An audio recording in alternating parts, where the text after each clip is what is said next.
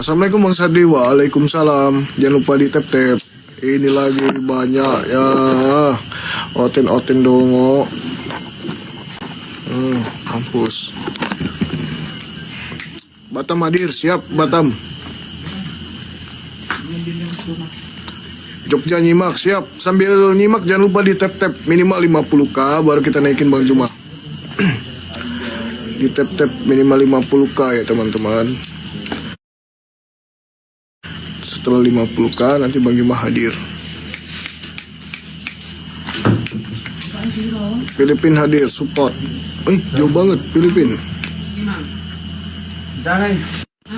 Assalamualaikum, waalaikumsalam. Bang Sadi, siap. Bang siapa nih? Indonesia. Sukabumi hadir. Halo Sukabumi. Apa lagi? PK.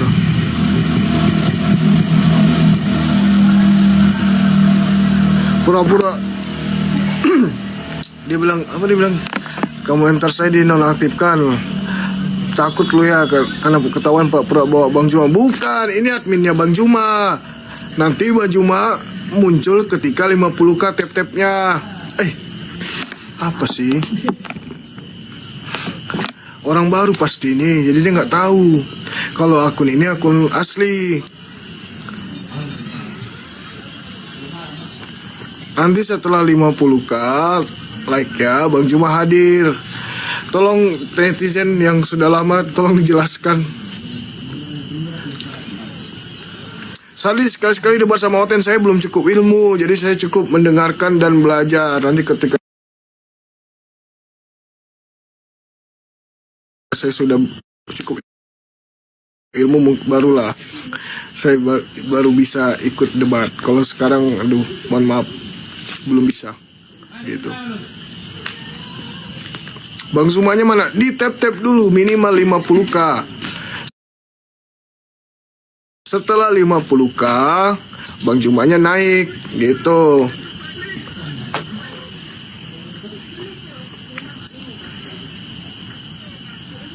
Nanti ketika Sadi udah cukup ilmu waktunya tidur. Mana di filter ya?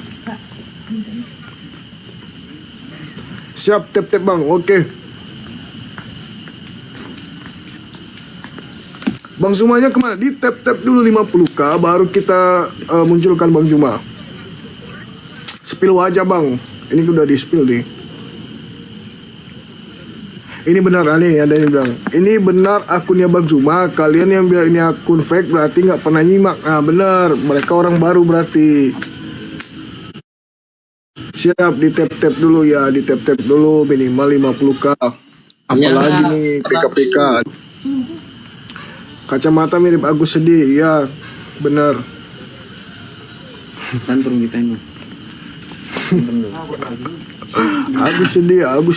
sedih banget. Saling pulang kalian Bang Juma, ya benar. Saya tap-tap layar guys ya, tap-tap aja dulu. Dibolangi nih Bang, yuk dibolangi. Yang nggak tahu kalau akun palsu itu dia orang baru ya benar. Orang baru ya bener, orang baru itu. Itu Oten kesasar, Sadi cuekin aja siap. Mirip Agus sedih ya, tapi ini kayaknya bukan Agus sedih. Sadli agak sedih. Agak kareba baji-baji. Tek-tek dulu teman-teman ya, di tek-tek. Bukan tek-tek, tek-tek. Manado hadir, halo Manado. Ayo kurang dikit lagi 50k ya, 5 lagi. Ayo semangat teman-teman. Ini Agus sedih bukan. Ini Sadli agak sedih. Bukan Agus sedih. Nggak bosan Bang Sadli dibolangi terus nggak? Karena menghilangkan stres kalau dibolangi. Menenangkan jiwa kalau di sini guys. Jadi nggak ada bosannya kalau di sini. Apalagi nih katanya. Coba gas 50k kita buktikan apakah dia benar panggil Bang Juma. Kalau nggak fix akun ini palsu. Ya oke. Ini udah 50k 3 gak ya? Wah sabar. Sabar ya guys, sabar.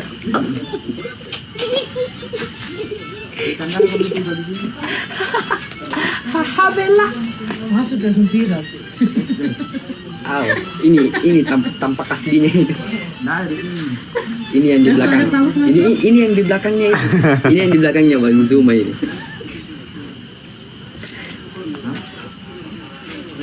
Ini garda terdepan, garda terdepannya Zuma. Bisa-bisanya katanya buktikan coba. Oke, ku buktikan ya. Awas aja kalau ada Bang Juma di sini ya. Akunmu aku blokir langsung. Oke. Tunggu guys, aku lihat dulu. Aduh, penasaran. Nah nih, nggak ada nih.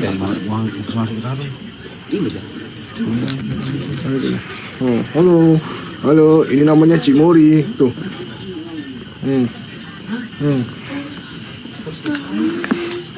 Itu orang baru bang, oh ya. Tunggu. Udah bah.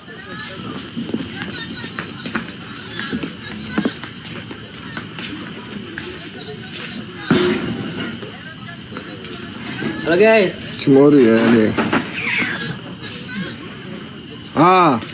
Tadi tuh. Mana yang katanya coba 50k sudah. Bang Jumanya mana tuh udah aku naikin. Mana dia orangnya tuh. Tuh. Open cam lagi. Mau apa? Itu namanya Rani. Udah ya. Assalamualaikum warahmatullahi wabarakatuh. Suara saya kedengaran nggak nih? Kedengaran abah. Oke, thank you. Tutup dulu sekali. Udah kan? Percaya kan? Percayalah. Sahabat-sahabat sekalian, jumpa kita pada malam hari ini. Kembali kita mengudara di gunung. Di sini gelap, redup ya teman-teman. Tapi masih tetap Bang Zuma kan? Tidak berubah kan ya? Oke deh. Ini bukan Bang Zuma KW kan ya? Mana ada? Akulah ini.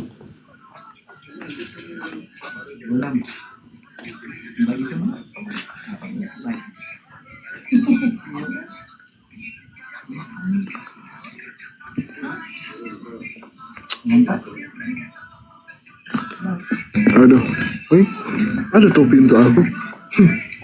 Makasih yang kasih topi tadi. Masih sepi. Silakan teman-teman Oten. Kita utamakan yang Oten dulu ya.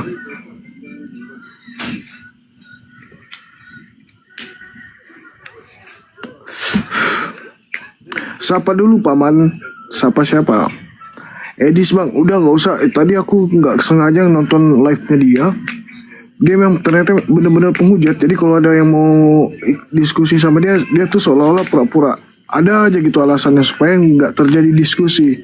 Dia maunya dia aja yang menghujat. Jadi mending benar teman-teman harus blokir akunnya. Karena dia itu nggak mau diskusi, hanya mau menghujat. Asli yang penghujat itu dia. Jadi ngapain kita nonton live-nya terus mau diskusi sama dia?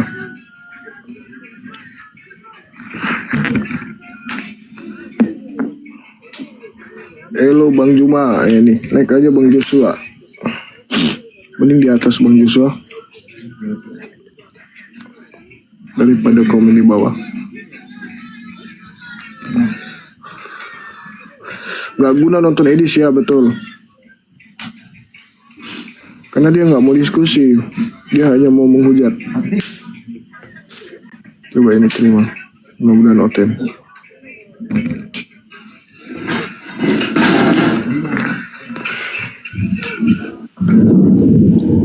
Yesus kontol. Aduh bang, nanti kebenet bang. Jangan gitu juga bang. Masih bisa masuk neraka. Coba deh.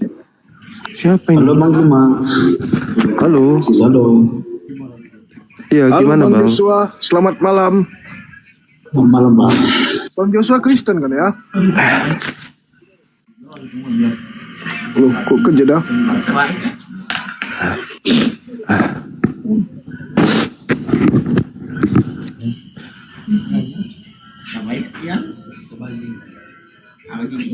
Bang Joshua, kerja dah bang?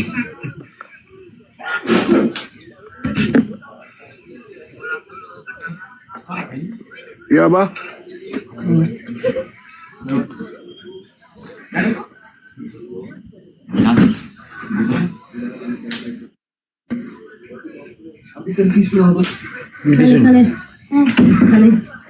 Itu buat abah. Jago.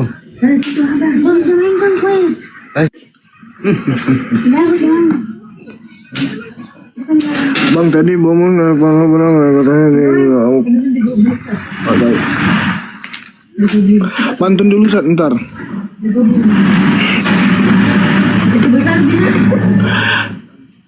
Bang Joshua, halo, kayaknya dia lagi angkat telepon nih Bang Joshua ini.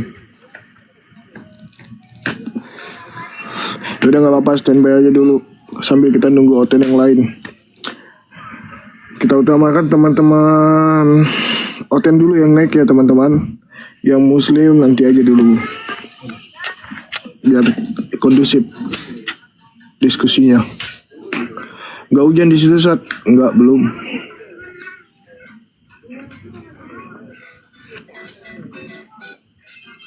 Yang belakang lagi main judi? Enggak, itu main domino.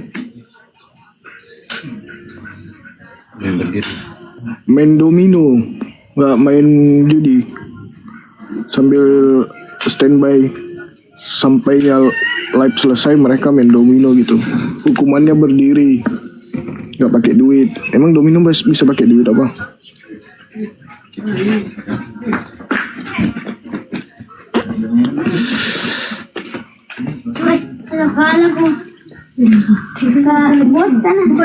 Ya silakan teman-teman yang mau naik yang oten ya.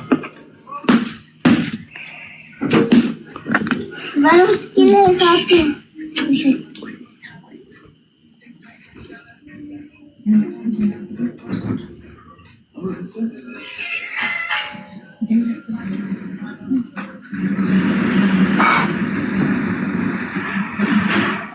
Bang, ada lihat lampu-lampu kok. Cuma bisa juga dia. Pokoknya mau agama apa coba tanya itu. Setelah semua orang Islam. Halo Bang Joshua, ke noise ya Bang? Halo bang. Bang Joshua noise, ada suara. Iya, ini ada kawan kita yang muslim juga. Jadi dia pengen bertanya sama Bang Juma. Oh ya tunggu Bang, 1 menit, 2 menit lagi lah. Bang Joshua orang mana nih? Orang Medan ya? Orang Medan bang. Mana Medannya Bang? Apa bang? Medannya di mana? Kalau aku di Marelan. Kalau aku di apa bang? Pancing. Oh, dekat berarti ya, dekat Berayan.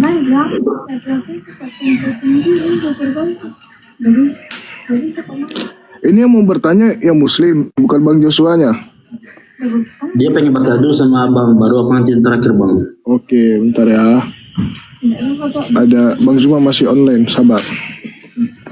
Oke bang.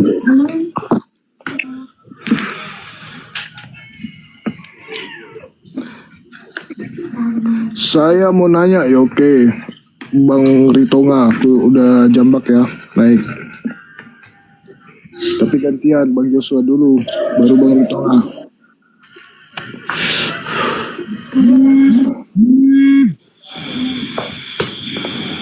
Assalamualaikum. Waalaikumsalam. Bang Ritonga Muslim? Muslim bang. Noise Bang. Yang Bang Ritonga maaf sebelumnya kalau yang Muslim pertanyaannya nanti dulu, kita mau diskusi dulu sama yang Kristen. Coba apa Oh, bawa dulu. jadi bang, saya berarti turun ya. Oke Ya, bang. dibawa dulu aja ya. Kasih. Bungkusin Bang.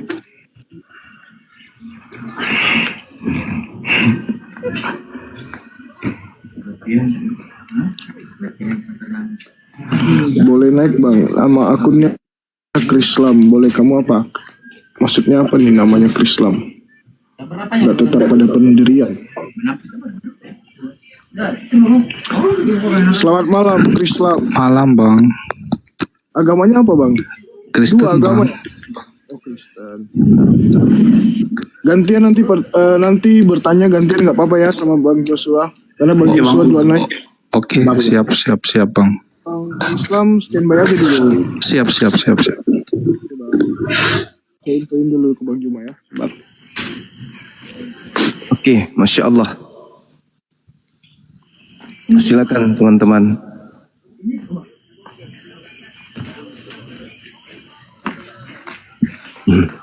Oke teman-teman, Bang Juma udah standby. Bang Joshua bagaimana? Aduh, saya kena peringatan ada yang. Yaudah, nggak lama 10 menit. Bang Joshua, silakan dibuka mic-nya bang. Oke, udah dengar bang. Ya udah.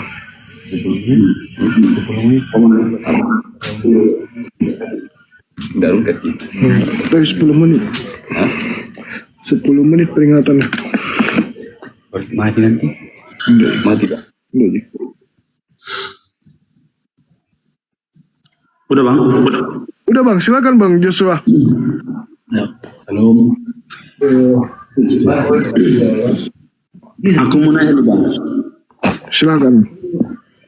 Mengapa di Al-Quran itu ada namanya itu perkataannya katanya ada situ dibuat ini adalah apa ayat-ayat Al-Quran.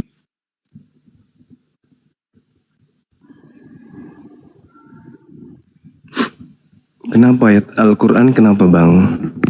Katanya situ kita tulis katanya itu masih ada terturai ayat-ayat setan. Itu kenapa bang ada? Ayat-ayat setan. Iya.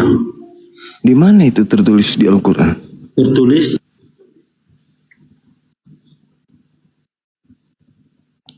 Maksudnya?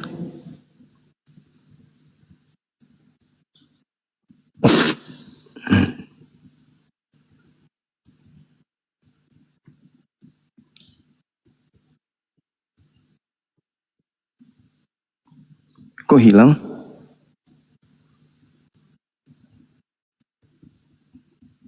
aku nggak ngilang bang, aku cuma cari yang tadi ayat yang tadi bang. Cari contekan.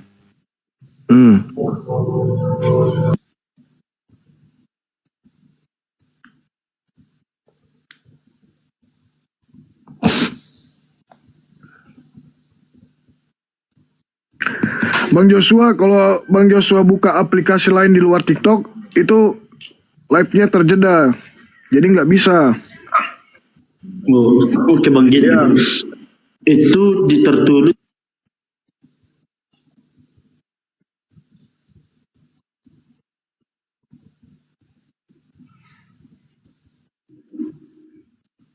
Gimana itu? Ke-mute bang. Bang Joshua ke-mute tadi bang.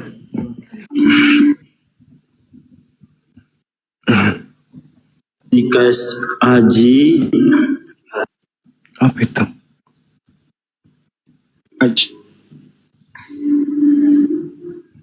Kes Aji. ini bang. Apa itu? Kes Aji apa bang? Ini tadi bang, enggak. Ini tadi. Apa ini? Pertanyaannya apa? Maksudnya apa ini? Kata itu mengapa katanya masih Allah itu dianggap wahyu. Hah? Kenapa? Kenapa? Katanya Allah itu disebutkan juga wahyu. Allah disebutkan wahyu. Wahyu itu ilham. Ilham yang datang dari Allah melalui malaikat, melalui tabir, melalui penglihatan kemudian kepada seorang nabi. Maka ilham yang datang kemudian disebut wahyu. Pertanyaannya apa ini bang? Pertanyaan gini, berarti wahyu itu sama juga Allah.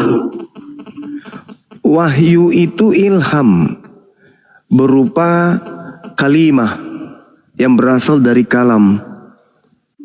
Perkataan Allah yang berasal dari sifat kalam yang datang kepada baginda Rasulullah Muhammad sallallahu alaihi wasallam. Allah itu adalah pemilik wahyu. Berarti ibaratkan Allah menyampaikan dari lewat manusia. Ya, betul. Jadi Allah menyampaikan wahyunya melalui manusia bernama baginda Rasulullah Muhammad sallallahu alaihi wasallam. Bernama Isa, bernama Musa.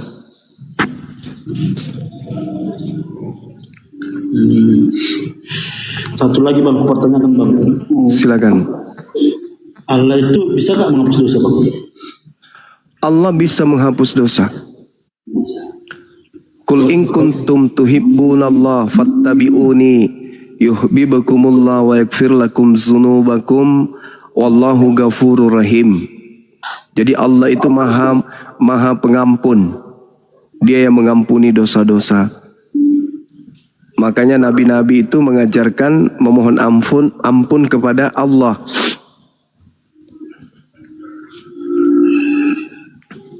Bisa juga menghapus. Ini kok abang pernah nggak ke Mekah? Saya sendiri belum. Abang belum pernah ke Mekah ya? Belum. Tapi waktu aku nengok di Facebook, abang pernah katanya ke Mekah. Yang kemarin kuliah di Facebook ya kan? Facebook mana?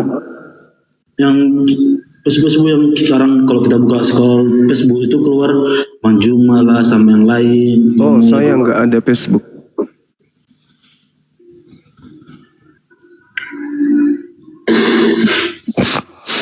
Itu kalau Mekah itu bang, kita ngapain situ bang?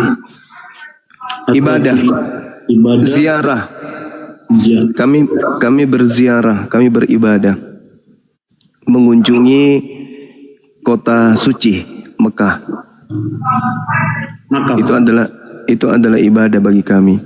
Ya, itu berartinya itu abang ke Mekah itu mengunjungi ke tempat makam atau tempat gitu bang? Banyak tempat-tempat yang kemudian kami anggap suci di sana untuk ziarah.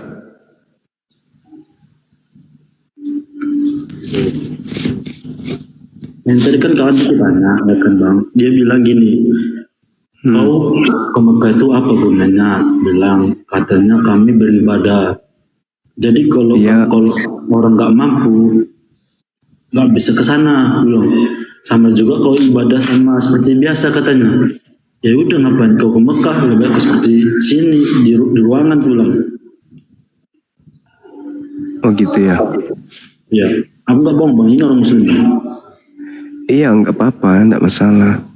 Sama ketika kemudian Anda berkata di Jakarta ada Monas berupa tugu, ada berupa hotel, gedung, dan seterusnya.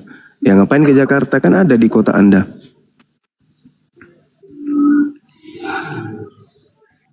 Padahal mengunjungi kota Mekah itu adalah anjuran, bahkan diwajibkan bagi yang mampu.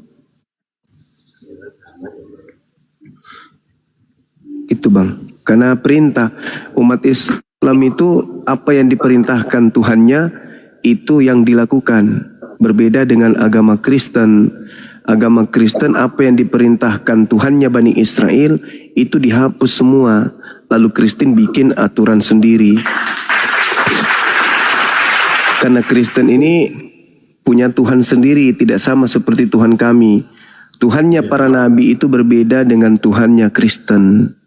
Tuhannya Kristen itu berupa roh, makhluk halus. Roh itu makhluk halus. Nah, itu sembahannya orang Kristen. Kalau roh makhluk halus kan nggak bisa terlihat, dibilang. Tapi kan Tuhan kami bisa terlihat. Bang. Yang kalian sembah itu bukan yang terlihat, bukan anak Maria. Yang kalian sembah itu adalah roh halus yang ngaku-ngaku Yesus.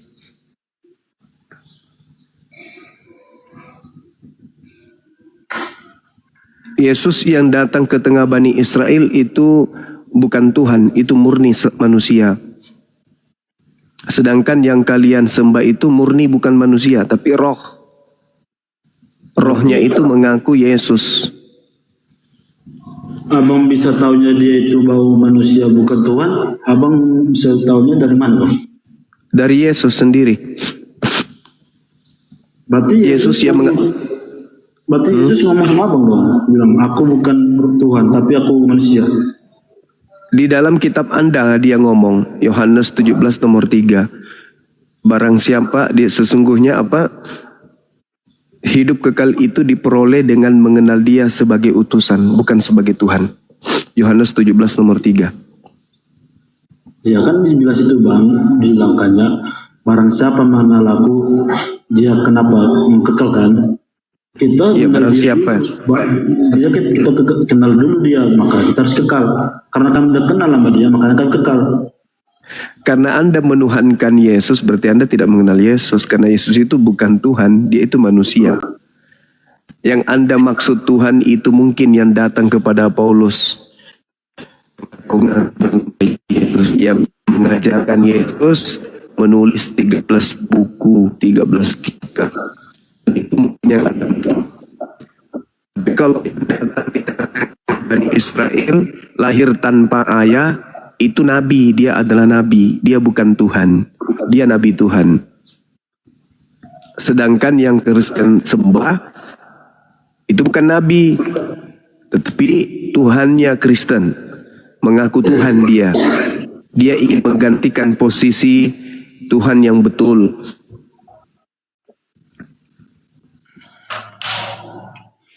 Jadi Begitu. Jadi yang kalian sembah. Coba abang bilang ya. Gimana? Abang tahu itu dia itu Allah dari mana tahu abang? Yang abang sembah ini? Apa ada orang yang dibelanjain bulan? Kenapa? Akulah Tuhan kami itu ada. Tuhan yang benar itu adalah pencipta langit dan bumi. Itu Tuhan yang betul.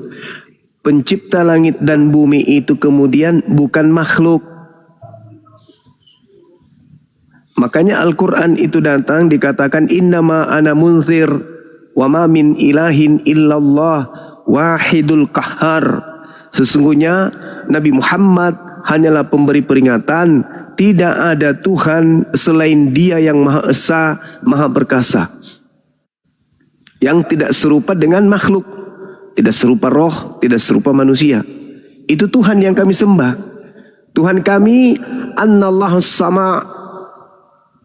Tuhan kami itu Maha mendengar. Annallahus Sami'un Alim. Tuhan kami itu Maha mendengar, Maha mengetahui. Apapun yang kami lakukan, Tuhan kami melihat. Apapun yang kami katakan, Tuhan kami mendengar. Apapun yang kami lakukan, Tuhan kami mengetahui. Jadi kami tidak perlu menyembah makhluk. Karena Tuhan kami jelas, meskipun kami tak bisa melihatnya, tapi Tuhan kami Maha melihat. Tuhan Anda roh. Beda dengan Tuhan kami.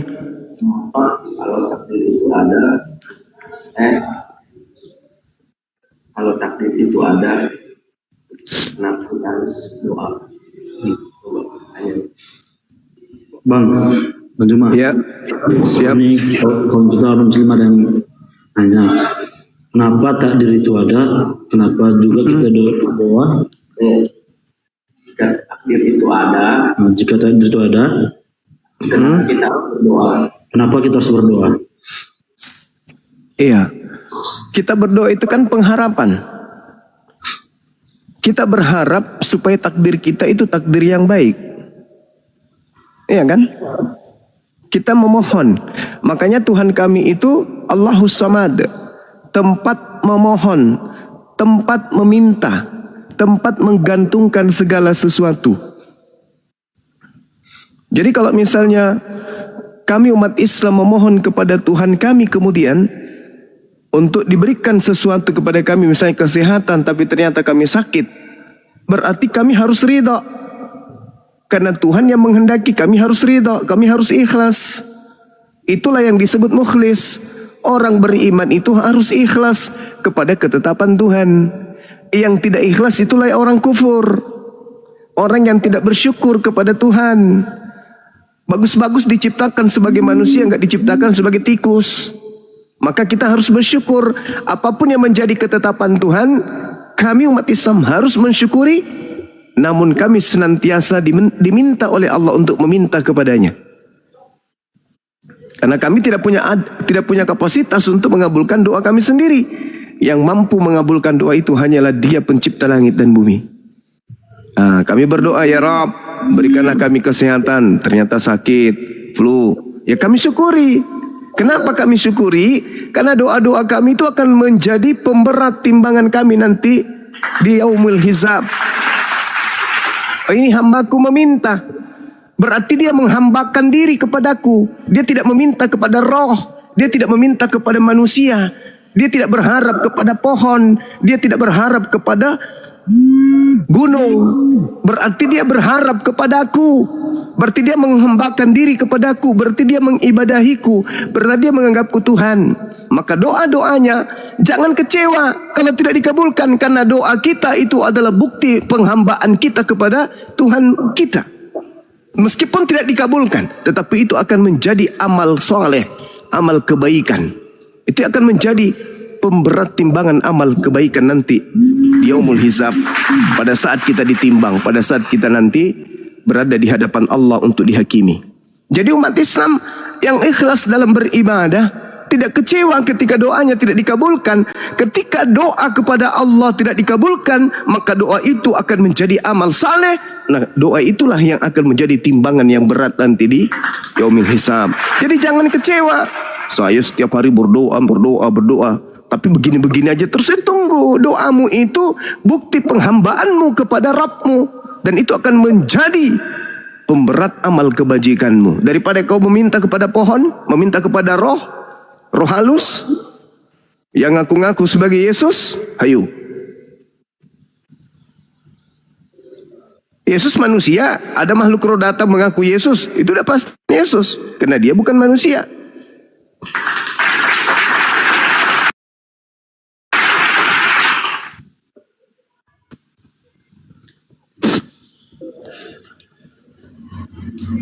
Gitu Bang. Berarti itu apa artinya Bang? Kenapa? Berarti yang abang bilang tadi itu artinya? Ya, itu artinya. Oke. Nah Tuhan kami itu gimana? Ada kenapa di orang Muslim itu kalau babi itu haram atau ada nggak tertulis dalam kitab? Karena apa Bang?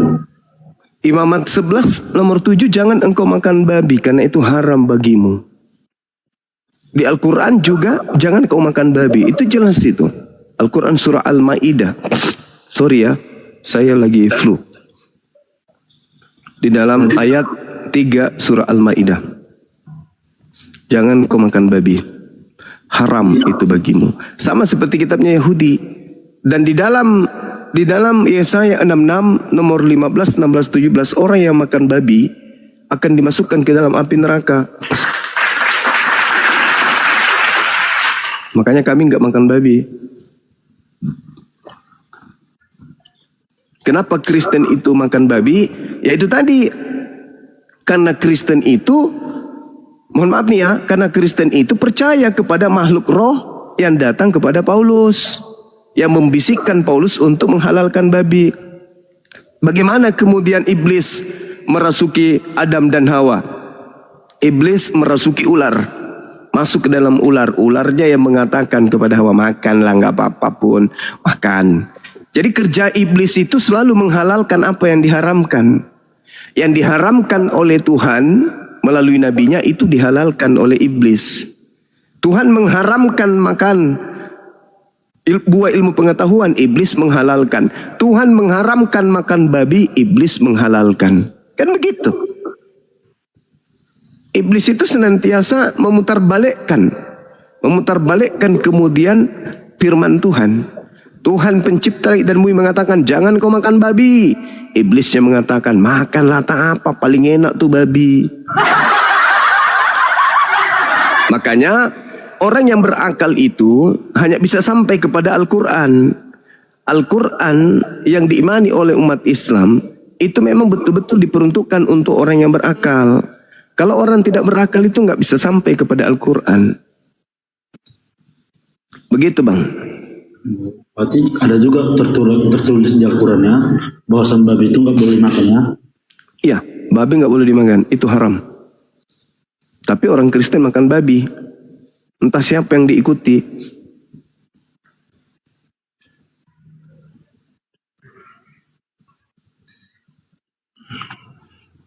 Di Alkitab perjanjian lama ada Itu Imamat 11 nomor 7 bang. makan babi. Jangan kau makan babi karena itu haram bagimu. imamat bukan kejadian, imamat kan bang? Iya. Ya, kawan ini Muslim tapi gak tahu dia bang, makanya aku bingung. Ini Muslim KW atau Muslim KTP? Enggak bang ini. Ya udah. Kalau di Islam itu Al-Maidah ayat 3. Tidak boleh makan babi. Oke bang. Itu aku mau tanya bang, kenapa ada Muslim itu dibilang Muslim KTP, ada Muslim apa katanya? Itu kenapa bang? Aku bingung bang. Ini Muslim KTP katanya. Muslim KTP Iya. ada perbedaannya atau karena apa bang? Pengen tahu aja bang. Ya. Jadi Islam itu adalah agama. Orang yang taat kepada aturan Islam itu disebut Muslim. Jadi kalau ada yang beragama Islam tapi tidak taat kepada ajaran Islam, yaitu cuma Islam KTP. Itu maksudnya. KTP-nya aja yang Islam. Jadi ya masuk nanti di surga, KTP-nya orangnya ke neraka.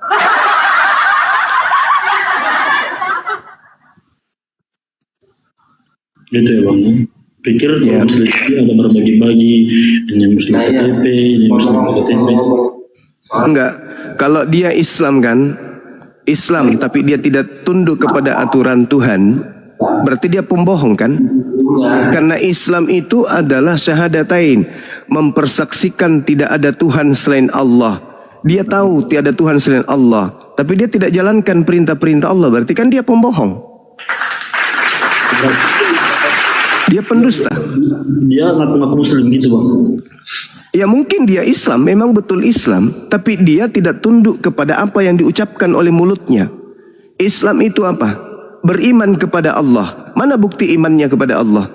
Dia enggak melaksanakan perintah Allah, berarti dia pembohong. Ngaku Islam tapi tidak sholat, dusta berarti. Jatuhnya ke munafik.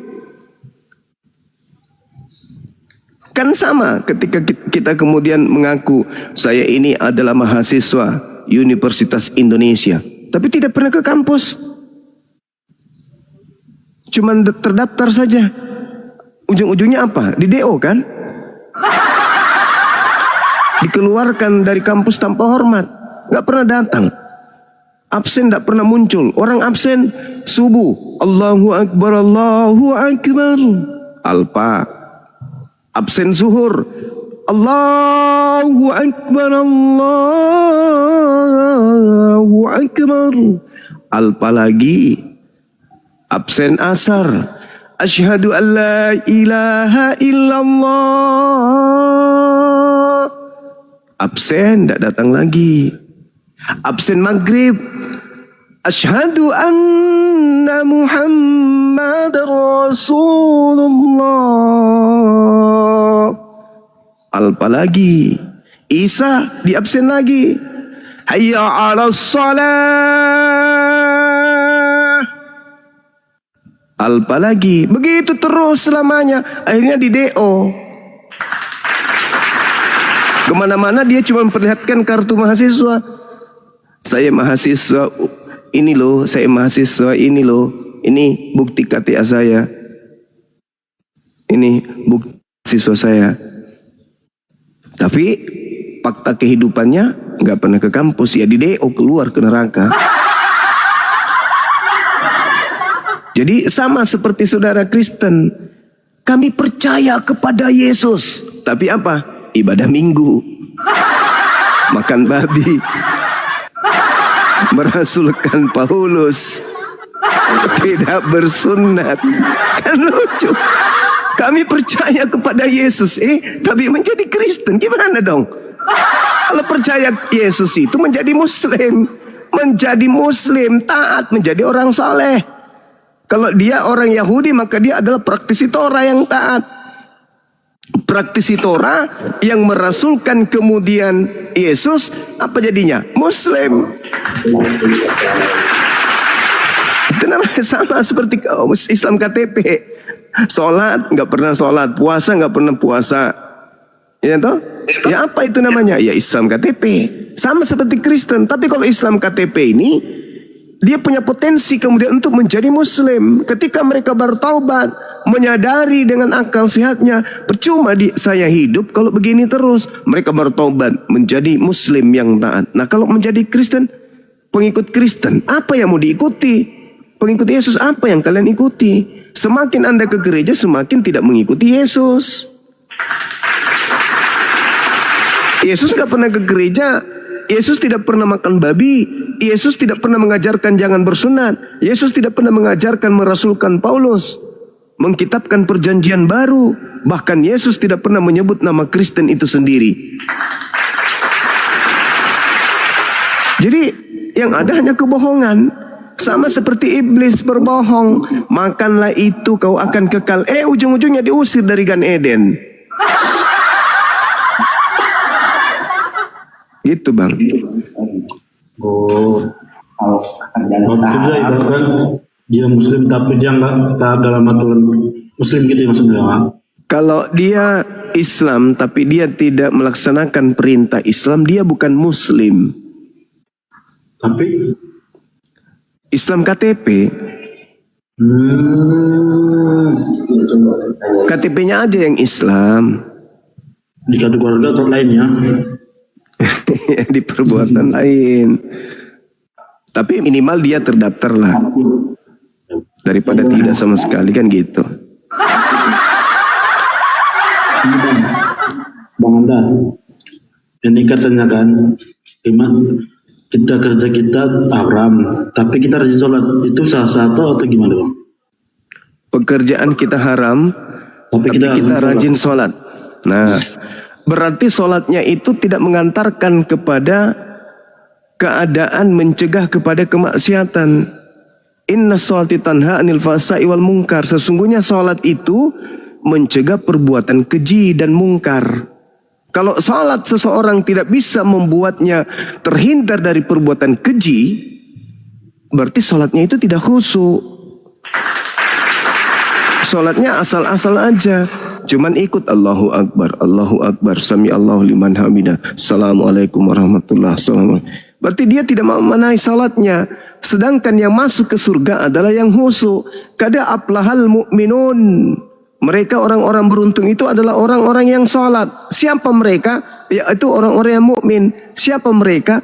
Mereka yang khusyuk di dalam sholat. Kada aflahal mu'min. Beruntunglah orang Islam itu. Siapa yang beruntung ini? Alladzina hum fi sholatihim khashi'un. Orang yang khusyuk di dalam sholat. Karena orang yang khusyuk di dalam sholat itu orang yang bersatu dengan Tuhannya. Sama seperti Yesus. Aku dan Bapa adalah satu. Kenapa Yesus mengatakan aku dan Bapa adalah satu? Karena Yesus selalu melakukan perbuatan-perbuatan yang berkenan terhadap Tuhannya. Yohanes 8 nomor 29. Aku dan Bapa adalah satu. Sebab aku senantiasa melakukan segala apa yang diperintahkan kepadaku. Aku tidak seorang diri, sebab dia menemani aku, karena aku senantiasa tunduk berserah diri kepada apa yang diperintahkan kepadaku. Maka aku dan Bapakku adalah satu. Jadi orang yang khusyuk, karena dia bersatu dengan Tuhannya, itu susah untuk bermaksiat. Gitu bang. Benarnya atau gimana? Soalnya Tapi niatnya untuk keluar dari kenapa lebih tertua Kristen dari Muslim bang? Kenapa? Lebih tertua agama Kristen daripada Muslim. Sejarahnya Kristen Lebih tua. Iya baik. Iblis itu lebih duluan daripada Nabi Adam alaihi salam. Iblis lebih dulu dicipta. Iblisnya mengaku dicipta minar dari api. Sedangkan Adam tercipta dari tanah. Iblis ini sombong. Iblis saking sombongnya diapit nabi. Nabi Abraham, Nabi Musa, Ishak, Yakub, Daud, Salomo, Nabi Isa, bahkan diberi kitab-kitab. Habis itu nggak selesai sampai situ, dihantam lagi dari belakang, diutus lagi Nabi Muhammad. Tapi iblisnya tetap aja sombong, tidak mau tunduk kepada Allah. Nabi Isa datang mengajarkan dirinya seorang rasul, dilantik menjadi Tuhan. Datang Nabi Muhammad kemudian meluruskan dan mengingatkan, qad aflahal mu'minun, ya ahlal kitab, qad ja'akum, sudah datang kepadamu seorang rasulku untuk kalian. Mereka taat? Enggak, mereka ingkar, malah dijadikan sebagai olok-olokan. Kenapa? Karena tipikal iblis itu memang kayak begitu. Jadi kalau Anda bertanya kenapa agama Kristen lebih dulu daripada Islam, karena kebetulan sekali iblisnya lebih dulu datang mengaku sebagai Tuhan. Lalu kemudian Al-Quran datang meluruskan sebagai bahan peringatan kepada umat manusia. Ya ahlal kitab, la taghlu fi dinikum, jangan kau berlebih-lebihan di dalam hal agamamu. Sesungguhnya manusia yang lahir tanpa ayah itu hanyalah seorang nabi, bukan Tuhan. Jangan kau melantiknya Tuhan. Makanya Tuhan yang dilantik mereka ini, yang mereka sebut Yesus, di hadapan Allah kelak diadili oleh Allah. Wa iz qala Allahu ya Isa bin Maryam a anta qulta linnas, wahai engkau yang kuciptakan tanpa ayah, apakah engkau yang mengajarkan orang-orang bahlul ini untuk menuhankan dirimu, menggantikan aku yang telah menciptakanmu? Qala subhanaka ma yakunu li an aqula ma laysa li bihaqq. Maha suci engkau ya Allah, tidaklah patut bagiku mengatakan sesuatu yang bukan hakku untuk aku katakan. Sekiranya aku mengatakan itu, tentulah engkau tahu, sebab aku tidak tahu apa yang ada pada dirimu dan engkau tahu apa yang ada pada diriku. Aku menjadi saksi kepada mereka ketika aku masih bersama dengan kaumku Bani Israel, tapi sepeninggalku engkau lah yang menjadi saksi atas mereka. Ma qultu lahum illa ma amartani bi ani ubudullah rabbi wa rabbakum. Aku hanya mengajarkan pengikutku, sembahlah Allah Tuhanku dan Tuhanmu. Adapun mereka menuhankan diriku, aku tidak pernah mengajarkan itu. Nah, makanya di dalam kitab saudara, manusia lahir tanpa ayah ini mengusir orang Kristen. Enyahlah daripadaku, kalian semua adalah pembuat kejahatan.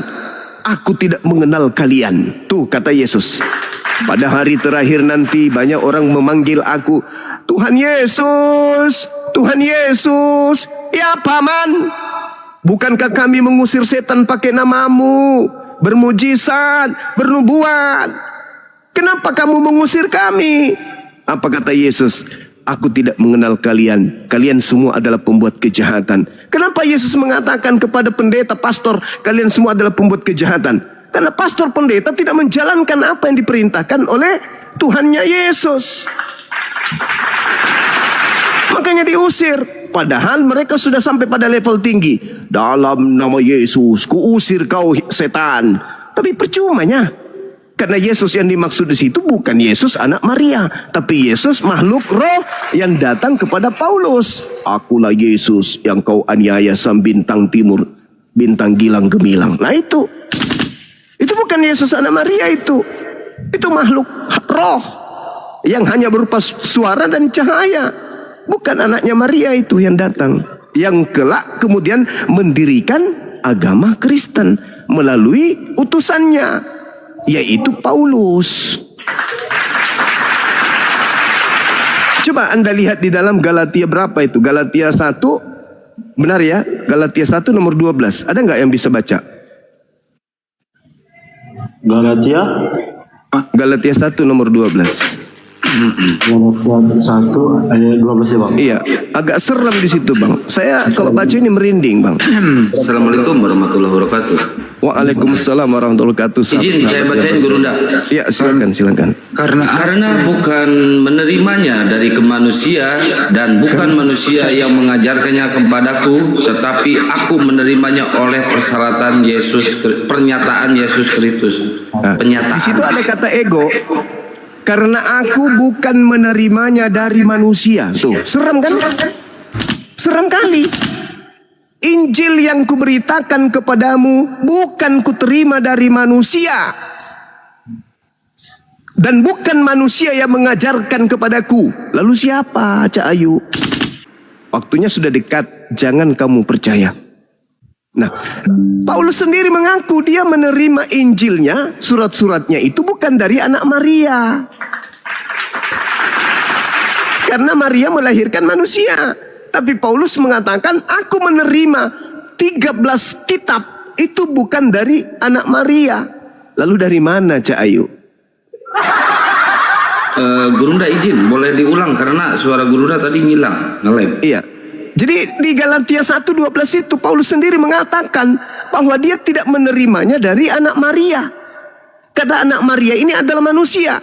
Tapi Paulus berkata, aku menerima Injil bukan dari manusia. Nah, berarti bukan dari Yesus. Tapi dari mana? Dari Yesus Mesias. Yesus Mesias katanya. Sedangkan Yesus mengingatkan muridnya di dalam Matius 24 nomor 24. Sebab Kristus palsu.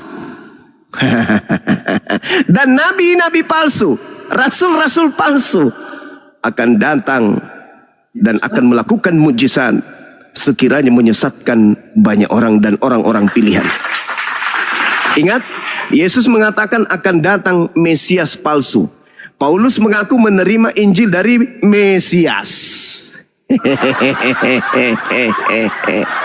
Tapi bukan menerima dari anak Maria. Dia tidak menerima dari anak Maria, tapi dia menerima dari Mesias. Sedangkan Mesias itu adalah orang, manusia yang diurapi. Tapi dia mengatakan bukan manusia loh. Mesias adalah orang yang diurapi. Sekali lagi, Mesias adalah manusia yang diurapi. Kristus adalah manusia yang diurapi. Kristus adalah manusia yang ditahirkan. Paulus mengaku bukan menerima dari manusia, tapi menerimanya dari Mesias. Sedangkan Mesias adalah manusia. Ayo. Jadi jelaskan, Paulus ini utusan siapa? Utusan yang bukan manusia.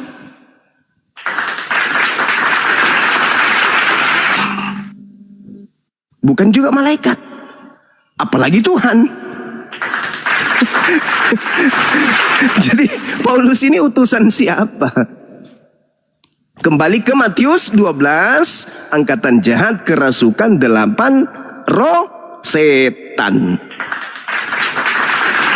Orang Farisi, ahli Taurat, kerasukan 8 roh jahat, lalu menyesatkan banyak orang. Ingat ya teman-teman, Galatia 1:12, Paulus tidak menerimanya dari Yesus, tapi dari Yesus. Nah, sedangkan Yesus yang asli mengatakan, waspadalah kepada Kristus palsu. Dan Yesus mengatakan, waspadalah kepada penyesat mengaku Yesus. Paulus menerima Injilnya dari pernyataan oknum yang bernama Yesus dan bernama Mesias. Yesus Mesias atau Yesus Kristus, Yeshua HaMashiach. Sedangkan Yesus berkata, waspadalah kepada penyesat yang datang dengan memakai nama Yeshua HaMashiach. Matius 24 nomor 24. Mesias palsu. Sebab Mesias palsu dan nabi-nabi palsu akan datang ke seluruh dunia dan melakukan banyak mujizat sekiranya mungkin dia menyesatkan banyak orang. Di data nomor 4 nomor 5, sang nabi palsu, sang rasul palsu sang Mesias palsu akan menyesatkan banyak manusia. Siapa oknum ini? Yang mengaku Yesus Kristus tapi bukan manusia.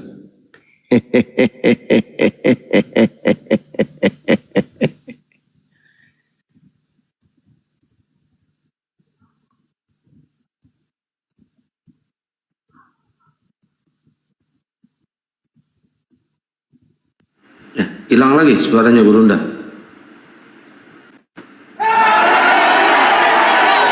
Ada.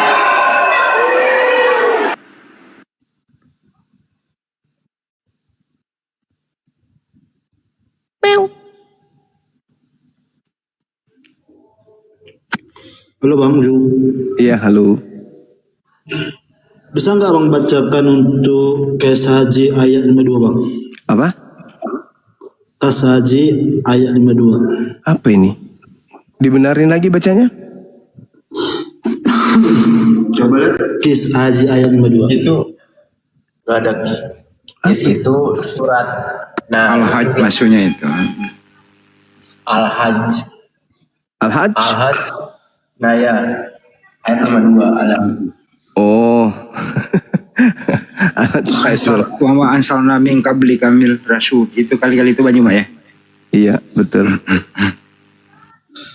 A'udzubillahi minasyaitonirrajim. Wa ma arsalna min qablika min rasulin wala nabiyyin illa idza tamanna alqasyaitan fil umniyah.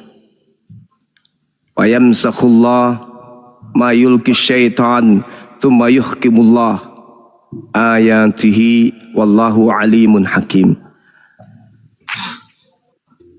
Dan aku tidak mengutus seorang rasul dan tidak pula seorang nabi sebelum engkau wahai Nabi Muhammad, melainkan apabila dia mempunyai suatu keinginan, setan pun memasukkan godaan-godaan ke dalam keinginannya itu.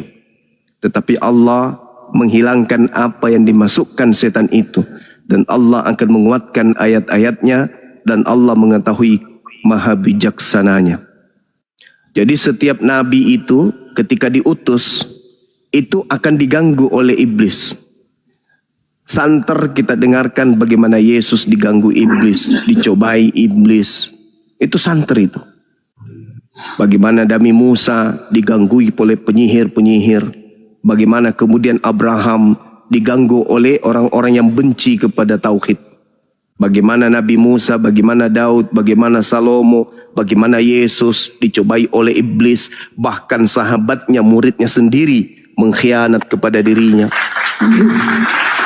Yesus berkata di dalam Yohanes 6:70, aku yang memilih engkau yang 12 muridku, satu di antaramu adalah iblis. Iblis selalu mengiringi. Itulah yang saya katakan tadi. Iblis senantiasa mengiringi segala sesuatu ketika Nabi datang. Ketika Nabi Isa datang di tengah-tengah Bani Israel, iblis datang memalingkan ajarannya. Yang tadinya Rasul dipalingkan menjadi Tuhan. Yang tadinya Nabi palsu dirasulkan kemudian. Itu iblis, cara kerja iblis kayak gitu. Jadi Allah mengatakan, wa ma arsalna min qablik min rasulin wala nabiyyin illa idzan tamanna alqasyaitanu fi umniyati wa yamsakhullah. Allah kemudian menghilangkan apa yang dimasukkan oleh setan itu. Makanya Nabi Isa itu tidak disalibkan. Makanya Yesus di dalam Bible itu yang asli anak Maria itu tidak dibunuh. Yang dibunuh itu adalah orang yang dikutuk oleh Tuhan. Nah itu. Jadi setiap Nabi datang pasti diganggu oleh iblis. Tetapi Allah senantiasa kemudian membersihkan ajaran Nabi tersebut dari sentuhan-sentuhan iblis. Fayamsakhullah ma yulki syaitan summa yuhkimullah ayati. Itu jelas itu. Tetapi Allah menghilangkan apa yang dimasukkan setan itu, dan Allah menguatkan ayat-ayatnya, dan Allah maha mengetahui, maha bijak. Cuman kalau kita lihat ya, satu hal yang menarik di dalam Bible, kalau Nabi Muhammad diganggu oleh setan, Paulus malah didukung oleh setan. Ini lucu. Di dalam Kisah Para Rasul 16 nomor 16 sampai nomor 18, iblisnya yang kampanye, yang promosikan Paulus sebagai rasul.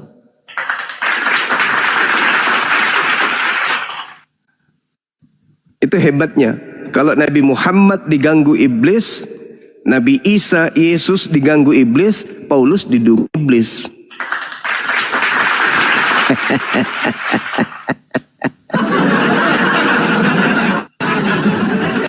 Silakan Anda baca Kisah Para Rasul 16.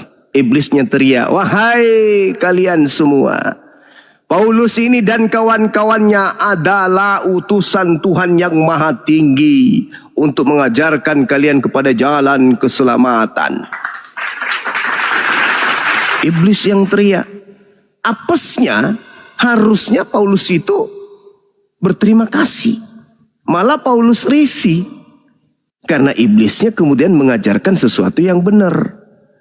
Entah Paulus itu malu didukung sama iblis, atau Paulus ini nggak mau kalau iblisnya itu bertobat. Dalam nama Yesus, kuusir kau iblis. Ngapain diusir? Lo ajarannya sudah benar kok. Kalau kamu memang rasul Tuhan dan kau memang mengajarkan keselamatan, ngapain lo ngusir setan yang teriak-teriak bahwa kau itu adalah rasul? Kau itu juru selamat, kau itu pengantar kepada keselamatan, kau itu utusan yang Maha Tinggi. Ngapain kau usir? Bukankah iblisnya sudah bekerja dengan baik? Daripada iblisnya berkata, ini bukan rasul, ini rasul palsu loh, ngajarkan kalian ke neraka, baru bisa kau usir. Lah ini iblisnya kampanyenya benar kok. Nah ini baru anak soleh. Abah lagi capek dibuatkan buah. Thank you ya. Masya Allah. Gimana bang? Kok Paulus itu didukung sama setan itu kenapa?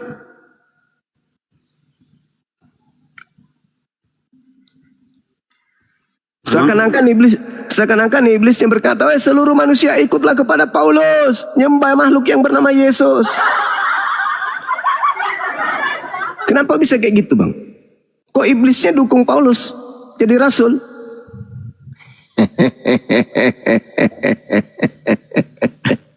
Nambahin Ini mode tertawa yang baru dikirim dari Dubai bang, susah dipakai sama yang lain.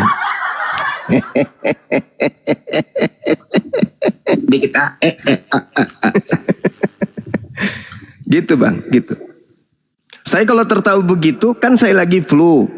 Saya tertawa gitu virusnya keluar lewat hidung. Terhempus dia keluar. Sama dalam kitab Ayub 27 nomor 3.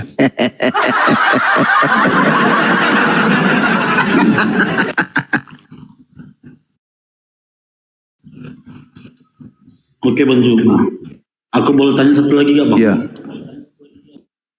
Mengapa Silakan. setiap di dalam kita pasti kebanyakan setan Muslim daripada setan Kristen? Itu karena dia semasa hidupnya berbuat jahat atau di dalam perbuatannya itu karena menganut agama salah?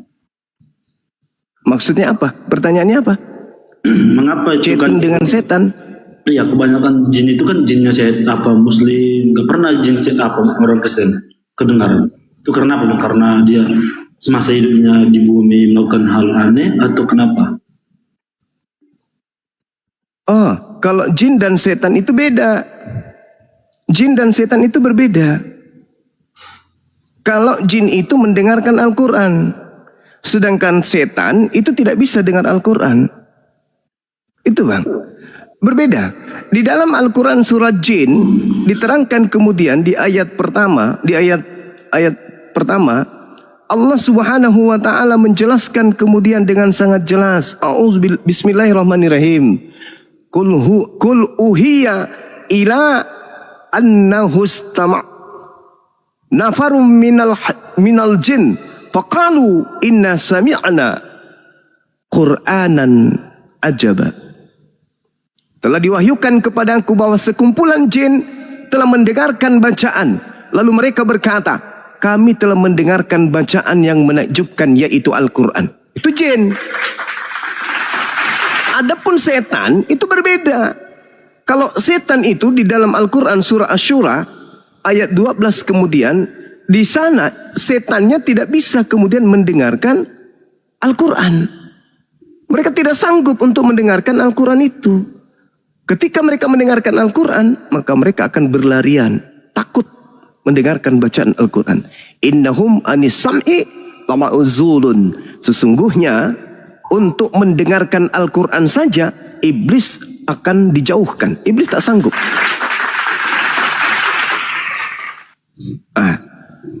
Sedangkan Tuhan Anda justru malah dicobai sama setan. Jadi orang Kristen ini harus belajar memisahkan untuk membedakan antara jin dan iblis. Itu beda. Iblis itu manusia, makhluk yang ingkar kepada pencipta langit dan bumi. Sedangkan jin itu adalah makhluk yang mendengarkan perintah Tuhan, meski sebagian juga di antara mereka ingkar kepada perintah Tuhan. Wa ma khalaqtul jinna wal insa illa liya'budu. Jin dan manusia itu tugasnya sama, yaitu beribadah kepada Allah. Jin yang ingkar kepada Allah disebut iblis atau setan. Manusia yang ingkar kepada Allah disebut kafir. Makanya iblis itu segolongan dengan kafir. Al-Quran surah Sad yang menjelaskan itu, bahwa orang-orang yang iblis itu adalah sekelompok dengan siapa? Sekelompok dengan kafir, orang-orang kafir. Itulah yang disebutkan di dalam Al-Quranul Karim. Jin yang adalah iblis kemudian itu sekelompok dengan orang-orang yang disebut kafir dalam Al-Quran. Illa iblis istakbara wa kana minal kafirin. Kecuali iblis. Iblis menyombongkan diri dan iblis termasuk golongan yang kafir. Orang Kristen menyombongkan diri kepada perintah Tuhan, maka disebutlah kafir orang Kristen itu. Mana perintah Tuhan yang Kristen lakukan? Coba tunjukkan, ada nggak? Ada nggak? Tak ada, bang. Perintah Tuhan jangan makan babi. Kristen? Jangan menyembah hal lain selain aku, katanya. Ya, Keluaran 20 nomor 3. Jangan ada ilah lain di hadapanku. Jangan menyembah Tuhan selain daripada aku. Tak ada Tuhan lain selain daripada aku. Akulah Tuhan, tak ada yang lain. Aku Tuhan pencipta langit dan bumi. Nah, yang kami sembah adalah Tuhan pencipta langit dan bumi. Bukan sembahan kami itu ciptaan. Yesus ciptaan. Roh juga ciptaan. Sedangkan yang kami sembah adalah pencipta roh dan pencipta manusia. Orang Yahudi menyebutnya Eloah. Kami menyebutnya Allah. Sama-sama maha suci, maha tinggi. Yesaya 5 nomor 16. Allah itu maha suci, Allah itu maha tinggi. Di Al-Quran subhanahu wa ta'ala, Allah maha suci, maha tinggi. Sembahan kami sama. Kristen, Yesus Tuhannya, makhluk, manusia, dan juga roh. Makhluk, roh, makhluk halus, ciptaan.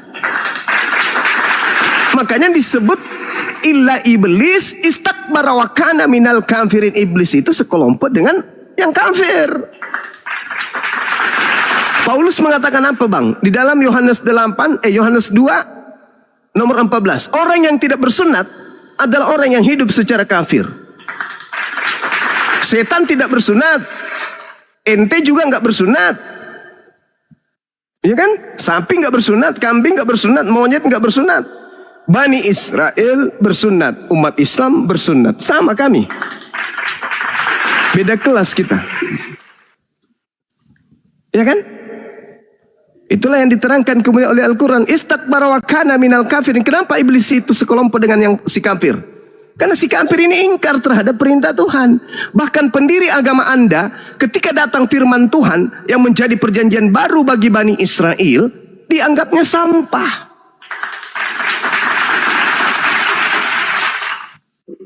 Pendiri agama Anda, Paulus, menganggap bahwa hukum-hukum Tuhan yang datang kepada Musa itu adalah sampah. Hukum Tuhan yang datang kepada Abraham itu adalah tinja, kotoran, skubalon. Dalam bahasa Yunani.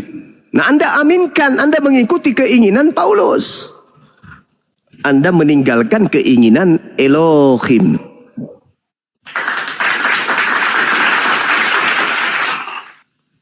Ketika kemudian ditanya, ya iblis, ma mana'aka an tasjuda lima khalaqtu biyada astakbarta am kunta minal alin. Wahai iblis, apa yang menghalangi kamu sujud kepada yang telah kuciptakan dengan kekuasaanku, yaitu Adam? Apakah kamu sombong? Apakah kamu merasa golonganmu lebih tinggi? Ana khairum min. Iblis berkata, aku lebih baik daripada Adam. Khalaqtani, kau ciptakan aku dari tanah. Khalaqtani minar, dari api. Wa khalaqtahu, dan kau ciptakan dia Adam min tin, dari tanah. Aku lebih baik. Nah, inilah yang dialami oleh Kristen. Kenapa tidak mau menjadi Islam? Karena aku lebih dekat dari Yesus. Karena aku ini dari Israel Yahudi. Karena aku ini anak-anak Tuhan. Aku lebih tinggi daripada Nabi Muhammad. Nah, itulah yang terjadi sama kalian. Padahal Al-Quran ini datang untuk orang Kristen juga. Untuk kalian semua. Sedangkan Yesus datang bukan untuk kalian. Yesus datang untuk Bani Israel. Bukan untuk Kristen. Gitu Bang. Coba jelaskan dulu Bang di Al-Quran. Kalau Muhammad itu umur berapa disunat? Al-Quran, orang Arab itu tak ada satupun manusia di dalam Al-Quran, apalagi dari bangsa Arab itu dikatakan disunat di dalam Al-Quran. Tak ada. Kenapa? Ada satu hal ilmu yang Anda harus tahu. Orang Arab itu ada Islam atau tidak ada Islam, mereka dari kakeknya Ibrahim sudah sunat semua. Sama seperti keturunan Ishak. Tidak ada itu orang menjadi pengikut Yesus disunat, nggak ada. Nggak ada. Karena kamu masuk menjadi pengikut Yesus, maka kamu kusunat. Nggak ada. Kenapa? Karena Bani Israel itu semuanya bersunat. Begitu juga Nabi Muhammad. Ketika Nabi Muhammad datang membawa wahyu dari Allah, diperkenalkan dirinya, aku ini adalah utusan pencipta langit dan bumi. Wahai Abu Bakar, wahai Utsman, wahai Ali, aku ini adalah utusan Tuhanmu. Ikutlah jadi pengikutku. Nah, Nabi Muhammad ditanya, ya Rasulullah, apa syaratnya menjadi pengikutmu? Oh, yang pertama kalian harus sunat. Gak ada kayak begitu. Kenapa?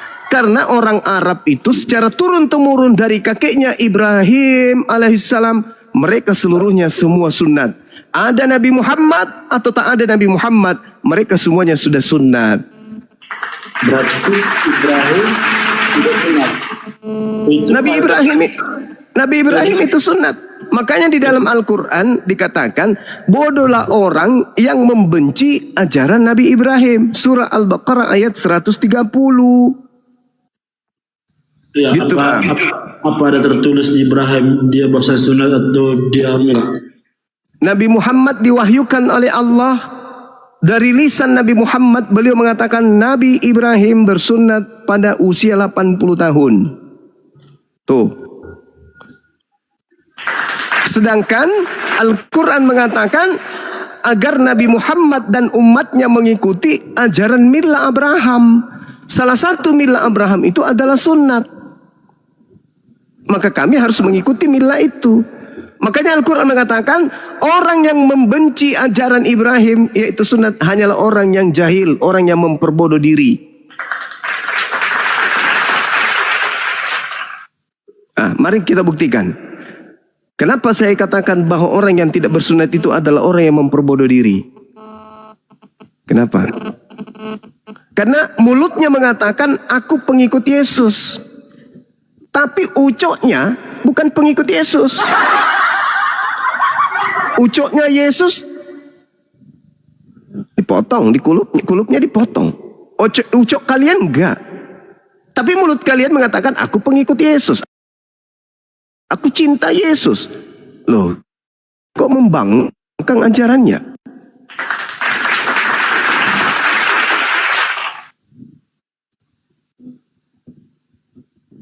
Gitu Bang. Jadi Islam itu, saudara, memiliki dua sumber hukum, Al-Quran dan As-Sunnah, hadits. Gitu ya. Jadi kalau kami tidak menemukan dalam Al-Quran, tapi Rasulullah menguraikan Al-Quran dan inti dari uraiannya itu kemudian membuat hukum, maka kami mengikuti itu. Seperti itu, saudara. Sekarang kalau saya tanya kepada saudara Joshua, Yesus sunat, Anda tidak sunat, Anda ikut siapa? Aku sunat bang. Berarti bahaya itu. Karena katanya dokter, itu sunat itu katanya cuma untuk bersih, supaya kita bersih. Tapi Paulus melarang. Paulus melarang pengikutnya ikut Yesus. Galatia 5 nomor 2. Barang siapa yang menyunat nonotnya, maka Yesus Kristus tidak berguna baginya. Gimana dong? Anda sunat kan? Nah, Yesus tidak berguna bagi Anda. Supaya saudara itu kemudian bisa menjadikan Yesus itu berguna bagi saudara, saran saya, ambil paha ayam, sambung dengan kulup Anda. Tapi saya nggak jamin 3 bulan ke depan tumbuh bulu ayam. Karena Paulus mengatakan itu, Galatia 5 nomor 2. Apabila engkau menyunatkan nonotmu, maka Yesus Kristus tidak berguna bagimu. Ayo. Gimana dong? Yang mana yang Anda harus ikuti? Yesus atau Paulus? Abang bilang gitu. Ini aja. Dia nggak sunat. Ikut siapa? Ikut setan. Tapi dia pintar juga dong. Kenapa? Dia muslim, tapi dia gak sunat. Oh, ini enggak ada muslim kalau tidak sunat.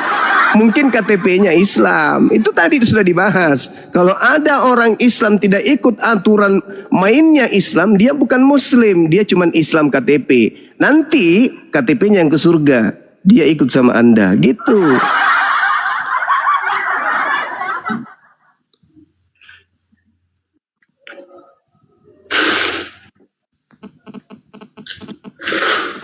Kalau misalnya ada perintah Tuhan memerintahkan kita gunting kuping, apakah Anda ikut? Kalau Tuhan yang perintahkan. Kalau Tuhan mintakan gunting kuping, iya. Ya aku ikut perintah dia. Nah, bagus. Kalau dia perintahkan potong ucok, ya aku ikut dia. nah, bagus. Itu Anda bagus. Cocoknya di Islam Anda, karena Anda lebih perintah Tuhan Anda ikutin. Gitu. Ada yang Islam tapi tidak ikutin perintah Tuhan, ya itu malasa.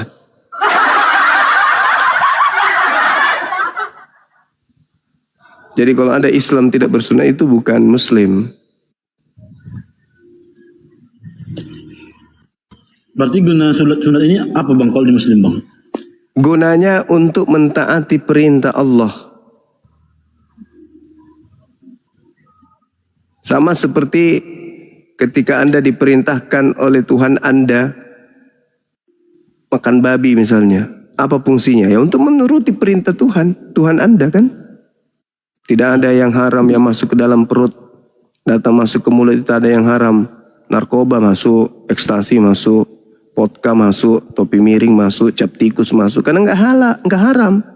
Yang haram itu yang keluar di jamban, yang najis, kan gitu. Iya bang. Iya. Oke bang, kasih pertanyaan yang lain dulu bang, bertanya. Enak. Terima kasih saudara Joshua.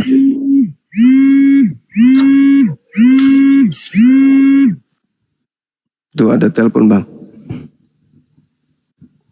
Oh istri. Oh istri. Oh ya aku loh di banyak yang ini loh, yang hack gitu kayaknya mau. Aneh-aneh gitu. Saya juga. Kurang ajar itu orang. Aja jadi lemot gitu. Ada permintaan itu.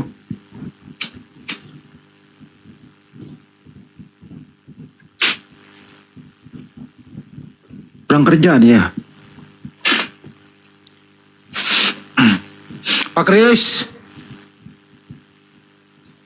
Pak Kris. Apa otak cerdas? Iya Iya kabarnya bro. Aku di kick tak awak kamu ya. Sekarang. Sampai di kick nangan di. Hah? Nangan di kick di mana? Nang Arif kapan hari? Oh. Ya rak apa-apa toh. Rapo.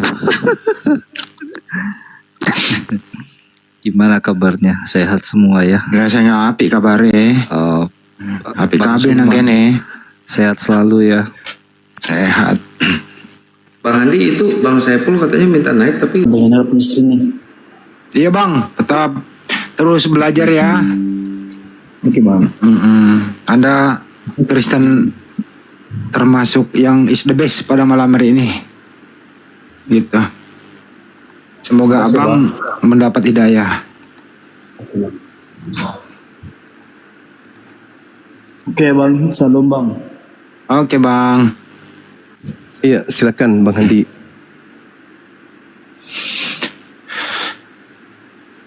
Gara-gara apa Pak Kris di kick di sana? gara-gara Chris. itu. Apa?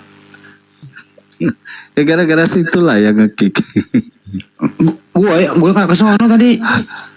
Enggak, yang kemarin. Kemarin. Aduh. Iya.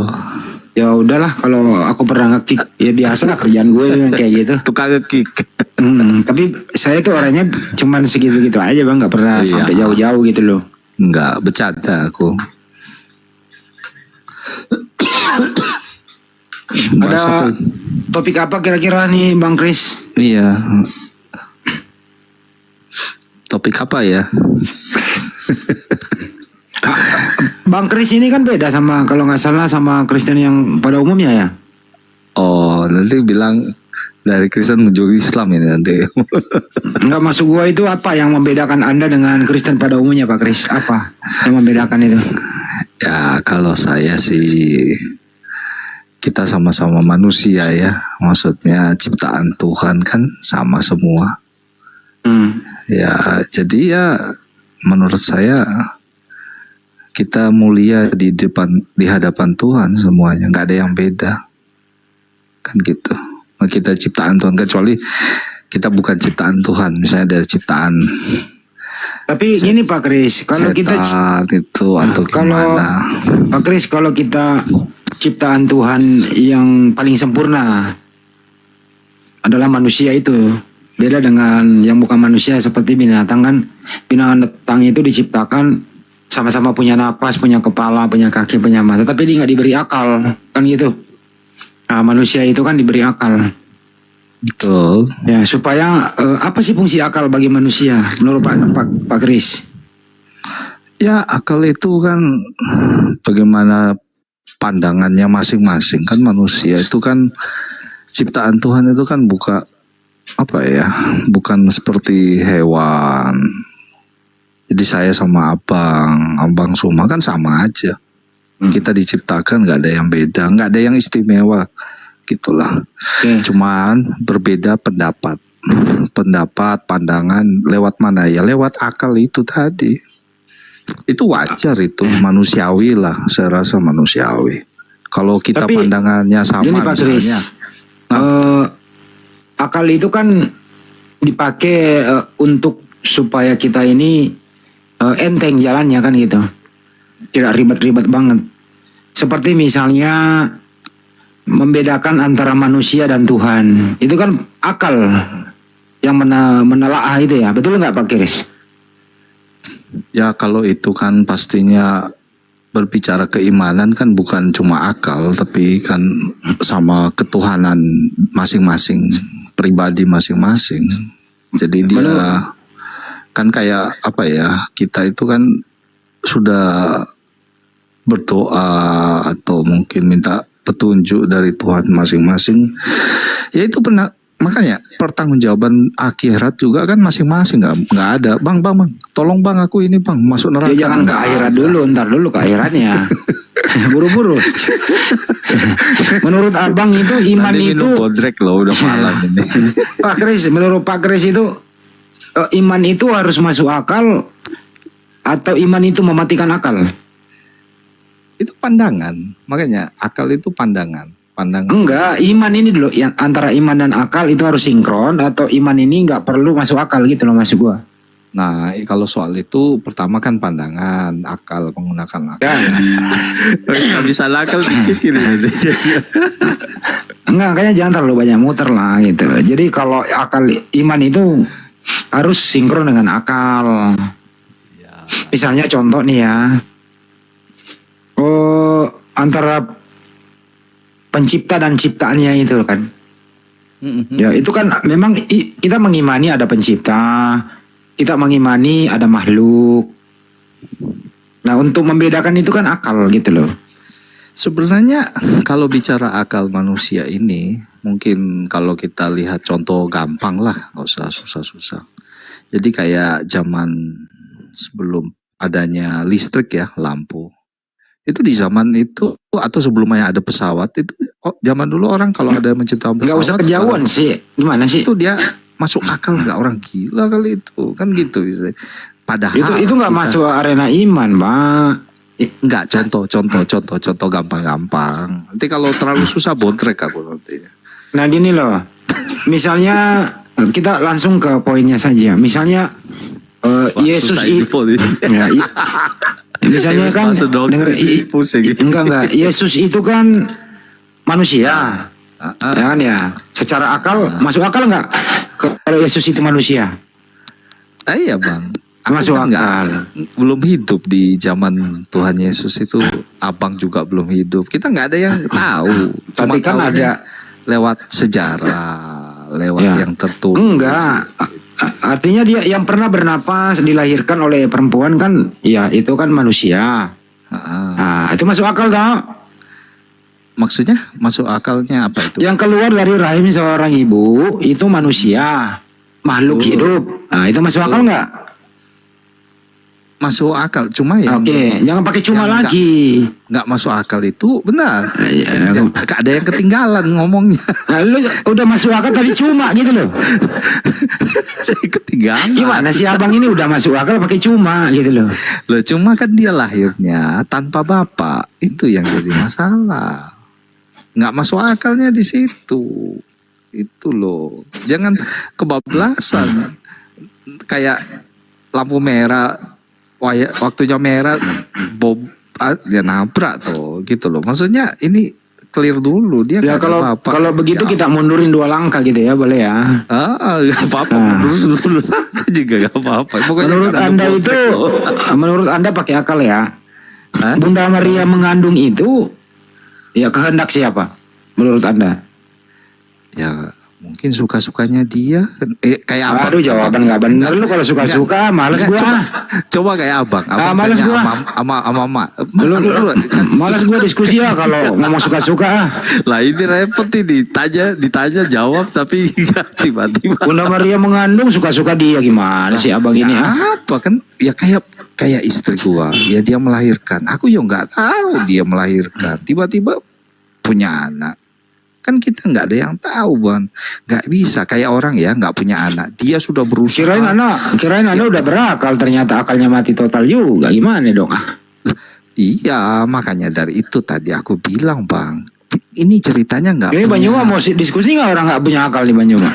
Bukan, nggak punya bapak, nggak punya bapak loh, nggak punya ayah. Ayo coba. Minimal bisa tertawa bang Andi. Lah gitu itu doang. minimal itu kalau Miko botek Bang Andi ini terlalu serius sih. Kamu terlalu serius. Di bawah ada ini nggak ada siapa? Ahi Saiful. Coba cari dulu ya. Aduh. Mana? Terlalu serius Bang Andi, nanti setrum. Enggak, bukan masalah seriusnya, cuma malas gua buang waktu, Bang. Oh. Ada. Tahu. Ada Pak Saiful. Ada. Assalamualaikum warahmatullahi wabarakatuh. Waalaikumsalam warahmatullahi wabarakatuh. Ya, Ya, Ki, saya undang dulu ya, Ki. silakan.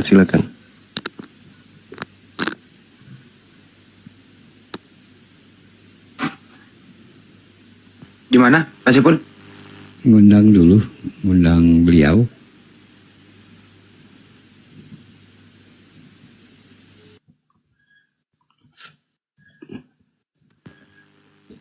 Wah, ada yang mau disampaikan? Bagaimana? Iya, kita tunggu ada saudara kita yang mau naik. Oh, Masya Allah. Mudah-mudahan yang naik berakal. Susah diskusi kalau mati akal. Janganlah kau kick lah. Kau Enggak. kick. Enggak. Kalau Gue udah taruh nggak lu. bisa nakal. Gue naruh lu di sini buat hiburan gue. Santai, jangan terlalu tegang. Diskusi santai namanya kan. Ini ada. Ini ya, Bang Hei. Bukan bang. Ini ya? Bukan. Dia Ronggur namanya.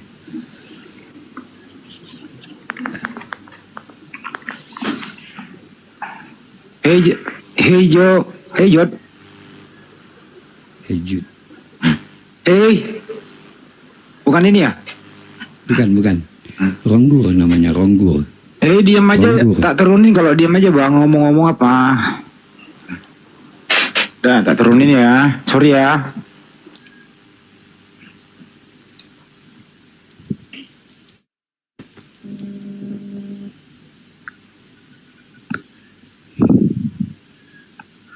Aku tak ngomong apa ini Bandi. Nanti diturunin lagi. Diam dulu aja di situ di pojok. Oh. Jangan bagas kamu kalau gak disuruh di pojok diturunin. Enggak di pojok aja dulu. Hati-hati injak tai ayam aja. Aduh Bandi. Ini keris agamanya apa sekarang di KTP? Oh Kristen. Oh Kristen. Saya jawab aja sendiri daripada gue nanya dulu. Daripada gue kecewa, mending gue jawab sendiri lah. Kemarin di roomnya Gatot seru itu, lucu itu. Wah, ada Unang, ada komplit deh pokoknya. Ada kembaran Bang Andi juga ada. Seru ngobrolnya. Kalau terlalu serius pusing lah jadinya. Santai. Pak Kris, waktu kecil pernah mengalami musibah gak sih? Itu pertanyaan mencurigakan itu. Nanti bilangnya ada konslet tadi. Ya, siapa tahu pernah waktu kecil kebentur kepala di mana gitu. Ya, kalau misalnya abang tanya waktu itu ya aku nggak tahu. Mungkin mamaku mungkin. Nah, itu yang tahu. Ya next lah tanya lah kalau masih ada orang-orang di rumah. Tanya lah. Mungkin bisa tanya ke ibu, Bu. Waktu saya dilahirkan ada masalah nggak sih gitu loh? Kok jadi saya begini gitu? Kok saya jadi begini Pak gitu loh? Mak salah apa gitu loh? Percuma pasti. Buktinya ketawa. Ya manfaatnya buat iya. Ada manfaatnya buat menghibur gua di sini. Paling nggak menghibur lah. Iya. Silakan. Cuma males berarti. Capek-capek katanya. Ya udah ngomong aja, nanya apa? Nanya ini apa namanya? Kalau soal apa namanya tadi dipotong ya itu codetnya ya maksudnya. Itu kalau disunat itu kira-kira misalnya kalau nggak disunat itu hukumnya apa sih sebenarnya selain bicara di sorga maksudnya gitu loh.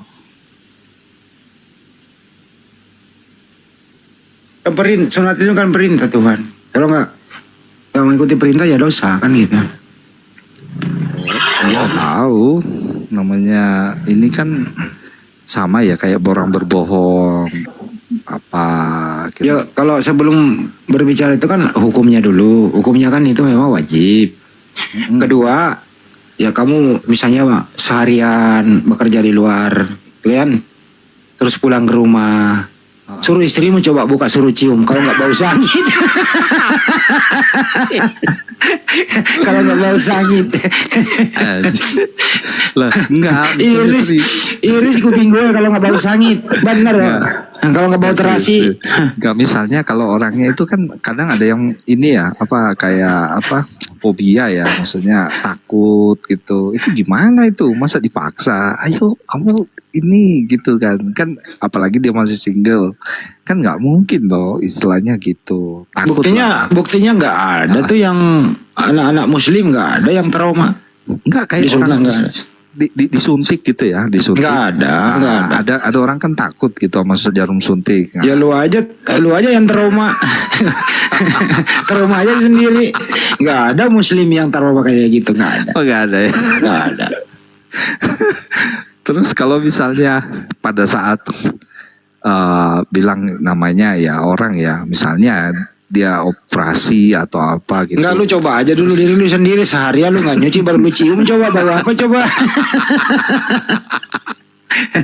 Kalau nggak bawa terasi lu. Bang Andi, Roman Iya. namanya bang. Siapa namanya bang? Roman. Roman. Ya. Mana dia? Kita cari dulu namanya. Oh ini. Mana nih? Oke. Ya. Silakan. Assalamualaikum Bri. Assalamualaikum abangku semuanya, assalamualaikum. Waalaikumsalam warahmatullahi wabarakatuh. Ya, beliau baru balik lagi. Silakan Ninda. Ya, masya Allah, silakan. Ya, kita sambil ucapkan juga turut berduka cita lah atas meninggalnya ayahanda beliau. Ikut berduka cita, masya Allah. Ya, silakan Nahi. Di tempat saya hujan soalnya, hujan deras. Lanjut. Iya, aku dengar dulu bang, lagi nenangin pikiran dulu begitu. Begitu. Oh. Ya Ini kita beliau yang kemarin kita ini kan Bang Andi. Yang baru bersahadat kemarin. Pak saya pula agak kecil suaranya ya, gue nggak terlalu dengar. Ini saudara kita yang baru bersahadat kemarin itu Bang Andi yang udah. Ini Pak Roman ini. Kan. Iya. Orang tuanya yang baru balik. Bapaknya apa ibunya? Bapaknya. Meninggal dalam keadaan apa itu? Muslim apa? Enggak lah. Bapaknya ex-pendeta. Tapi udah mualaf apa bagaimana? Belum. Ya silakan Roman ngobrol-ngobrolnya dulu. Bre. Kalau aku lebih kepada mendengar dan belajar dulu bang, kira-kira begitu abangku. Ya kalau yang pernah saya dengar sih, ya rugi lah orang yang meninggal bukan dalam keadaan Islam. Rugi itu 11 terlalu banyak menghakimi, tapi sesuai hukumnya ya hanya agama Islam yang diridhoi gitu. Meninggal dalam keadaan Islam kan udah disiapkan surga dan neraka kan gitu. Tapi saya nggak mau menerakakan orang. Ya itu sih intinya Pak Sipul dari saya. Semoga Pak Roman menjadi seorang Muslim yang terus istiqomah. Gitu aja. Bantu doa. Kita bantu doa ya. Terima kasih bang atas support dan semangatnya abangku. Kalau aku belum bisa berbicara banyak sekarang bang. Ya. Hanya ada kira-kira yang mau ditanya. Hanya ada 3 amalan kan yang masih berkelanjutan kepada orang yang telah mendahului kita. Pertama amal soleh, amal jariah, doa ilmu yang bermanfaat, sama doa anak soleh. Itu pahala yang mengalir terus begitu. Ya kalau beliau pernah berbuat baik dan seterusnya begitu, tapi hukum dasarnya dulu memenuhi syarat itu kan gitu. Ya silakan Pak Sipul. Ya, ada yang mungkin mau ditanyakan, Bri? Ada yang mau ditanyakan atau gimana ke Bang Juma atau apa?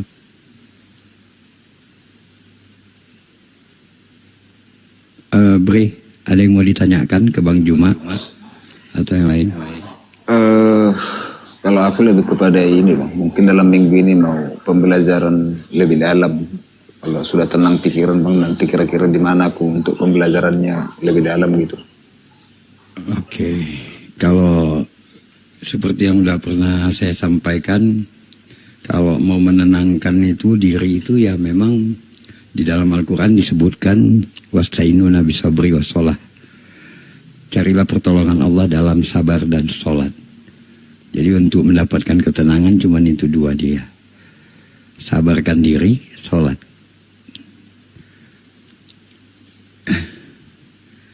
Ya mungkin agak sedikit apa ya, galau pikirannya gara-gara tadi dia buka komal dan diserang gitu Bang Andi.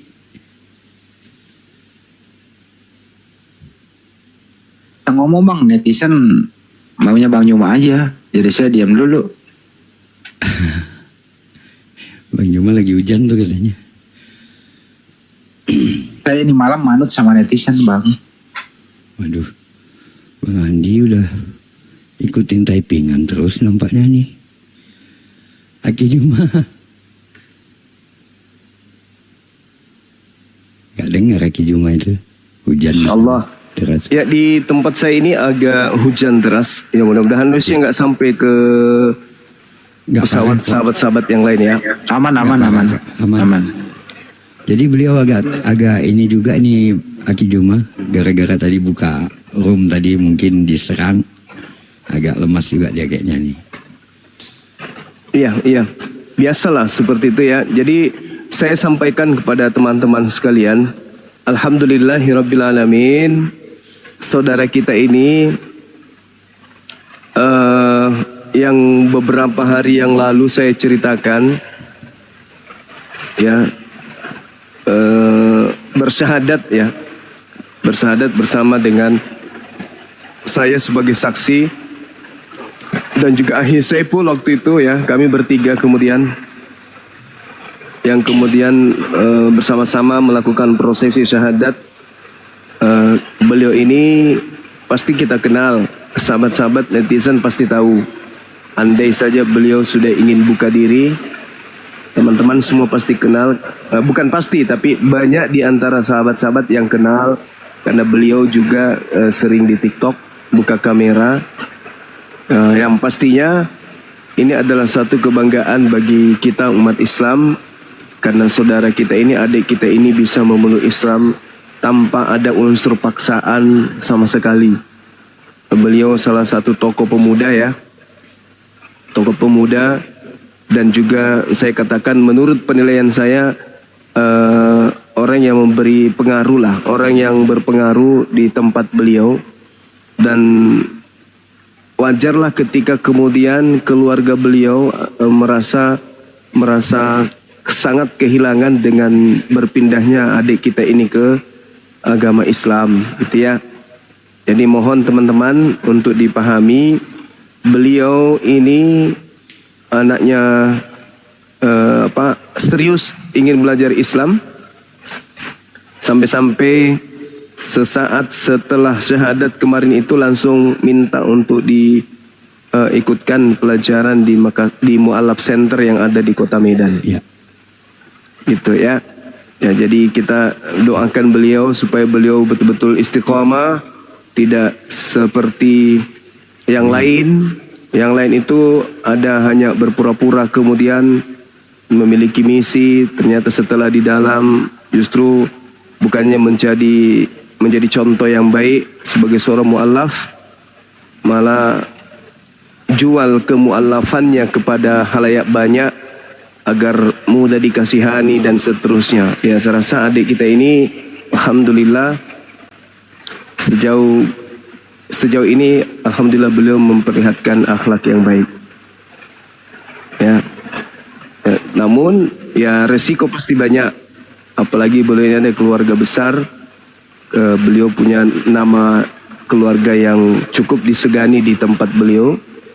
Lalu kemudian tiba-tiba saja mualaf, pasti itu akan membuat sesuatu yang sangat luar biasa bagi tekanan baik itu dari keluarga maupun dari masyarakat.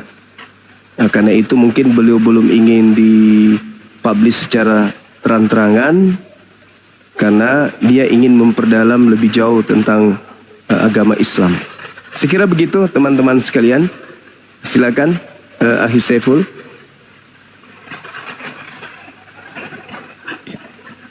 Ya, kami harapkan juga seperti itu.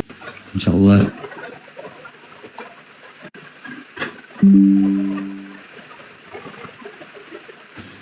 Alhamdulillah saya mendapatkan dua pribadi yang berbeda gitu, Aki. Dari sebelum dia mualaf juga dia tidak seperti di media sosial.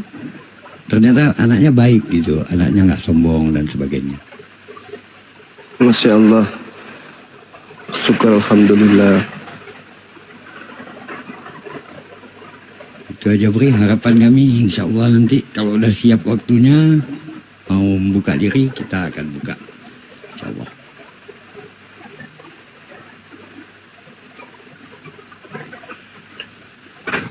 Terima kasih saudara-saudaraku semua atas saran dan nasihatnya, dan itu tadi yang saya sampaikan.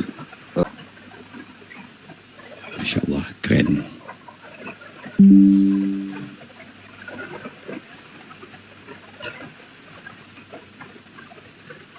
Bang Andi, sekali-sekali boleh ngomong loh Bang Andi. Iya, soalnya hujan di tempat saya ini hujan. Bang Andi monitor Bunda Rahma. Iya Bang Andi. Bang Andi gara-gara dibilang netizen nggak boleh ngomong, nggak mau ngomong dia, Aki. Tadi kelihatannya itu. Bunda Rahma monitor. Oh iya, nyalain netizennya.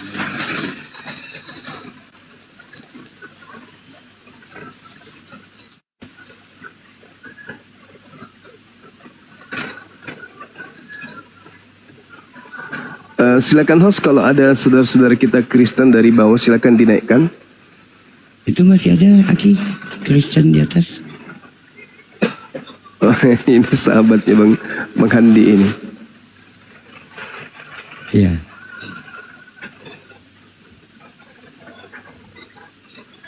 Bang Kristen, kok namanya Krislam? Ya Bang Zuma. Aduh Bang Zuma. Tadi namanya bagus. Panggil-panggil Bang Zuma. Aku penggemar Bang Zuma. Ya, Masya Allah. Pertama orangnya ganteng. Ya, terus apa ya? Ya istilahnya bijaksana lah. Alhamdulillah dibilang bijaksana. Cakep sekali lah bangku ini. Ya kita kan sama-sama ciptaan Tuhan, istilahnya nggak ada yang beda itu sih. Jadi menurutku nggak ada yang lebih hebat lah selain Tuhan. Jadi menurutku ya apalagi kalau diskusi lintas agama gini ya mungkin kita harus lebih lebih bijaksana lah untuk menjelaskannya gitu sih. Lebih sabar itu sih menurutku, agar banyak orang yang memang mungkin dari kayak Bang Suma gini untuk mungkin masuk ke Muslim kan seperti itu. Iya, kalau Bang Krislam sendiri menurut pandangannya nih sebagai insan yang bergelut juga di dunia lintas agama, debat, diskusi lintas agama, itu menurut saudara agama Islam yang Anda pahami itu kayak mana sehingga saudara belum tertarik kepada Islam gitu? Sebenarnya kalau pandangan saya ya pribadi, Kristen dan Islam ini sebenarnya kita ini menurut saya secara kitab yang kita punya, istilahnya yang kita imani, itu sebenarnya menurut saya hampir mirip ya dibanding agama-agama lain. Jadi menurut saya istilahnya kita ini benar-benar sangat bersaudara karena kita berawal dari Ibrahim ya, Abraham itu, yang dimana ada dua istri, yang satu sejarahnya keturunannya ke Nabi Isa, Tuhan Yesus, yang satunya ke Nabi Muhammad. Itu sih yang menurut pandangan saya sebenarnya kita bersaudara sih. Jadi nggak ada yang istimewa lah di sini. Soalnya kalau ada yang istimewa berarti Tuhan itu tidak adil. Itu pandangan saya. Tapi gini, kalau soal keimanan itu kan pandangan masing-masing, itu aja. Iya Bang Zuma, gimana?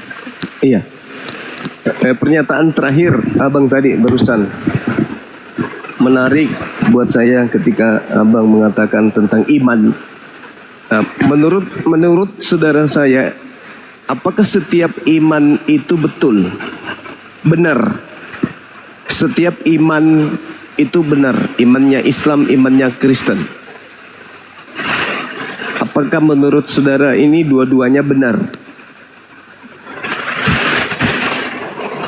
Kalau pandangan saya, iman itu kan tadi kayak Bang Handi ya.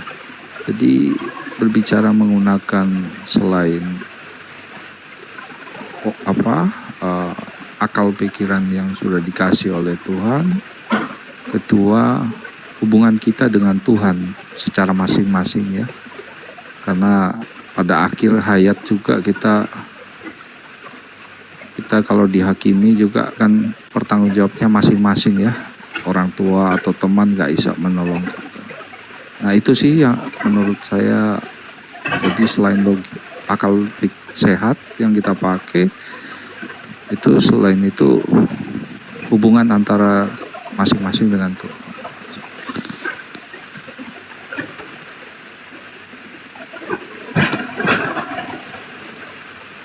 Iya. Suara saya kedengaran teman-teman? Dengar, jelas ya. Oke, baik. Kalau saya ditanya, apakah iman setiap manusia itu betul? Apakah iman setiap agama itu betul? Apakah iman Kristen dan iman Islam itu betul? Saya katakan bahwa yang betul itu hanya imannya orang Islam. Apa tolak ukurnya? Akal. Sederhana, akal. Makanya di iman kami umat Islam, suaranya hilang tadi. Hilang ya?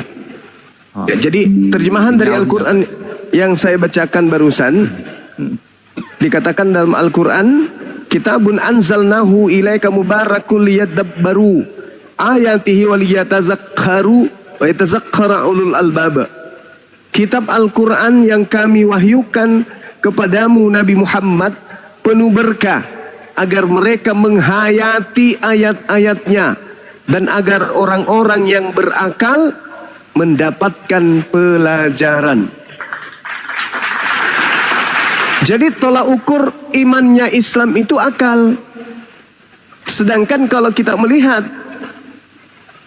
tolak ukur daripada kepercayaan orang Kristen itu hanya doktrin, dogma. Karena mengikuti ajaran nenek moyang saja. Bukan karena akal. Justru ajaran Kristen itu bertentangan dengan akal. Ajaran Kristen loh ya. Bukan berarti orang Kristen itu pada semua lini kehidupan tidak berakal. Enggak. Pada ajaran Kristen itu sebenarnya dipercayai tidak boleh menggunakan akal. Karena kapan menggunakan akal, maka orang itu pasti akan goyah. Ujung-ujungnya, kalau tetap dia menggunakan akalnya untuk menelaah agama Kristen, maka tentu mereka akan meninggalkan Kristen. Nah, oleh karena itulah kemudian ketika umat Islam ditanya iman mana yang paling benar, maka kami berani mengatakan yang benar itu adalah Islam. Di luar Islam itu tidak benar. Karena dasar pijakan kami itu adalah akal. Waliyatazakkaral ulul albab, dan hanya yang berakal sehat yang bisa mendapat pelajaran. Berarti yang berakal sehat identik dengan keislaman. Nah, banyak hal yang kemudian yang membedakan antara Islam Kristen dari hal ini. konsep bertuhan. Kalau di dalam agama Kristen itu sudah tidak bisa cocok atau tidak serasi dengan akal. Tuhan datang dalam rupa manusia, itu sudah tidak masuk akal. Kemudian manusia mengandung Tuhannya sendiri, itu sudah tidak masuk akal. Manusia melahirkan Tuhannya sendiri dan menyembah Tuhannya sendiri, itu tak masuk akal. Ada Tuhan, ibu kandungnya adalah ciptaannya sendiri, itu nggak masuk akal. Ada Tuhan punya kakek, punya opung, punya saudara, punya sepupu, punya ayah tiri, punya emak, itu sudah nggak masuk akal. Jadi dasar pijakan untuk mengimani ajaran Kristen, ya apa yang diajarkan oleh buyut nenek moyang kita, itulah yang diimani. Berbeda dengan Islam. Semakin dewasa umat Islam itu, semakin dia mendalami Al-Qur'annya, maka dia akan semakin mengetahui agamanya lah agama yang paling benar. Karena dasar untuk menentukan satu kebenaran, konsep ketuhanan, berbicara mengenai agama, maka polanya harus bersandar kepada akal. Kitabun anzalnahu ilaika mubarakul liyadabbaru ayatihi waliyatazakkara ulul albab. Al-Quran surah Shad ayat 29. Begitu Bang? Iya. Iya, jadi ini Bang Suma. Memang benar Bang Suma menyampaikan tadi kalau di Kristen itu kalau menggunakan akal betul pasti akan ini ya. Jadi memang di Kristenan itu kita menjadi istilahnya kita mengimani itu berasal semuanya dari firman itu sendiri. Tetapi kalau saya kasih pendapat secara pribadi pasti ada tambahannya. Cuman kalau dari kekristenan itu melalui firman itu sendiri, itu memang sangat benar sebenarnya. Kenapa? Contoh misalnya ada yang masuk ke Kristen itu kadangkala cukup dia mendengarkan lagu pada saat dia mungkin di rumah teman dengar lagu Kristen, tiba-tiba dia merasa nyaman sehingga dia masuk ke Kristen. Istilahnya mempelajari dulu lah baru dia masuk ke Kristen. Kedua mungkin lewat mimpi.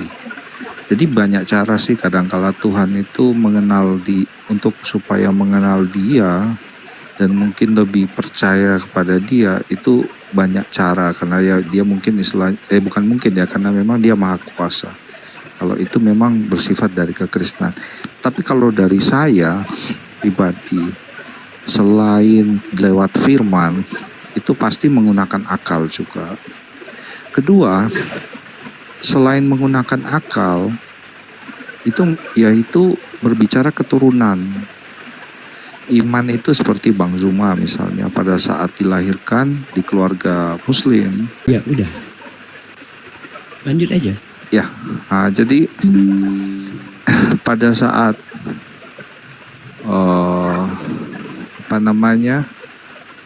istilahnya kita dilahirkan itu, otomatis kita mau nggak mau mengikuti keturunan, istilahnya apa yang diimani dari orang tua kita sendiri.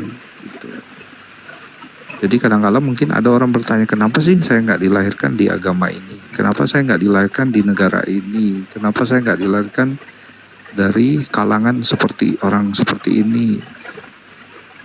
Itu banyak pertanyaan.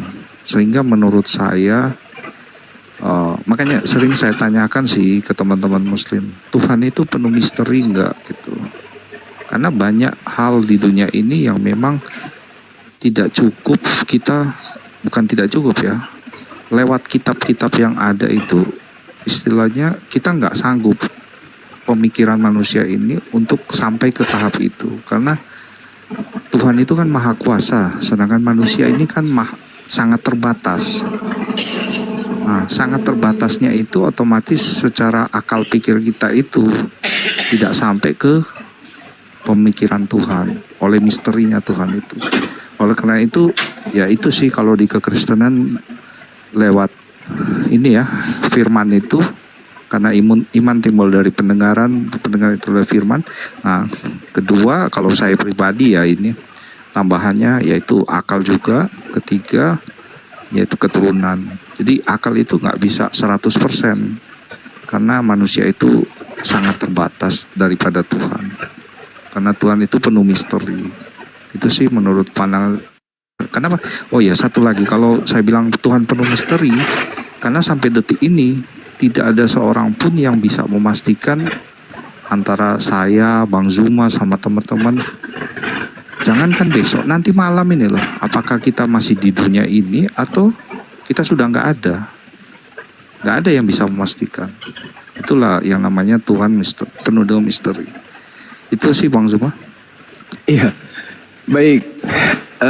Gini, Tuhan itu sebenarnya tidak ada yang misteri dari Tuhan.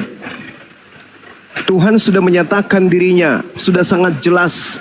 Tak ada yang disembunyikan kemudian oleh Tuhan. Hanya saja kapasitas kita sebagai manusia yang tidak bisa menembus akan hakikat Tuhan itu sendiri. Namun standarisasi akan pengetahuan yang Tuhan berikan berupa akal kepada manusia adalah alat yang bisa mendeteksi akan kebenaran Tuhan sehingga tak ada yang misteri. Tuhan itu tidak misteri. Bukti adanya Tuhan, adanya kita. Bukan kita yang menciptakan diri kita. Bahkan kita tidak tahu apa itu roh yang adalah kita sendiri. Bayangkan. Makanya di Al-Quran mengatakan bahwa aku lebih dekat kepada manusia daripada urat lehernya sendiri. Itu terbukti. Kita sejak dilahirkan sampai usia kita hari ini, ruh dan jasad itu tidak pernah terpisah. Tapi kita tidak mengerti apa itu ruh. Artinya bahwa ketika Tuhan dalam Al-Quran mengatakan kamu kuberi pengetahuan sedikit saja tentang roh, itu terbukti betul. Terbukti betul. Kita hanya secuil saja mengerti tentang roh. Kemudian terkait dengan akal. Akal inilah yang menghantarkan manusia menuju kepada Tuhan. Bukan membuatnya sebagai misteri.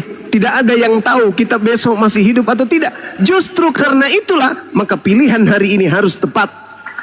Bukan abu-abu. Bukan kemudian bimbang, ragu di antara keduanya. Enggak. Karena Al-Quran menjelaskan, kullil ladina kafaru iyantahu yughfar lahum ma qad salaf.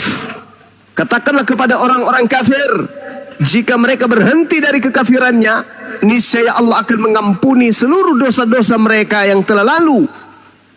Itu kata Al-Quran. Allah mengampuni seluruh dosa-dosa. Jadi kalau saudara mengatakan kita dilahirkan dari seorang ibu yang muslim, kita dilahirkan dari ibu yang kafir, saya katakan berbahagialah kalian yang hidup dari rahim seorang ibu yang kafir. Saya ulang, berbahagialah kalian yang hidup dari rahim ibu yang kafir. Kenapa? Karena sekarang hidup di zaman digital, hidup di serba internet. Anda dengan mudah kemudian mempelajari Al-Quran, mendengarkan kemudian narasumber-narasumber dari Islam. Dengan begitu, ketika Anda menggunakan akal, kullil ladina kafaru iyantahu yughfar lahum ma qad salaf. Orang-orang kafir ketika mereka berhenti jadi mualaf, semua dosanya diampuni oleh Allah. Kami yang umat Islam dari lahir belum tentu diampuni oleh Allah. Belum tentu. Tapi kalian yang lahir dari kafir, begitu mengetahui kebenaran Islam, masuk Islam, dosa-dosa kalian dihapuskan oleh Allah. Enak bukan? Anda berusia 1 tahun sampai 33 tahun misalnya, Anda bermaksiat terus, tidak pernah sholat, tidak pernah puasa, tidak pernah mandi junub, tidak pernah wudhu, tidak pernah bla bla bla, tidak disunat, makan semuanya makanan, minum semua minuman. Enak kan hidup kalian? Begitu usia 33 tahun lewat 1 hari, Anda baru masuk Islam. Sudah begitu masuk Islam, dosa-dosa kalian semuanya dihapuskan. Indahnya hidup kalian. Ya, cuman saya tidak tahu kalau Anda mati dalam kekafiran. Nah, itu yang bahaya. Tapi ketika Anda bertemu dengan para apologet Islam, diajarkan tentang Bible, diajarkan tentang Al-Quran, betapa indahnya ketika Anda menggunakan akal. Karena seluruh dosa-dosa kalian itu dihapuskan oleh Allah. Ini satu keutamaan. Jadi jangan kemudian pesimis jadi seorang kafir. Karena begitu Anda masuk Islam, Anda kemudian diampuni oleh Allah. Summa inna rabbaka lilladina amilus bijahalati summa tabu min ba'di dzalika wa aslahu inna rabbaka min ba'diha lagafurur rahim. Itu kata Allah. Sesungguhnya Tuhanmu mengampuni orang yang mengerjakan kesalahan karena kebodohannya. Kemudian mereka bertaubat, setelah itu memperbaiki dirinya. Sungguh Tuhanmu setelah itu benar-benar akan mengampuni, sebab Tuhanmu maha pengampun lagi maha penyayang. Subhanallah. Luar biasa bukan? Jadi bukan berarti karena kita lahir Kristen, lalu kita menjadi Kristen aja seterusnya. Bukan begitu. Atau karena kita Islam, lantas kemudian kita bangga dengan keislaman tanpa belajar. Bukan begitu. Contoh nih, kalau Anda berdasarkan karena keturunan, pada saat kita kecil, apapun yang disuguhkan oleh ibu kita pasti kita telan, pasti kita makan, pasti kita kunyah. Dimasukkan nasi, makan, dimasukkan biskuit, makan, semua yang disuguhkan kemudian untuk kita makan, dimakan. Begitu juga baju, dipakaikan baju apapun kita pakai. Kenapa? Karena kita tidak mampu memiliki pilihan. Begitu juga diajak ke gereja, diajak ke masjid.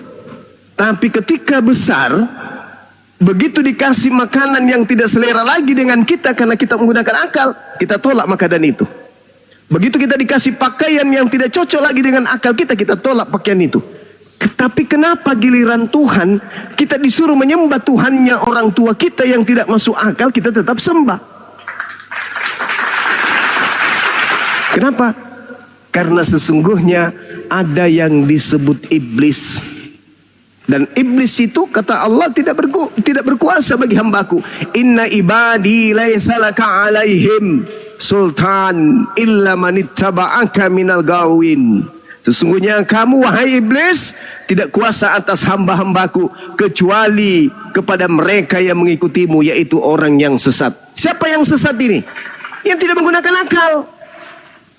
Yang sesat itu pasti yang tidak menggunakan akal. Coba Anda ambil motor, start motor Anda, starter, habis itu nggak ada kemudian tujuan, jalan aja terus, ada lampu merah, gelibas saja terus, apa yang terjadi? Kenapa demikian? Karena nggak menggunakan akal. Yang penting hidup, Senin, Selasa, Rabu, Kamis, Jumat, ya mati urusan Tuhan. Nggak kayak gitu, bukan kayak gitu. Justru karena kita yakin kita akan mati, maka hari ini kita harus menentukan jalan kita. Mana yang harus kita tempuh, mana yang harus kita jalani, mana yang masuk akal, mana yang tidak masuk akal. Tinggalkan. Karena kenapa? Pencipta langit dan bumi itu maha mengetahui. Innallaha sami'un alim. Tuhan itu alim, Tuhan itu maha mengetahui. Jadi kalau ada buku panduan tidak sesuai dengan otak kita yang diciptakan oleh Allah, oleh Tuhan, berarti Tuhan kita tidak maha mengetahui. Sedangkan di Islam antara kitab sucinya Al-Quran dan otaknya manusia itu sesuai. Artinya yang menciptakan manusia ini harus tahu bagaimana pribadi ciptaannya, bagaimana kemampuan ciptaannya, bagaimana akal bekerja oleh ciptaannya. Apa yang diciptakan oleh yang maha pencipta, pencipta tahu. Begitu juga ketika dia mewahyukan sebuah petunjuk, begitu juga ketika dia mewahyukan sebuah kitab, maka kitab ini harus diselaraskan dengan akal manusia yang dia ciptakan. Bagaimana mungkin sebuah buku dari Tuhan yang maha mengetahui, buku itu tidak sinkron dengan akal? Hanya ada satu pasal. Kalau bukan bukunya yang tidak berasal dari Tuhan, akal orang itu tidak berfungsi dengan baik. Atau sebaliknya, akal orang itu tidak berfungsi dengan baik, dan atau bukunya yang memang bukan dari Tuhan. Karena tidak mungkin mungkin Tuhan itu tidak maha mengetahui. Kok bisa dia mewahyukan sebuah buku isinya tidak sesuai, tidak bisa dicakupi oleh akal yang dia buat sendiri? Nggak mungkin.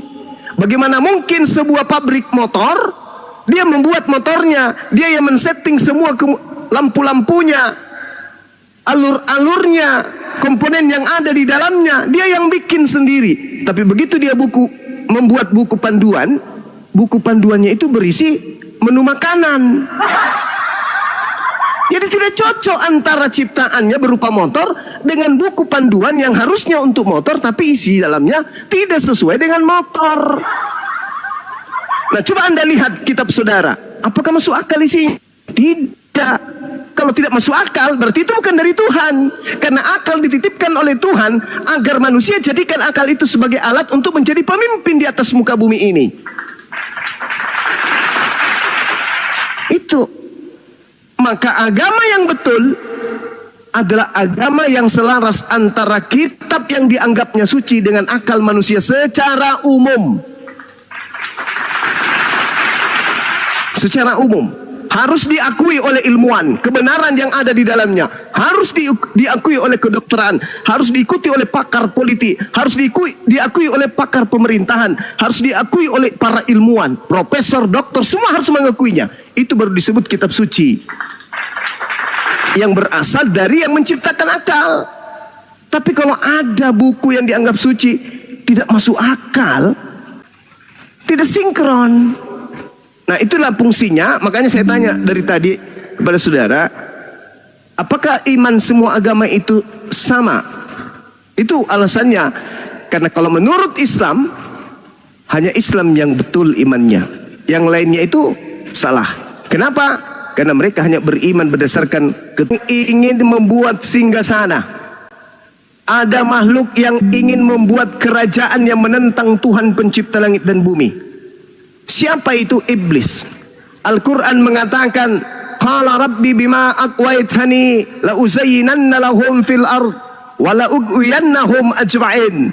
Iblis berkata, wahai Tuhanku, oleh karena engkau telah memutuskan bahwa aku sesat, aku pasti akan jadikan sebuah kejahatan terasa indah bagi mereka di bumi, dan aku akan menyesatkan mereka semuanya. Jadi iblis itu bekerja. Cara kerjanya apa? Menjadikan kejahatan itu terasa indah. Jadi kalau hari ini Anda melakukan sesuatu kemungkaran menurut akal Anda, tetapi Anda menganggap itu adalah sebuah kebenaran, iblis berhasil kemudian untuk apa? Menjerat Anda dalam satu kenyataan yang tidak benar. Qala Rabbi bima aqwaitani la uzayyanna lahum fil ard wa la ughwiyannahum ajma'in. Kata Yesus, Simon, ya paman, iblis telah diberi izin untuk mencobai manusia, untuk memisahkan kemudian antara benar dan yang salah. Al-Quran mengatakan, innahum anisam la ma'zulun. Sesungguhnya untuk mendengarkan kebenaran pun iblis itu dijauhkan. Maka iblis senantiasa membisikkan kepada hati kita untuk jauh dari Tuhan. Bagaimana Adam dibisikkan, bagaimana Hawa dibisikkan, begitulah kemudian iblis bekerja. Iblis tidak menampakkan diri langsung di hadapan kita, tetapi dia datang melalui hembusan bisikan. Wahai si fulan, ya paman, jangan kamu mengikuti itu, karena sebenarnya jalanmu ini sudah benar. Itu iblis itu, kayak begitu. Tapi untuk mengetahui ini iblis atau bukan, maka Tuhan memberikan senjata ampuh. Apa itu? Akal. Afala ta'qilun, afala tatafakkarun. Akal. Makanya di Islam, dasar pijakan menapakkan kaki sebagai Islam, apa perintah Allah? Ikra. Apa itu ikra? Pelajari, pahami, ketahui. Itu baca, telaah, teliti, tadaburi, pahami, kemudian uraikan, jelaskan. Itu dalam Islam. Maka pondasi awal dalam Islam itu apa? Ikra. Baca dengan pikiranmu, baca dengan matamu, baca dengan perasaanmu, baca dengan telingamu, baca dengan pendengaranmu, baca semuanya. Kalau sampai engkau membaca, maka engkau akan sampai kepada derajat yang mulia. Seorang profesor jadi profesor karena membaca. Dokter jadi dokter karena membaca. Polisi jadi polisi karena membaca. TNI jadi TNI karena membaca. Presiden jadi presiden karena membaca. Membaca. Ikra, ikra, ikra, ikra, ikra, ikra, ikra. Sampai ke jannah karena ikra. Bukan karena doktrin dan dogma. Saya kira begitu, sahabat. Silakan. Iya, terima kasih Bang Zuma. Sama-sama Bang. Iya, kalau misalnya kita bahas soal dari keturunan itu, misalnya Bang Zuma diperhadapkan kondisi atau situasinya itu, keadaannya itu seperti saya misalnya dilahirkan dari keluarga Kristen. Kira-kira apakah Bang Zuma bisa menjamin untuk bisa seperti yang Bang Zuma sampaikan untuk masuk ke Muslim gitu? Bisa diulang Bang? Bisa diulang? Gimana? Maksudnya ini kalau tadi kan saya menggunakan sifat keturunan, ada akal pikiran maupun sesuai dengan petunjuk firman Tuhan, yaitu sesuai yang tertulis, iman muncul dari pendengaran, yaitu firman Tuhan itu sendiri. Nah, misalnya kalau yang bersifat keturunan ini,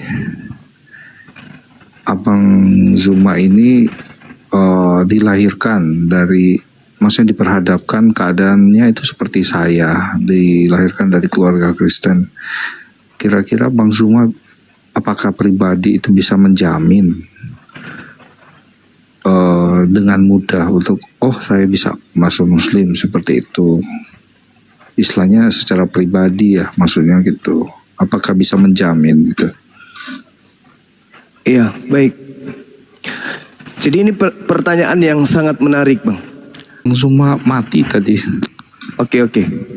Misalnya saya membawa Bible, saya pelajari Bible ini, kemudian sampailah saya kepada data misalnya 2 Yohanes 1 nomor 7. Siapakah penyesat itu? Bukankah dia yang pergi ke seluruh dunia yang tidak mengaku bahwa Yesus itu datang sebagai manusia? Lalu kemudian sebelumnya saya membaca kitab Perjanjian Lama. Di sana diterangkan di dalam Yesaya 43 nomor 10. Engkaulah saksi-saksiku, tidak ada Tuhan yang dibentuk sebelum aku, dan tidak ada Tuhan yang dibentuk setelahku. Saya pelajari itu. Berarti Tuhan ini tidak pernah dibentuk. Jadi apapun dia nggak pernah dibentuk. Saya baca lagi bilangan 23 nomor 19. Tuhan bukan manusia dan bukan anak manusia. Saya baca lagi, Yesus adalah manusia. Pasti di zaman modern seperti ini saya menemukan diri saya menyembah roh, di mana saya tahu roh itu adalah ciptaan, itu adalah makhluk. Dan saya pelajari di dalam Bible Kejadian 6 nomor 3 bla bla dan seterusnya, maka sudah pasti saya meninggalkan agama tersebut. Masalahnya sekarang ini adalah saudara Kristen saya itu, dia lebih suka berhura-hura, bersenang-senang, berbahagia di dalam beribadah, di dalam berkristen. Lebih cenderung kepada kesenangan-kesenangannya, ke gereja bernyanyi, sekolah minggu mereka diajarkan bernyanyi, kemudian Natalan mereka bernyanyi, setiap saat mereka bernyanyi, dijamin kemudian surga, dan didoktrin bahwa Tuhan datang ke bumi demi dosa-dosa mereka. Siapa yang gak mau Bang? Siapa yang gak mau ibadah sekali seminggu, datang ke sana pun cuma bernyanyi? Lalu kemudian semua makanan boleh dimakan, minuman pun boleh diminum. Habis itu ada yang mengambil dosa-dosa kita semuanya. 1 Yohanes 1 apa yang 1 Yohanes 2 nomor 1 apa yang dikatakan, anak-anakku yang kukasih, jangan engkau berbuat dosa, namun apabila kalian berbuat dosa, ada Yesus sebagai pendamai atas segala dosa kita. Siapa yang gak mau, Bang? Lalu kemudian saya melihat Islam sana sini karena saya hidup di lingkungan mayoritas Islam. Saya sebagai minoritas melihatnya Islam tidak betul. Yang maling Islam, yang mencuri Islam, yang kemudian ribut Islam, semua Islam yang saya lihat. Maka saya semakin berat keluar dari kekristenan, karena akal saya tidak pakai. Semakin berat saya untuk keluar dari agama saya yang enak dibandingkan Islam. Ada bom di sana, Islam. Ada tawuran, Islam. Ada ribut, tawuran. Ada apa? Ada ribut, ada demo, Islam. Semuanya Islam. Sehingga mata saya semakin tertutup. Karena saya menilai Islam karena oknumnya. Saya tidak belajar kitabnya. Sedangkan yang saya lakukan bukan kitab saya. Yang saya lakukan adalah instruksi-instruksi gereja dan orang tua saya. Saya semakin jauh dari Islam. Tapi ketika saya kemudian menggunakan akal, keluar dari gereja, saya dalami Bible itu sendiri, maka demi Allah, demi Tuhan, saya pasti akan keluar. Apatah lagi kalau saya sudah sampai pada dalil Matius 7, Bang, nomor 15 sampai nomor 23. Hendak kemana ku bawa iman Kristen saya ini?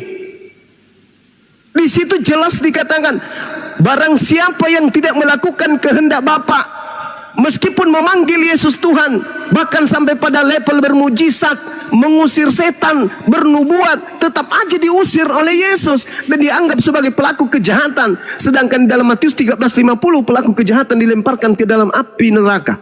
Lalu apa yang membuat saya harus cari jati diri saya sebagai seorang manusia? Aku tidak mau mati dalam kebodohan. Harus menggunakan akal. Jadi bagaimana mungkin orang yang berakal akan tinggal di situ, sementara kitab itu sendiri yang mengatakan yang memanggil Yesus Tuhan diusir oleh Yesus. Memanggil Yesus Tuhan.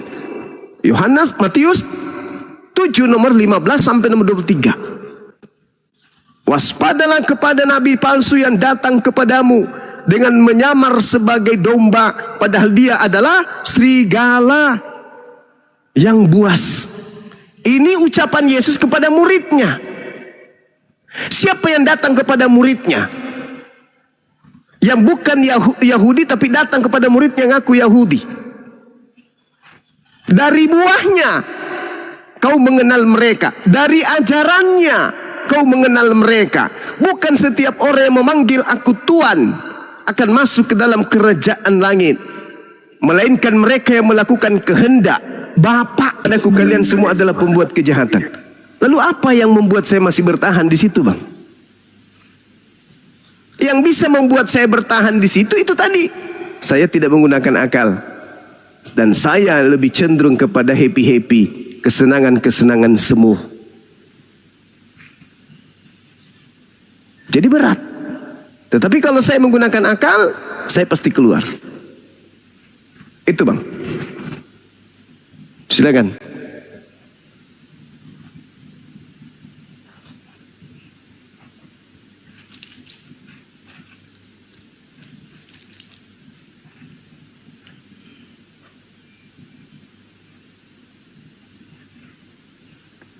Silakan Pak Kris. Halo, kok ketutup udah ngomong? Tutup sendiri. Ya, jadi jelas ya? Halo? Ya, jelas Bang, jelas Bang. Ya, jadi menurut Bang Zuma tadi sampaikan, kalau diperhadapkan keadaan seperti saya sendiri seperti ini, berarti kalau menurut pandangan saya sih pembicaraan tadi maksudnya tidak mudah lah gitu. Sebab apa yang Bang Zuma sampaikan itu kayaknya masih ada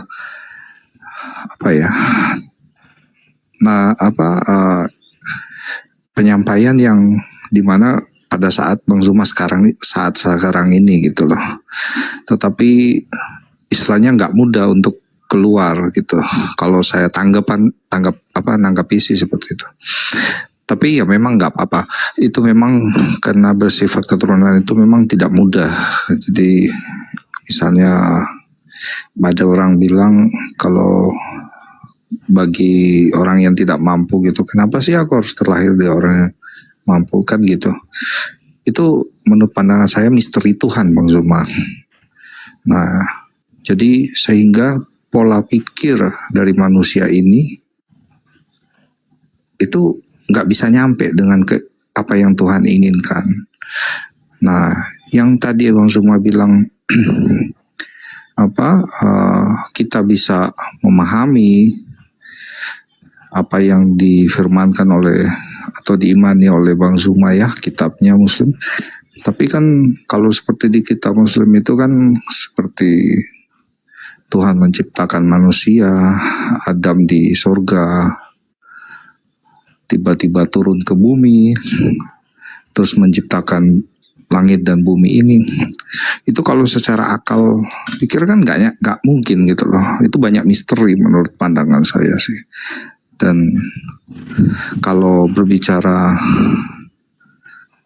pikiran Tuhan kan kita nggak bisa terlalu istilahnya nggak bisa kita memaksakan untuk bisa serupa dengan dia, istilahnya maha tahu lah.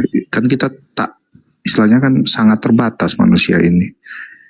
Nah itu sih patokan saya, kalau manusia terbatas ini kan pasti apa yang difirmankan Tuhan lewat kitab itu kan pasti ada hal-hal yang tertentu yang memang kita perlu ketahui tanpa logika, yaitu kita minta pimpinan lewat doa itu agar kita bisa memahami dari firman-firman itu sih. Gitu sih Bang Zuma. Iya. Jadi sekali lagi saya katakan bahwasanya kalau cara yang saudara gunakan itu benar, maka semua agama di atas muka bumi ini benar. Dan semua sembahan yang disembah oleh penganut agama di atas muka bumi ini itu adalah sembahan yang betul. Berarti semua Tuhan agama itu adalah Tuhan yang benar. Dan mereka akan mengatakan ya itu misteri. Itu misteri. Makanya ada beberapa di dalam kitab suci kami itu yang tidak bisa kemudian ditelaah dengan logika. Artinya apa? Menghantarkan pada konsep semua agama benar dan semua Tuhan yang disembah oleh agama-agama ini adalah benar. Celaka kita. Kenapa celaka? Karena agama samawi itu berbeda dengan agama ardi. Agama samawi adalah agama yang diwahyukan dari langit. Sedangkan agama ardi adalah agama akal-akalan yang dibuat oleh manusia. Konon Kristen ini menurut ceritanya ini adalah ajaran dari nabi-nabi.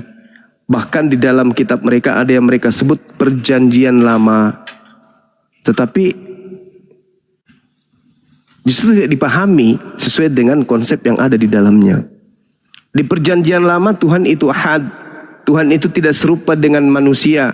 Tuhan itu tidak serupa dengan apapun. Tuhan itu maha tinggi. Tuhan itu maha besar. Tuhan itu maha suci. Itu. Tuhan tidak mungkin berbohong mengatakan dirinya maha suci. Berarti dia maha suci. Bukan cuma suci tapi maha. Artinya tidak ada setitik pun noda kehinaan, kenistaan, najis pada hakikatnya. Nah sedangkan di Kristen menjadikan sesuatu yang tadinya bisa dicakup oleh rasio, justru nggak dipakai rasio. Oh Tuhan itu tidak bisa dirasiokan, kata Kristen. Tapi Yesus bisa dirasiokan.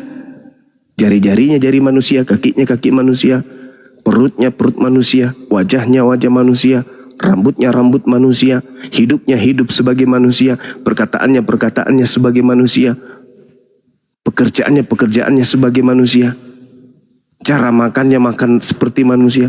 Semuanya manusia bisa dirasionalkan, tapi dibuat setinggi-tingginya. Dibuat itu Tuhan yang datang dalam rupa.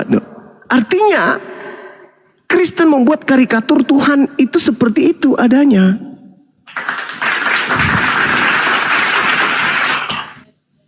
Sedangkan Tuhan yang benar itu berasal dari agama samawi. Aku Tuhan, tak ada yang lain, tak ada yang sama seperti aku, baik di langit atas maupun di bumi bawah. Tak ada yang sama seperti aku. Akulah Tuhan, tak ada yang lain. Tapi Kristen membuat Tuhan baru. Tuhan baru bernama Yesus, bernama Roh Kudus. Artinya percuma kitabnya Yahudi ditenteng siang dan malam, tapi tidak dipahami isinya. Hanya dijadikan sebagai aksesoris untuk membenarkan perjanjian baru bahwa ini adalah firman Tuhan. Maka apa yang muncul di dalamnya? Misalnya di dalam Kolose 2 nomor 9. Di dalam jasad Yesus inilah kepenuhan keilahian. Kolose Filipi 2 nomor 6 nomor 7. Tuhan turun ke bumi tidak mempertahankan ketuhanannya, melainkan merendahkan diri, mengambil rupa manusia, menjadi sama seperti manusia, taat sebagai manusia, bahkan taat sampai mati di atas tiang salib.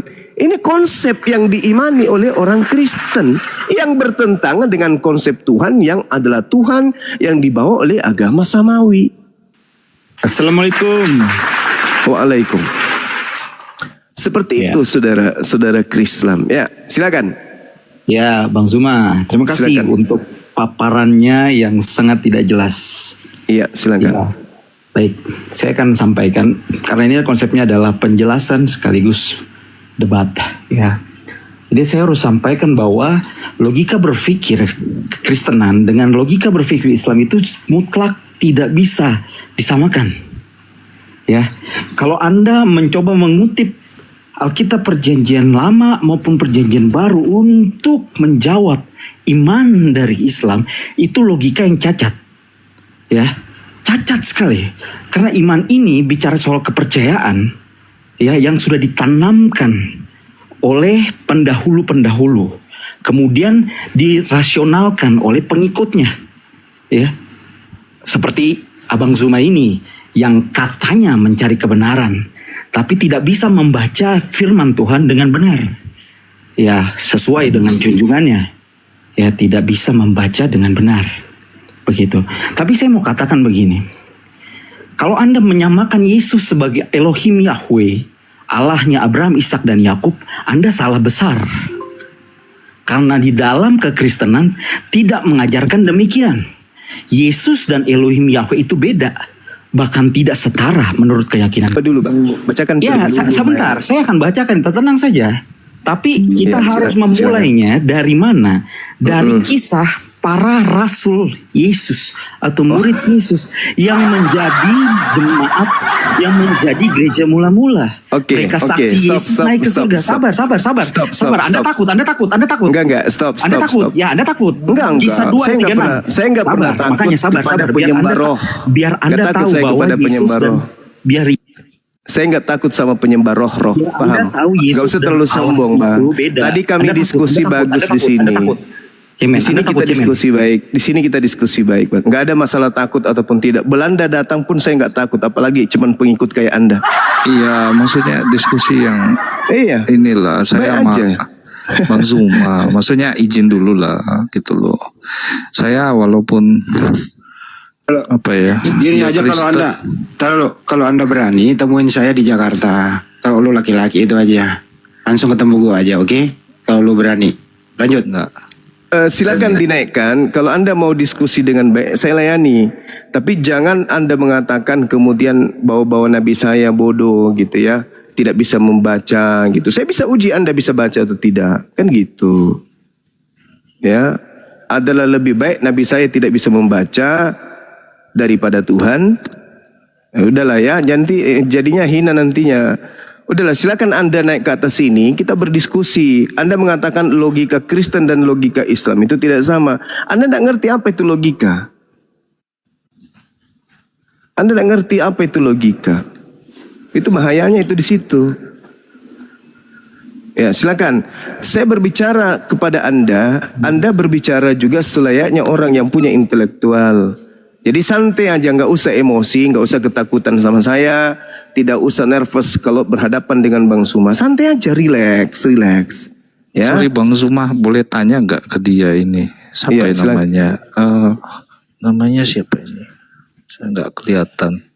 Mikael. Mikael. Ya, Mikael, kamu Kristen atau apa ini agamanya? Ditanya itu agamanya apa? Gak usah grogi, santai aja, santai. Mikael.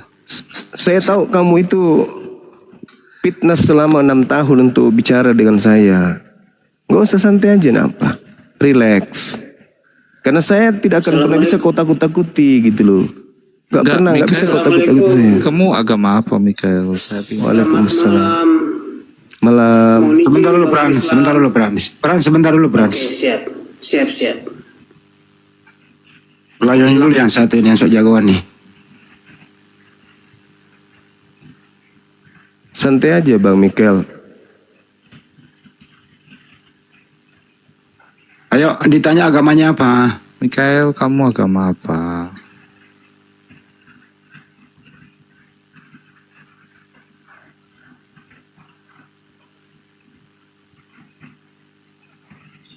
Ini provokator ya. Maksudnya datang-datang bawa nama Kristen tapi kayak gini. Maksudnya, halo? Ditanya Udah nggak kayaknya jawab. udah ampun, kamu bicara banyak mak, turunin aja gitu. Iya. Ini provokator itu. Hujan lagi di sini. Nah, itu yang maksud saya itu, kalau pandangan Bang Zuma tadi terkait keturunan itu, kalau dihadapkan posisi seperti saya, itu masih berbicara tentang posisi Bang Zuma seperti saat ini gitu. Maksudnya tidak mudah untuk tiba-tiba seperti itu sih. Nah, tapi gini, kalau Bang Zuma tadi bilang firman yang Bang Zuma imani itu menggunakan logika dan bisa mudah dipahami. Sedangkan berbicara penciptaan manusia pertama itu Adam kan di surga ya. Nah, itu cukup sulit untuk dipahami kalau dia bisa tiba-tiba langsung turun ke bumi. Dan berbicara juga Tuhan itu menciptakan langit dan bumi itu kan agak sulit untuk terima secara logika, akal. Sampai saat ini pun manusia itu mencoba untuk mencari pengetahuan kan soal galaksi ini sejauh mana, tapi kan nggak sanggup gitu. Karena begitu besar kan, begitu mahalnya kuasanya dunia Tuhan itu, sedangkan kita kan terbatas. Jadi sehingga kita ingin mengetahui tentang Tuhan itu nggak bisa secara utuh gitu. Nah, tapi kalau Bang Zuma menyampaikan tadi soal Tuhan Yesus itu, ya itu mungkin lain cerita ya, nanti bahasnya pasti larinya kan nanti ke Tritunggal kan nantinya. Tapi kalau di sini saya mau bahas di tahap awal dulu gitu, yang dimana itu tentang keturunan maupun kitab yang Bang Zuma bilang kan lebih mudah dipahami, tetapi ada ayat-ayat yang memang menjelaskan yang sangat sulit dipahami gitu. Menurut pandangan saya sih gitu sih Bang Zuma. Iya, baik. Jadi kalau di Islam Bang, Al-Quranul Karim menjelaskan A'udzubillahi minasyaitonirrajim, sanurihim ayatina fil afaqa wa fi anfusihim hatta yatabayyana lahum annahul haqqa. Awalam yakfir bi rabbika annahu ala kulli shay'in syahid. Aku akan memperlihatkan kepada mereka tanda-tanda kebesaranku di segenap penjuru alam semesta dan pada diri mereka sendiri, sehingga jelaslah bagi mereka bahwa Al-Quran itu adalah benar. Itu kata Allah, sanurihim ayatina fil afaqa wa fi anfusihim.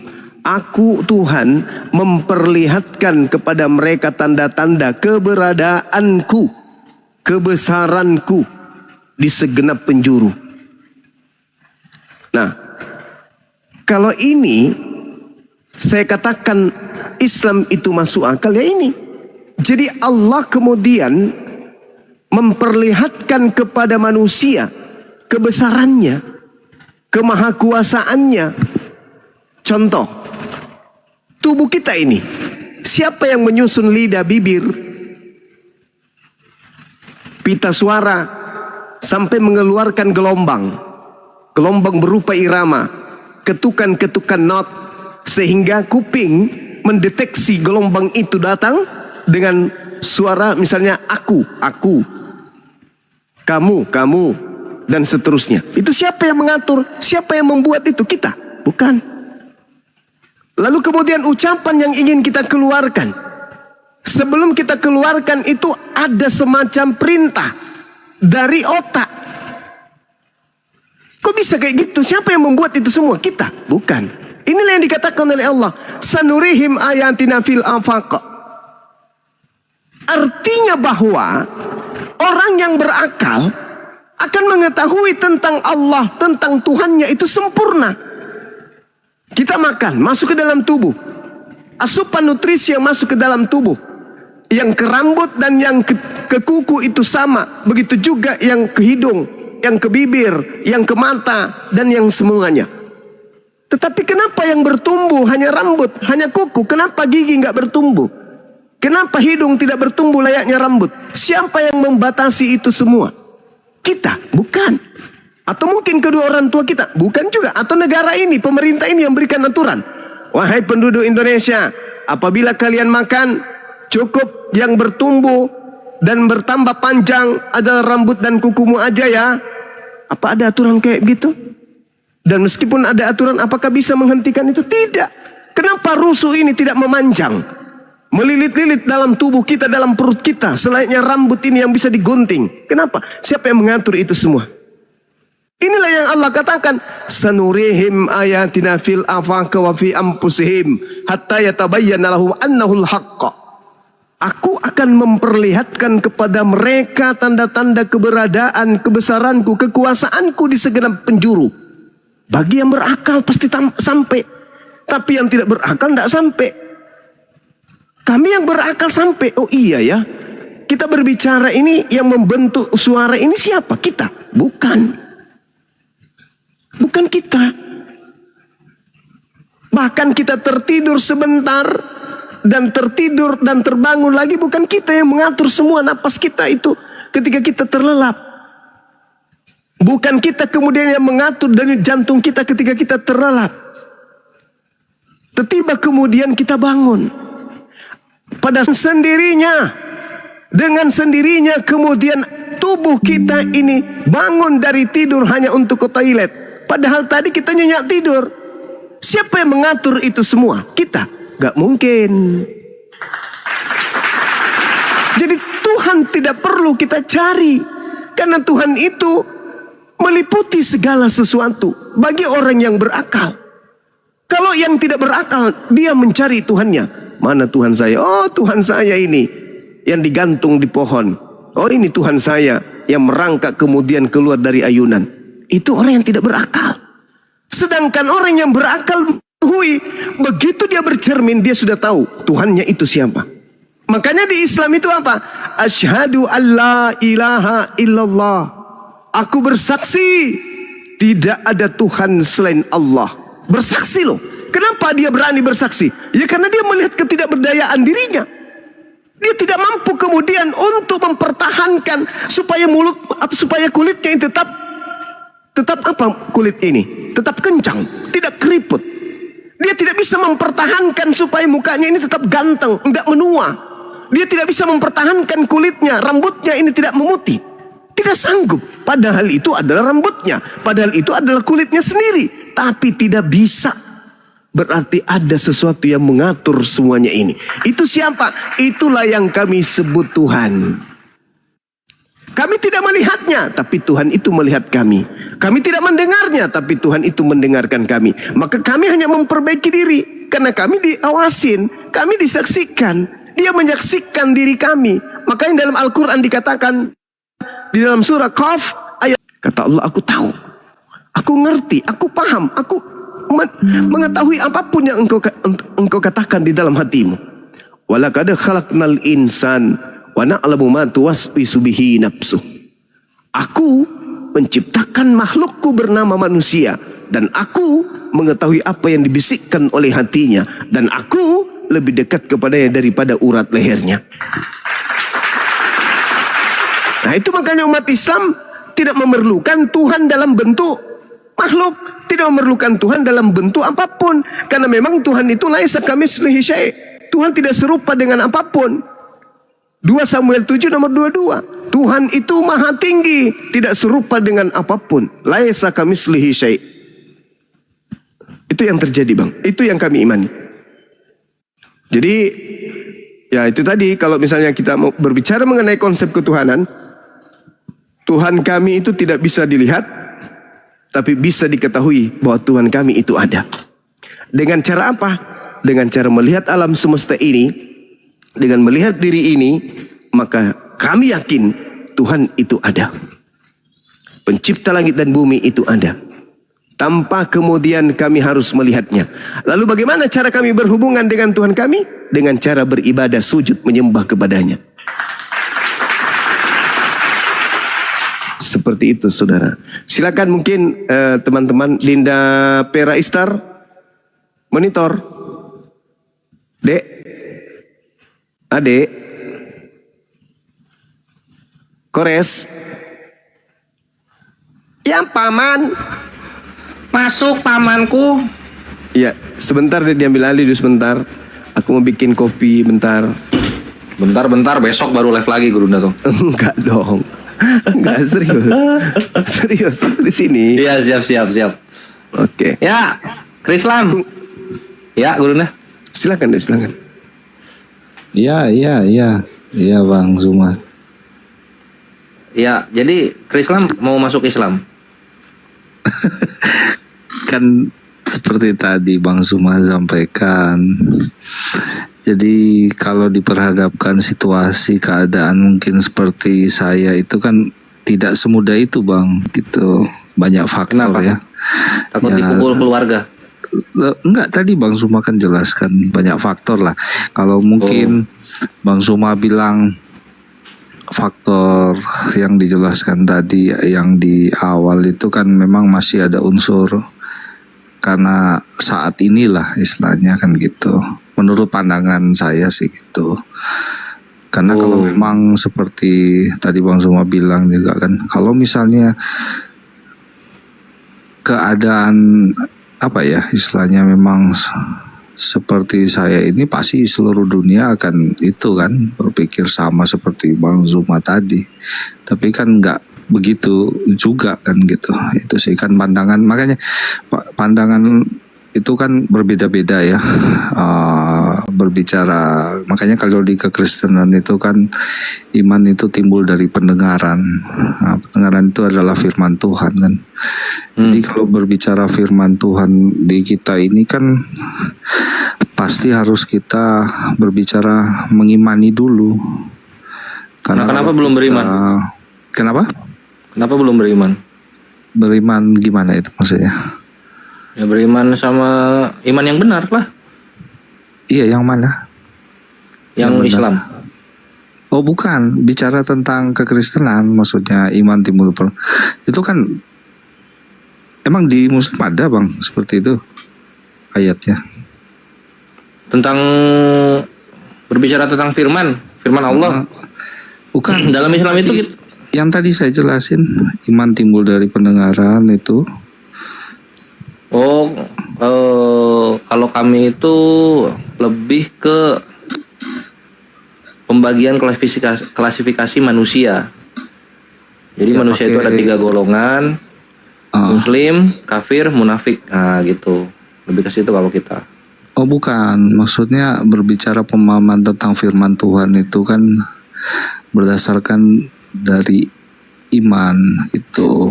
Kita kalau harus mengimani dulu. Kalau tadi Bang Zuma jelasin kan dari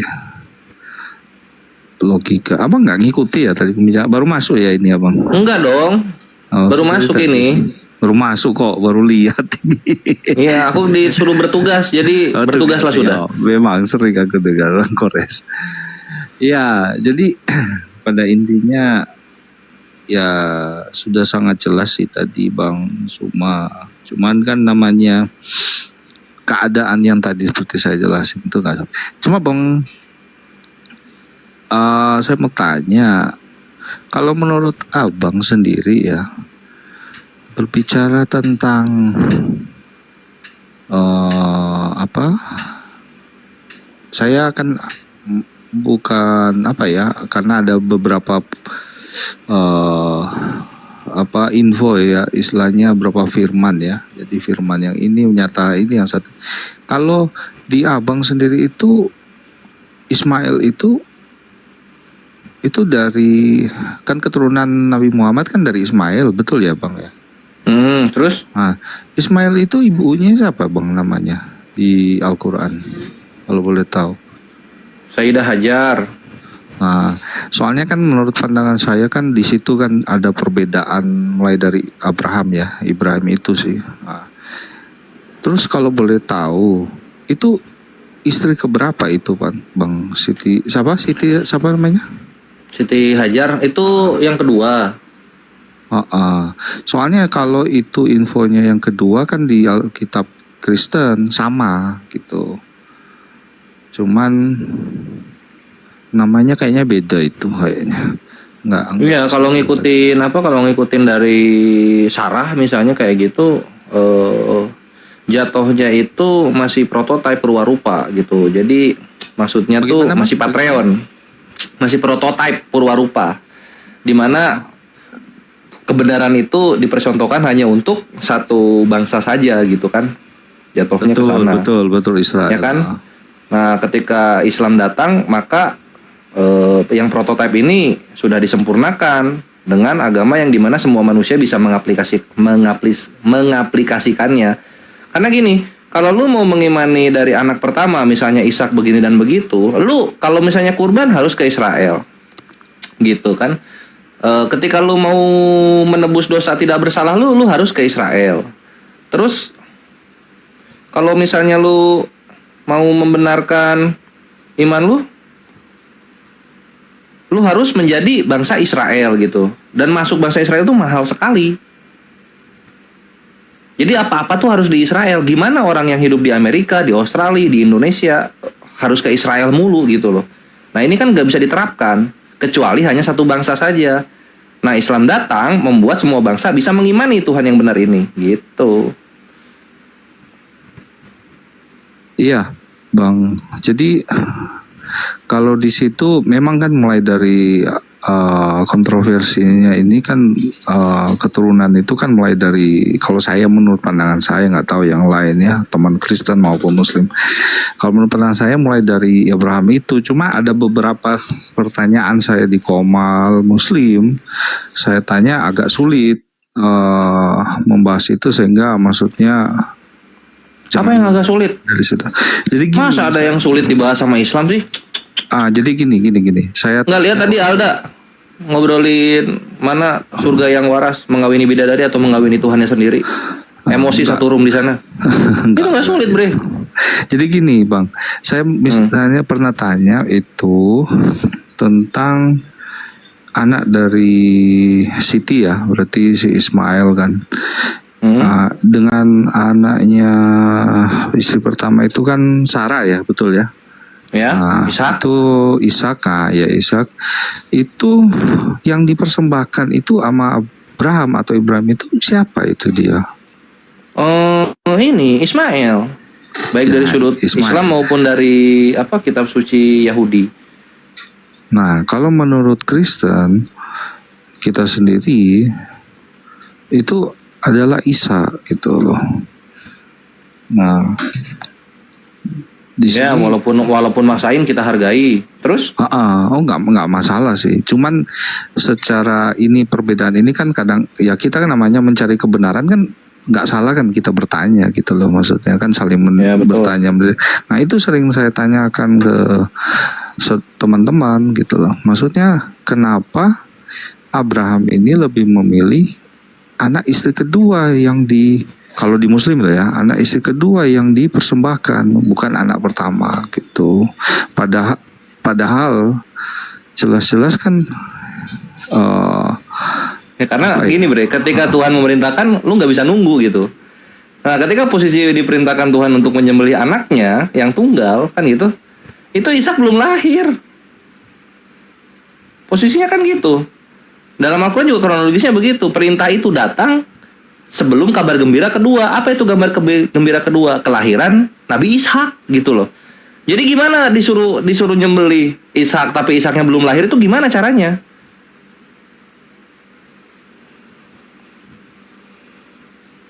Oke. Gitu my bre. Jadi kalau menurut abang berarti secara waktu itu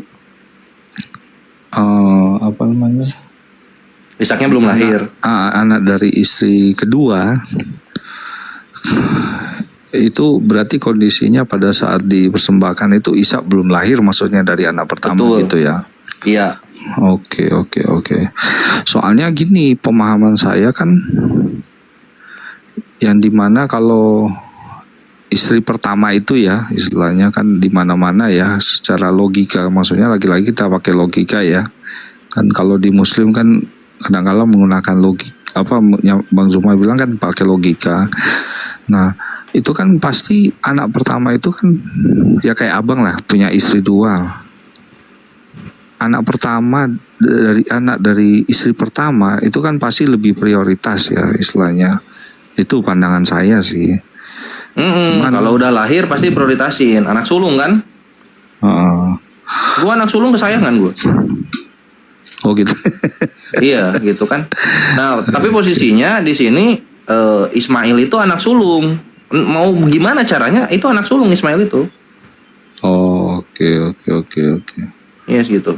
Ishak akan selalu menjadi yang kedua. Ishak akan selalu menjadi yang kedua. Oke. Padahal Ishak itu dari istri pertama ya? Pertama, ya betul. Oke. Nah sekarang kalau untuk merujuk ke Nabi Isa ya, boleh. Itu maupun Nabi Muhammad ya, bisa ya bang ya? Bisa gas. Nah, itu rentetan silsilanya, jalurnya dari mana sehingga kok bisa tahu itu di Al-Quran itu dari mana itu bang? Dari para sejarawan. Maksudnya sejarawan gimana ya? Maksudnya kita kan berpatokan dari kitab yang abang imani kan, maksudnya nggak kata si A, si B kan maksudnya. Gini, posisinya gini, ini pakai logika ya. Bangsa Arab dengan kitab suci Al-Quran turun duluan mana? Bagaimana bang? Bangsa Arab dengan kitab suci Al-Quran turun duluan mana? Bangsa Arab dengan kitab suci Al-Quran. Kalau saya sih berpatokan sama Al-Quran dulu kan bang, yang sudah jelas kan gitu. Tapi kalau bisa. bangsa Arab nggak bisa, harus apa namanya? Dilihat secara ininya dulu mengenai pernasaban itu. Bangsa Arab itu duluan ada sebelum Nabi Muhammad. Al-Quran turun zaman Nabi Muhammad. Jadi nenek moyangnya Nabi Muhammad tahu saudara-saudara di pinggir mereka. Dan bangsa Arab menghafal nasabnya atau keturunannya ke atas dan keturunannya ke bawah gitu. Nah nanti penghafalan itu tuh sampai kepada Nabi Ismail. Nabi Ismail tahu siapa saja anak-anak dan saudara-saudaranya, baik dari Ismail maupun dari Ishaknya, tahu mereka. Nah gitu, jadi nasab ini datangnya dari ahli sejarah. Orang-orang yang dulunya belum masuk Islam, tahu sejarah, masuk Islam gitu kan. Diceritakanlah mengenai sejarah ini, gitu ke Islam. Sama kayak gini, keselamatan datang dari bangsa Israel kan gitu. Abraham dibilang orang Israel, orang Kristen gitu. Kalau secara logika Abraham itu orang Irak. Nenek moyangnya orang Israel, itu orang Irak. Iya Persia kan, Persia. Yes. Betul, Ur-Kasdim itu kan ada di Irak. Bukan dong Persia, Iran dong. Iya, Kasdim. Cuma gini bang, yang saya heran keterangannya itu kan apa berdasarkan sejarah itu, maksudnya nggak berdasarkan dengan kitab yang abang imani itu yang dijelaskan terkait, karena di situ kan banyak apa ya, firman-firman dari nabi-nabi yang ada kan gitu ya. Nah, nasab itu bukan firman. Nasab itu bukan firman, nasab itu ilmu sejarah mengenai keturunan kita gitu. Sedangkan firman Allah isinya hukum-hukum yang harus dijalankan dan dijauhi, hukum-hukum yang harus dijalankan, larangan yang harus dijauhi, hikmah-hikmah yang bisa kita ambil, dan juga pengajaran kisah-kisah nabi-nabi terdahulu gitu. Nah sekarang kalau kita misalnya bahas nasab gitu ya, Allah nih bahas nasab secara komprehensif gitu. Manfaatnya untuk umat manusia apa? Lebih mencintai bangsa Arab begitu? Gitu loh. Contoh misalnya Israel gini kan, dalam Islam itu sangat diketahui bangsa Israel itu bangsa yang sangat mengagung-agungkan nasab kan gitu. Nah sekarang kita lihat apa fungsinya. Ketika kita tahu silsilah nih, silsilah baik Arab maupun Israel, apa fungsinya dalam iman? Ujung-ujungnya apa? Mendiskreditkan tanah kelahiran kita, yang dimana di Islam itu dihilangkan sama sekali mengagung-agungkan nasab gitu loh. Oke. Nah, ini kan mantap. Al-Qur'an ini kan dekat sekali kalau Bang cerita sama Israel ya, berarti ya, Yahudi ini. Nah, bahkan tadi sama Abang kan bilang, thank you Nat Bonafide. Semoga manfaat argumen Kores untuk Alda Victory. Silakan. Iya, sama apa namanya, istri ini melalui kitab Yahudi ya. Berarti sebenarnya kitab Taurat itu kitab Al-Qur'an itu berarti maksudnya Abang dari kitab Taurat juga, maksudnya dari Yahudi juga atau gimana itu? Enggak dari dong. Kitab Al-Qur'an, kitab Taurat yang kami imani, Injil, Zabur itu dari Allah semua. Gitu, dari Allah semua. Yang membedakan apa? Al-Qur'anul Karim hukumnya digunakan sepanjang masa sampai kiamat.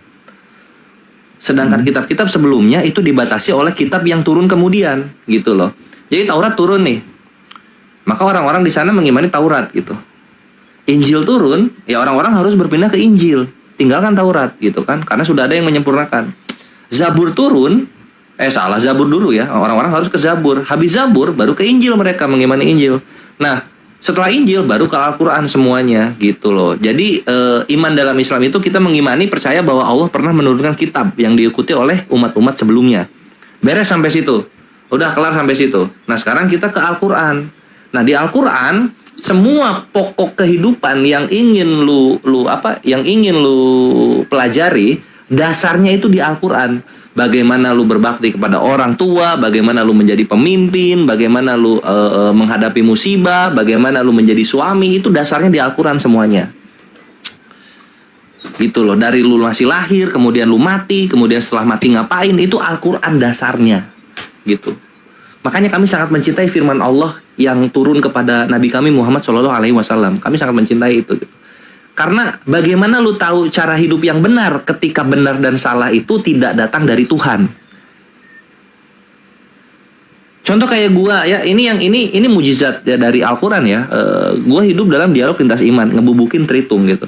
Ternyata jauh sebelum gua lahir itu Allah sudah menitipkan perkataan-perkataannya yang sangat bermanfaat dan berguna untuk iman gua ketika gua sedang dialog lintas iman. Contoh misalnya di dalam Al-Baqarah ayat 25 di sini, ketika Allah mengisahkan Nabi Ibrahim, Allah berkata, sesungguhnya berhala-berhala yang kamu sembah hanya untuk menciptakan perasaan kasih.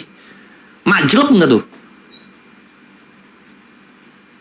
Majlub nggak tuh? Majlub deh.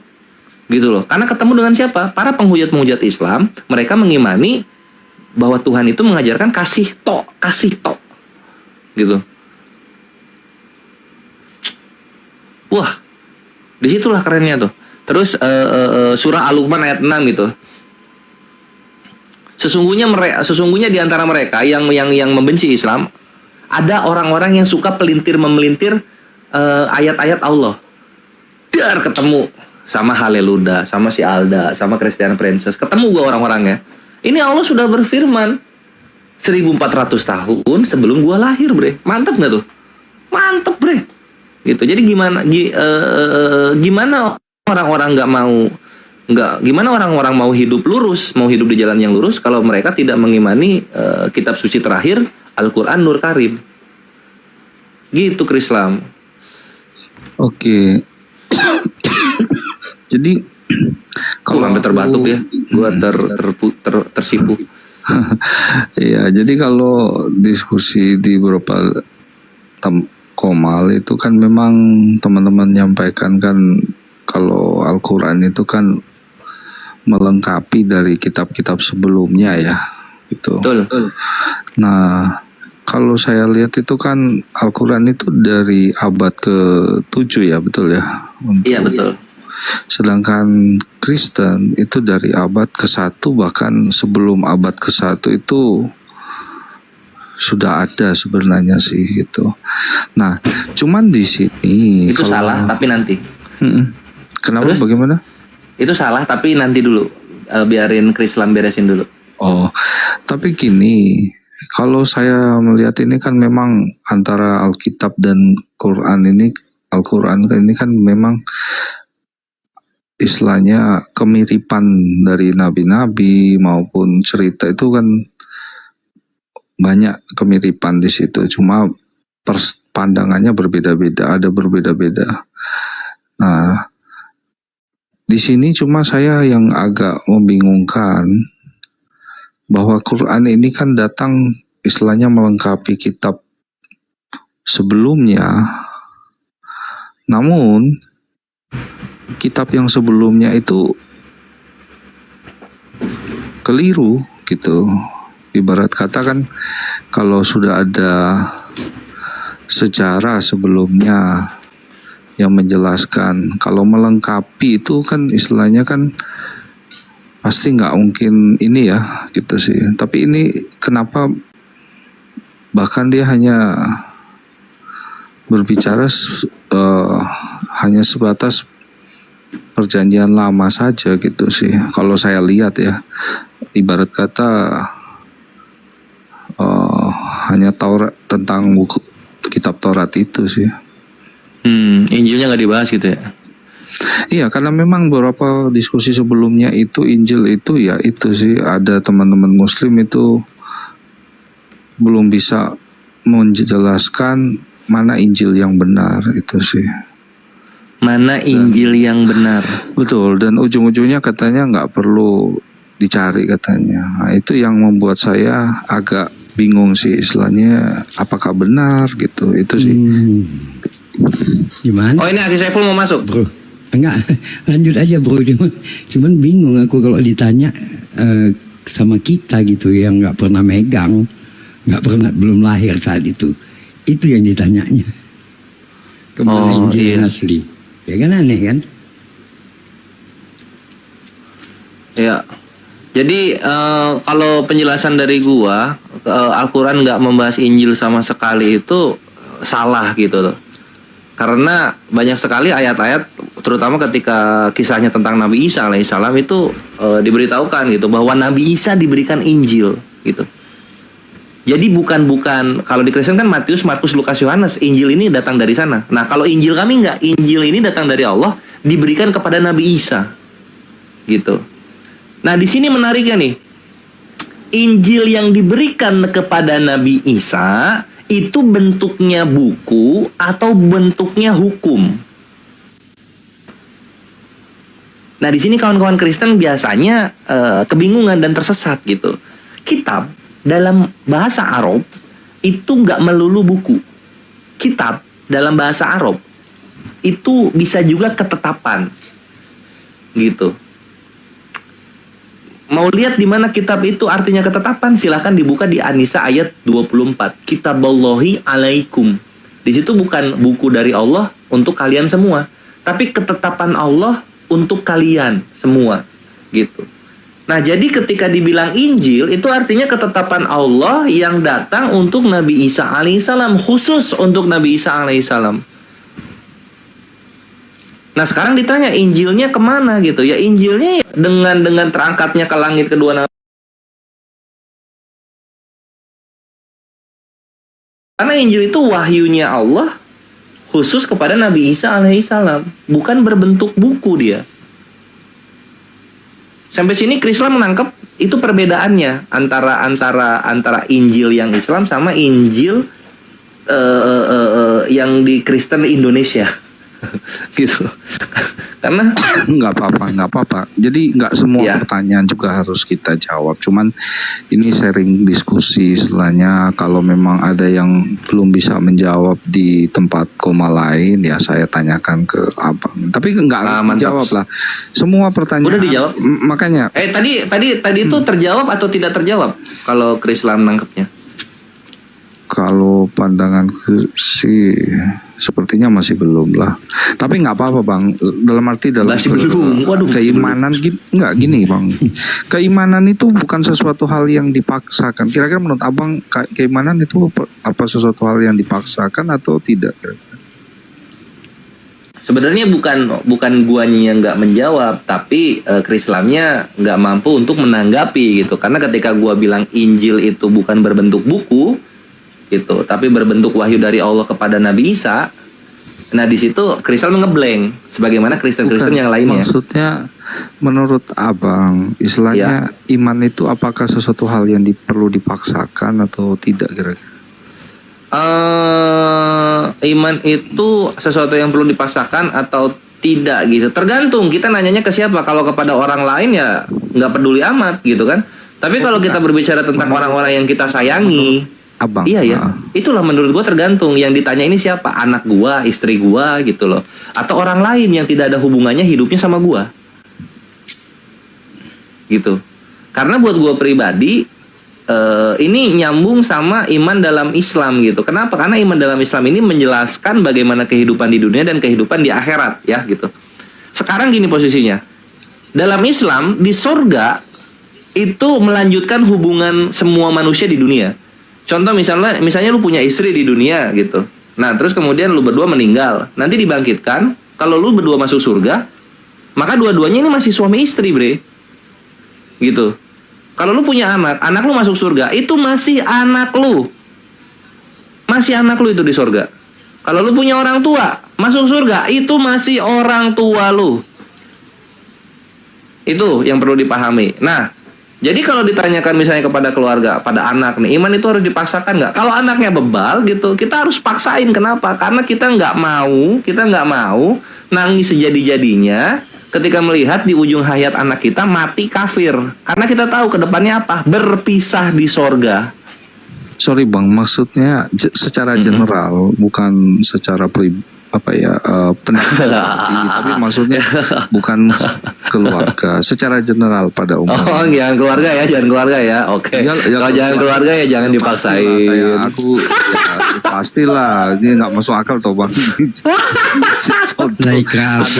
Biarin masuk. Nah itu tuh udah dijawab tuh. Kita. Nah kalau orang lain gitu kan beragama. Itu. La ikraha fiddin, tidak ada paksaan dalam beragama. Kenapa? Itu Oh iya, monggo silakan. Iya, terima kasih Bang Islam ya. Assalamualaikum, selamat malam semuanya. Ini Frans ini Muslim ya? Iya, saya Kristen. Oh alaika, my bre. Iya. Iya, pertama-tama saya mengucapkan. Gue malas nanya Ikhwan kalau baik. Iya, jawab dulu yang di bawah tadi. Silakan. Iya, tunggu. Pertama-tama saya mengucapkan terima kasih kepada Bang Handi, kepada Bang Zuma yang menjadi bengkel penguji keilmuan saya, penggalian ilmuwan saya tentang Kristen, tentang Alkitab.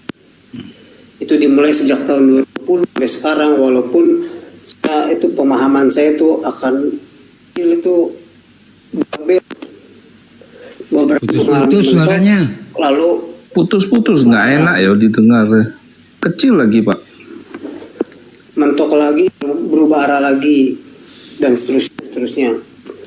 Nah, lalu sampailah saya kepada pengertian pemahaman keimanan saya bahwa saya harus memulai dari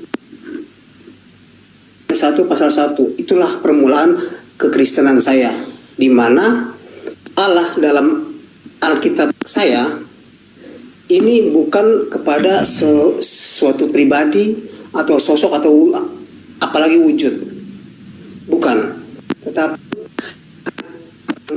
saja itu kata saja ya, lain Allah yang esa atau roh Allah dan lain sebagainya, itu hanya kata Allah saja. Nah, itu hanya kepada firman, tidak lebih tidak kurang, hanya firman. Itulah pengertian Allah dalam Alkitab. Nah, korelasinya dengan Allah dalam Al-Quran itu kan saya Lu harus tanggung jawab ini, Res. Tanggung jawab lu. Iya.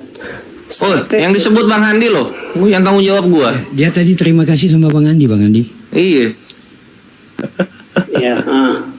Lalu korelasinya dengan Allah dalam Al-Quran itu sebenarnya belajar di orang Muslim, baik Bang Hadi, Bang Zuma maupun Islam-Islam yang lain, itu bahwa apabila kalian substansi dari itu dari alif lam lam ha, maka saya akan ke al-ilah.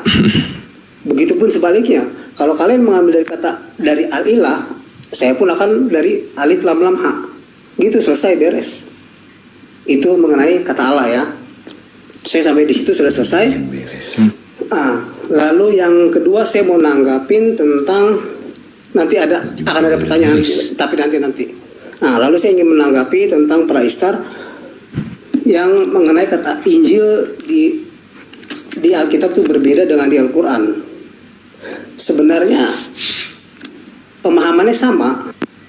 Itu kan dari kata bahasa Arab, iya. Saya akui dari bahasa Arab, Injil arti terbaik. Kalau bahasa Yunani Angelos.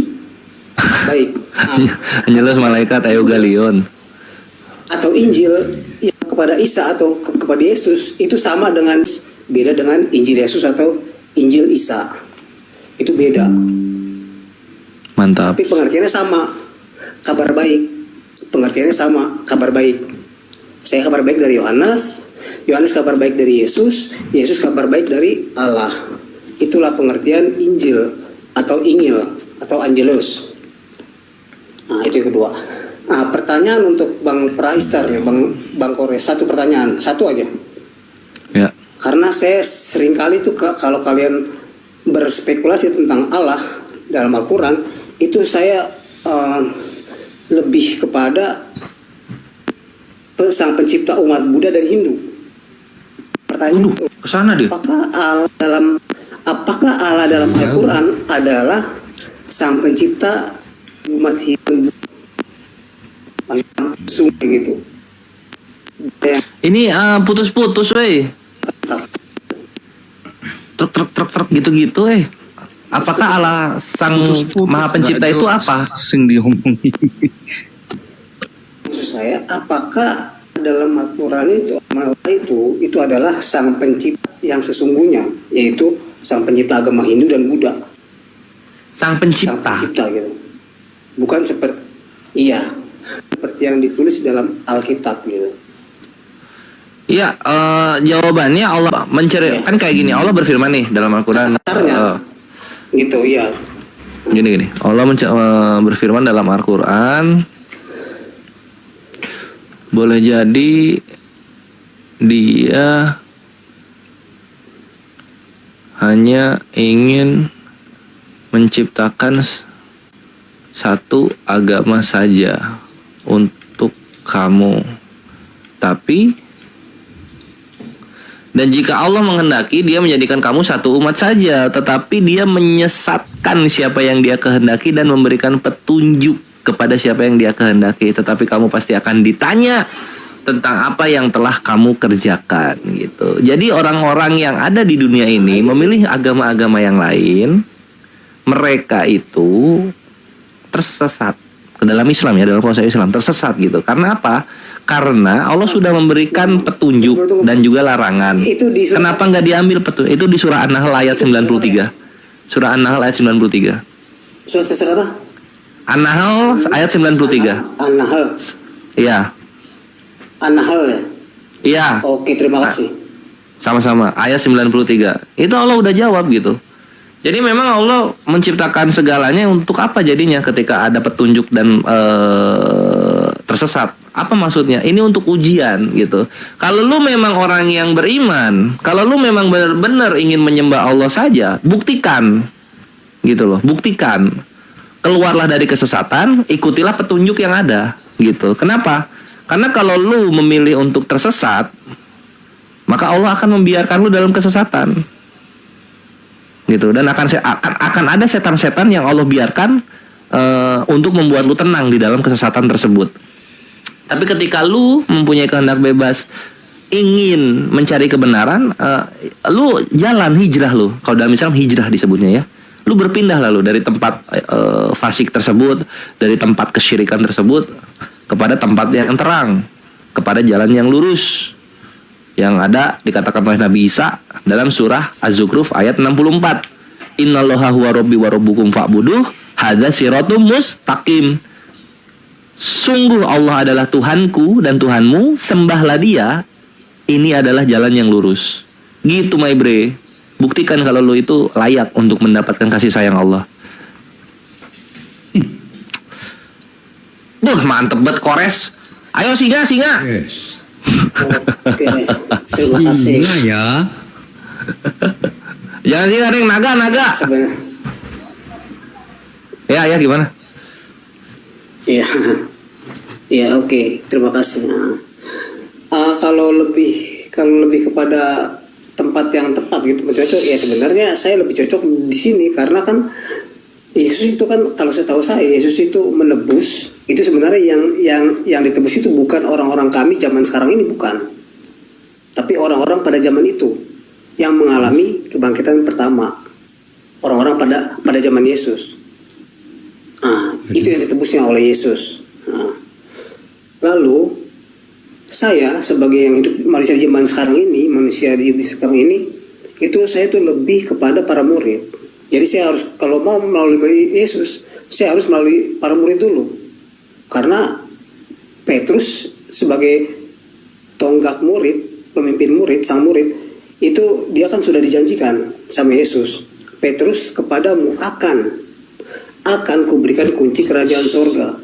Nah, jadi saya harus melalui Petrus, melalui Paulus. Nah, itulah yang saya lakukan sekarang, dan keimanan saya itu, saya pernah ditegur oleh seseorang. Itu dia manusia juga, tapi dia berjiwa malaikat. Dia bilang sama saya, up to you katanya. Artinya terserah kamu katanya.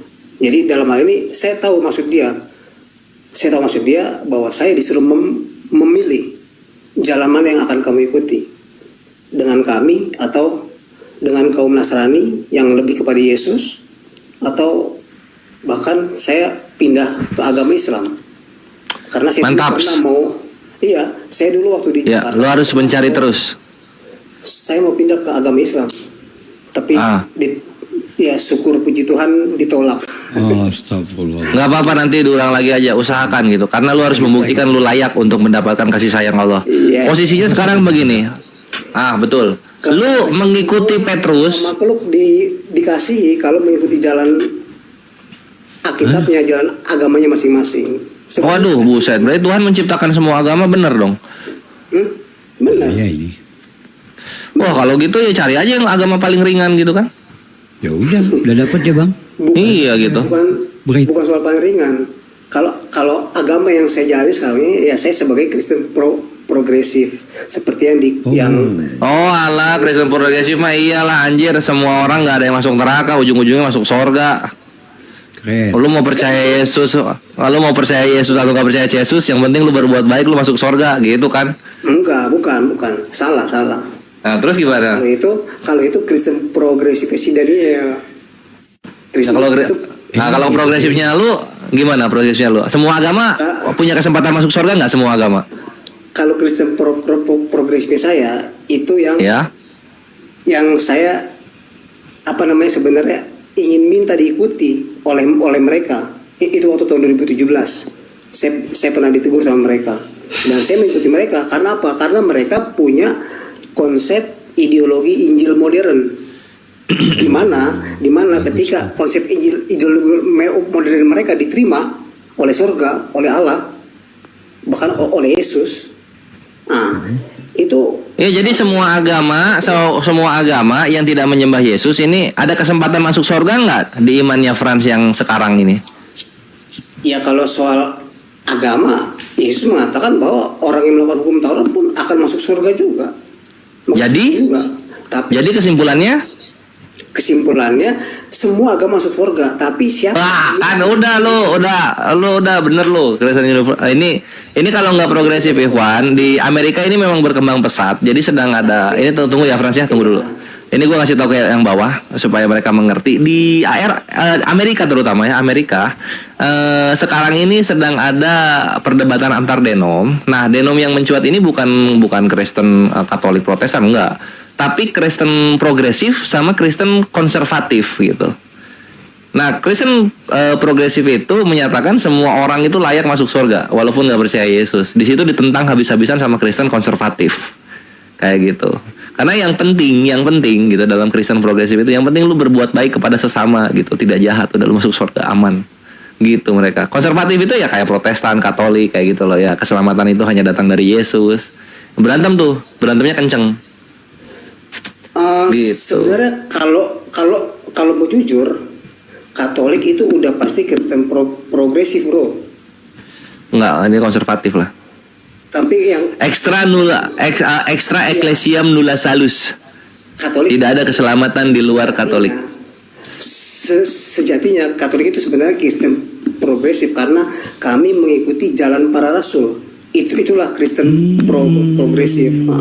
Lah, rasul-rasulnya aja bilang begini tuh. Apa apostolos ya? Jangan rasul ya, apostolos. Apostolosnya aja bilang gini, jikalau ada yang mengikuti Injil yang selain ini, maka mereka bukan dari golongan kami. Nah gitu, apostolos bilang gitu tuh. Meskipun malaikat yang membawa. Iya, meskipun malaikat yang membawa. Gimana sih lo? Tahu ya.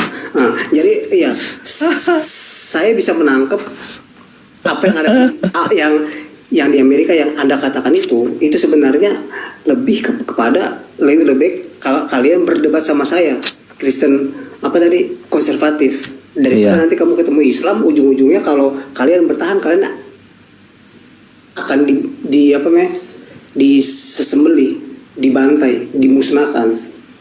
Itu, iya. Jadi emang kenapa kalau dimusnahkan? Ya karena mereka bertahan. Enggak, maksud gua gini loh, kan langsung ke kerajaan sorga kan?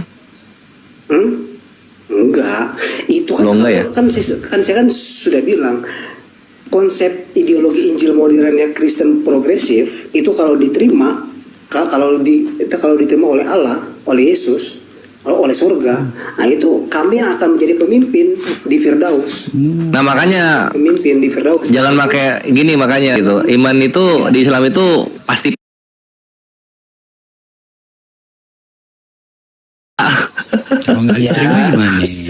Sejujurnya mengenai kepastian kalian juga sebenarnya tidak ada kepastian sih. Ini masih kampanye, Pak. Masih kampanye, Bre. Islam nggak ada kepastian gimana? Nih. Apa? Belum pasti siapa yang menang ini, Bre. Masih kampanye. Islam nggak pasti masuk surga Islam. Bukan nggak pasti masuk surga.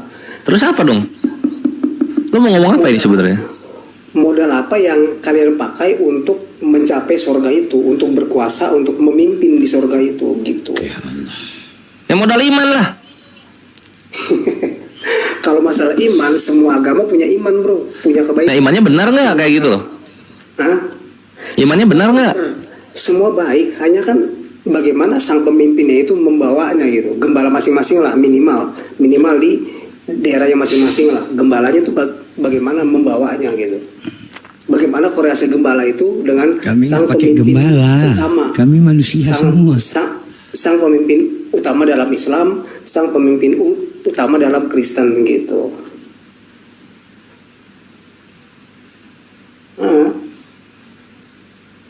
Jadi ya begitu dulu, bro. Saya sebenarnya mau mendalami nih yang tadi Anda katakan ini surat An-Nahl 9. Nah ini Al-Ahqaf ayat 13-14 ya. Sesungguhnya orang-orang yang berkata Tuhan kami adalah Allah, kemudian mereka tetap istiqomah, tidak ada rasa khawatir pada mereka, dan mereka tidak bersedih hati, mereka itulah para penghuni surga, kekal di dalamnya. Mana nggak pasti? Itu di surat apa? Al-Ahqaf ayat 13 sampai 14. Al-Ahqaf ya. Ahqaf Pak. Ahqaf. Ya kalau kami kan Arabnya ya Ahqaf. Oh iya, sorry. Baca Ahqaf ya. Ahqaf ya. Oke. Ayat nomor berapa? Surat nomor? Enggak tahu ya nomor berapa ya Al-Ahqaf. Oh, itu suratnya hanya surat Al-Ahqaf saja. Oke. Al-Ahqaf aja gitu. Iya. Kita tuh apa nama suratnya bukan nomornya. Kalau kita Islam tuh. Iya. Ayatnya 13 sampai 14. Nanti di Al-Baqarah ayat 25 juga. Dan sampaikanlah kabar gembira, bukan Injil ya, Basyiron di sini. Kepada orang-orang yang beriman dan berbuat kebaikan, bahwa untuk mereka surga-surga yang mengalir di bawah sungai-sungai gitu. Tuh. Jadi kami modal iman dan berbuat kebajikan masuk surga. Jaminan lagi. Jaminan itu. Gitu. Nanti kalau mau ditanya mana buktinya orang Islam sudah di sorga, surah Ali Imran ayat 169 gitu. Jangan kamu bilang orang-orang yang gugur di jalan Allah mereka mati. Sesungguhnya mereka hidup di sisi Tuhan dan mendapatkan rizki. Tuh, di sisi Tuhan. Sisi Tuhan tuh apa sih? Sorga. Oke, saudara, karena saya besok mau kerja, saya mau istirahat, nanti kita ketemu ya. Iya. Siap, semoga hidayah Allah sampai kepadamu, friends. Iya, siap. Terima kasih. Sama-sama. Semuanya, assalamualaikum ya. Oh ya, waalaikum juga, my bre. Selamat melanjutkan aktivitas. Dikasih dalil langsung setuju. Gue suka yang kayak gitu. Oh ada ya dalilnya ya. Oh, alhamdulillah mantap. Di mana dalilnya? Sini. Langsung dia catat. Gitu. Ini Bang yang tadi nanya apa Bang Krislam ya yang tadi nanya Injil asli ya. Injil. Ya. Itu sama. Ya, Akhi Saiful gantian ya. Aduh, aku capek nih dari jam 1 siang tadi. Lanjut. Gimana Bang Krislam nanyanya sama kami, Bang? Bang Krislam. Udah tidur dia kayak gini. Ya. Abang tadi nanya Injil yang benar, Injil yang asli. Iya. Ya kan? Saat itu umat Islam kan belum ada, Bang. Nabi Muhammad belum lahir. Jadi kalau abang tujukan pertanyaan itu ke Islam, itu salah besar lah, Bang. Harusnya abang bertanyanya ke orang yang sudah ada saat itu. Di mana kita kenal, kita tahu ada kanonisasi dan sebagainya. Tanyakan ke mereka, Bang. Betul, Bang. Betul. Kenapa ada kanonisasi? Kenapa ada yang diapokrifakan? Betul. Apokrifa itu artinya kalau diartikan itu kata-katanya yang disembunyikan loh, Bang. Dan di dalam Al-Quran ada disebut bahwasannya mereka menyembunyikan kitab-kitab mereka. Nah, itu dia, Bang. Ya itu dia, jangan tanya sama kami. Iya, Karena udah jelas. Ketika dikatakan mereka menyembunyikan dan apa yang tidak dipakai dalam dikanonisasi itu disebut apokrifa, sembunyikan, menyembunyikan. Ya sama aja, Bang. Udah diinformasikan itu, tepat lagi informasinya.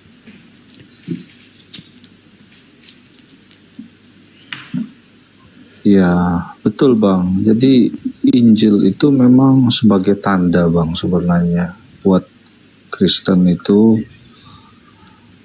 dan itu memang pastinya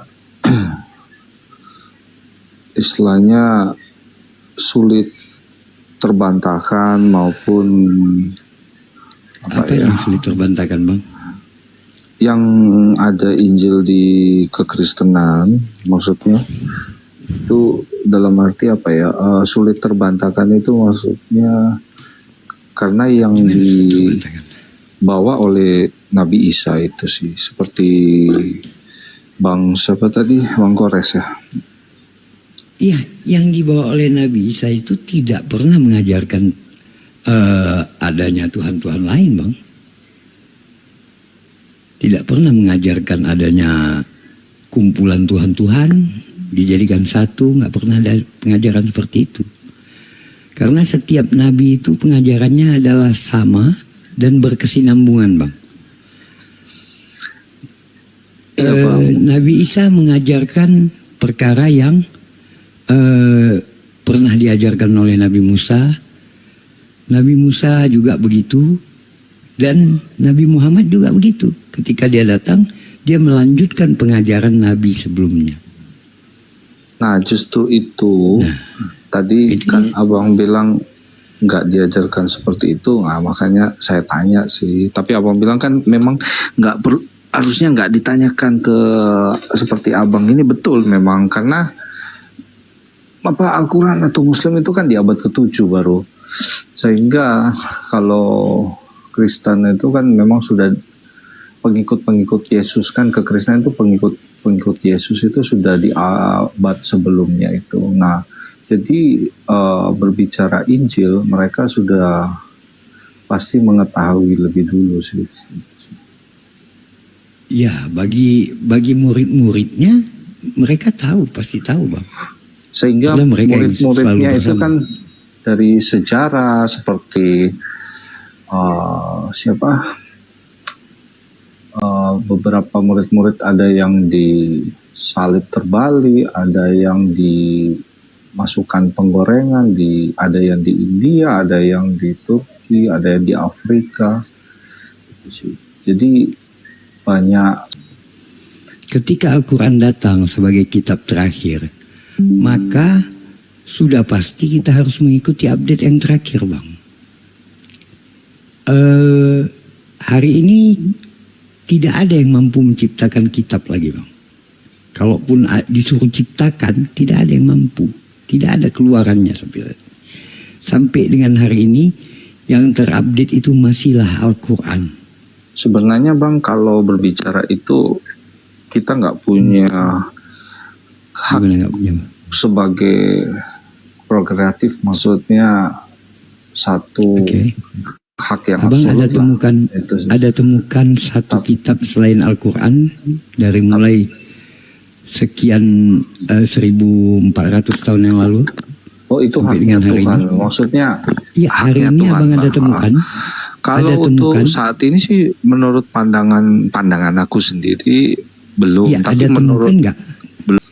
Iya, tapi kan pandangan manusia kan dari saya sampaikan dari sisi Islam. Dari sisi Islamnya maksudnya. Tapi kalau dari sisi pandangan agama lain atau mungkin orang ateis, itu saya rasa beda pandangan sih. Ya, gitu loh maksudnya. Beda lah, Bang. Tapi yang gitu ini yang maksudnya. saya sampaikan klaim daripada Allah menurut agama Islam. Betul. Dan Soalnya kalau klaim itu benar sampai dengan hari ini. Berbicara seperti itu kita harus general, Bang. Karena itu kalau kita ngambil dari sisi satu itu bukan Islam. Itu sih hari maksudnya. ini ada nggak Abang temukan? Oh, kalau dari aku nggak ada. Tapi ada, maksudnya kan? Ya, dari artinya ateis benar atau klaim apa itu. kan belum tentu, Bang. Maksudnya gitu. Lah, udah pasti beda lah, Bang. Keimanannya beda ya udah pasti beda. Tapi yang jelas kan sampai dengan hari beda. ini itu terbukti. Betul. Dan kami Cuman meyakini gini, Bang. itu. Yang herannya saya tadi Bang Kores bilang Injil itu kan dibawa sama Isa ya ke surga ya, betul ya Bang ya? Yang dimaksud Bang Kores itu karena Allah menurunkan Injil kepada Nabi Isa, artinya hukum dan ketetapan itu ada yang ketahui itu Nabi Isa gitu. Iya, dibawa ke surga kan karena dia naik ke surga. Dalam bentuk buku, bukan dalam bentuk buku. Oh, tapi nggak tahu, dia nggak bilang sih tadi. Iya, tidak dalam bentuk buku, tapi dalam bentuk karena diwahyukan kepada dia, artinya dia yang tahu apa itu. Betul. Jadi Bang Kores juga menjawab seperti itu karena Nabi Isa itu masih hidup gitu. Nah, kalau tadi Nabi Isa-nya udah meninggal juga nggak dia bilang gitu. Betul. Nah, oleh karena itu Bang, maksudku Nabi Isa ini kan apa ya, yang kami percaya sebagai Tuhan Yesus, yang kita imani sebelum adanya Al-Quran, itu yang dimunculkan yaitu tentang penyalipan, itu yang dimaksudkan Injil itu, Bang. Penyalipan yang dimaksudkan Injil.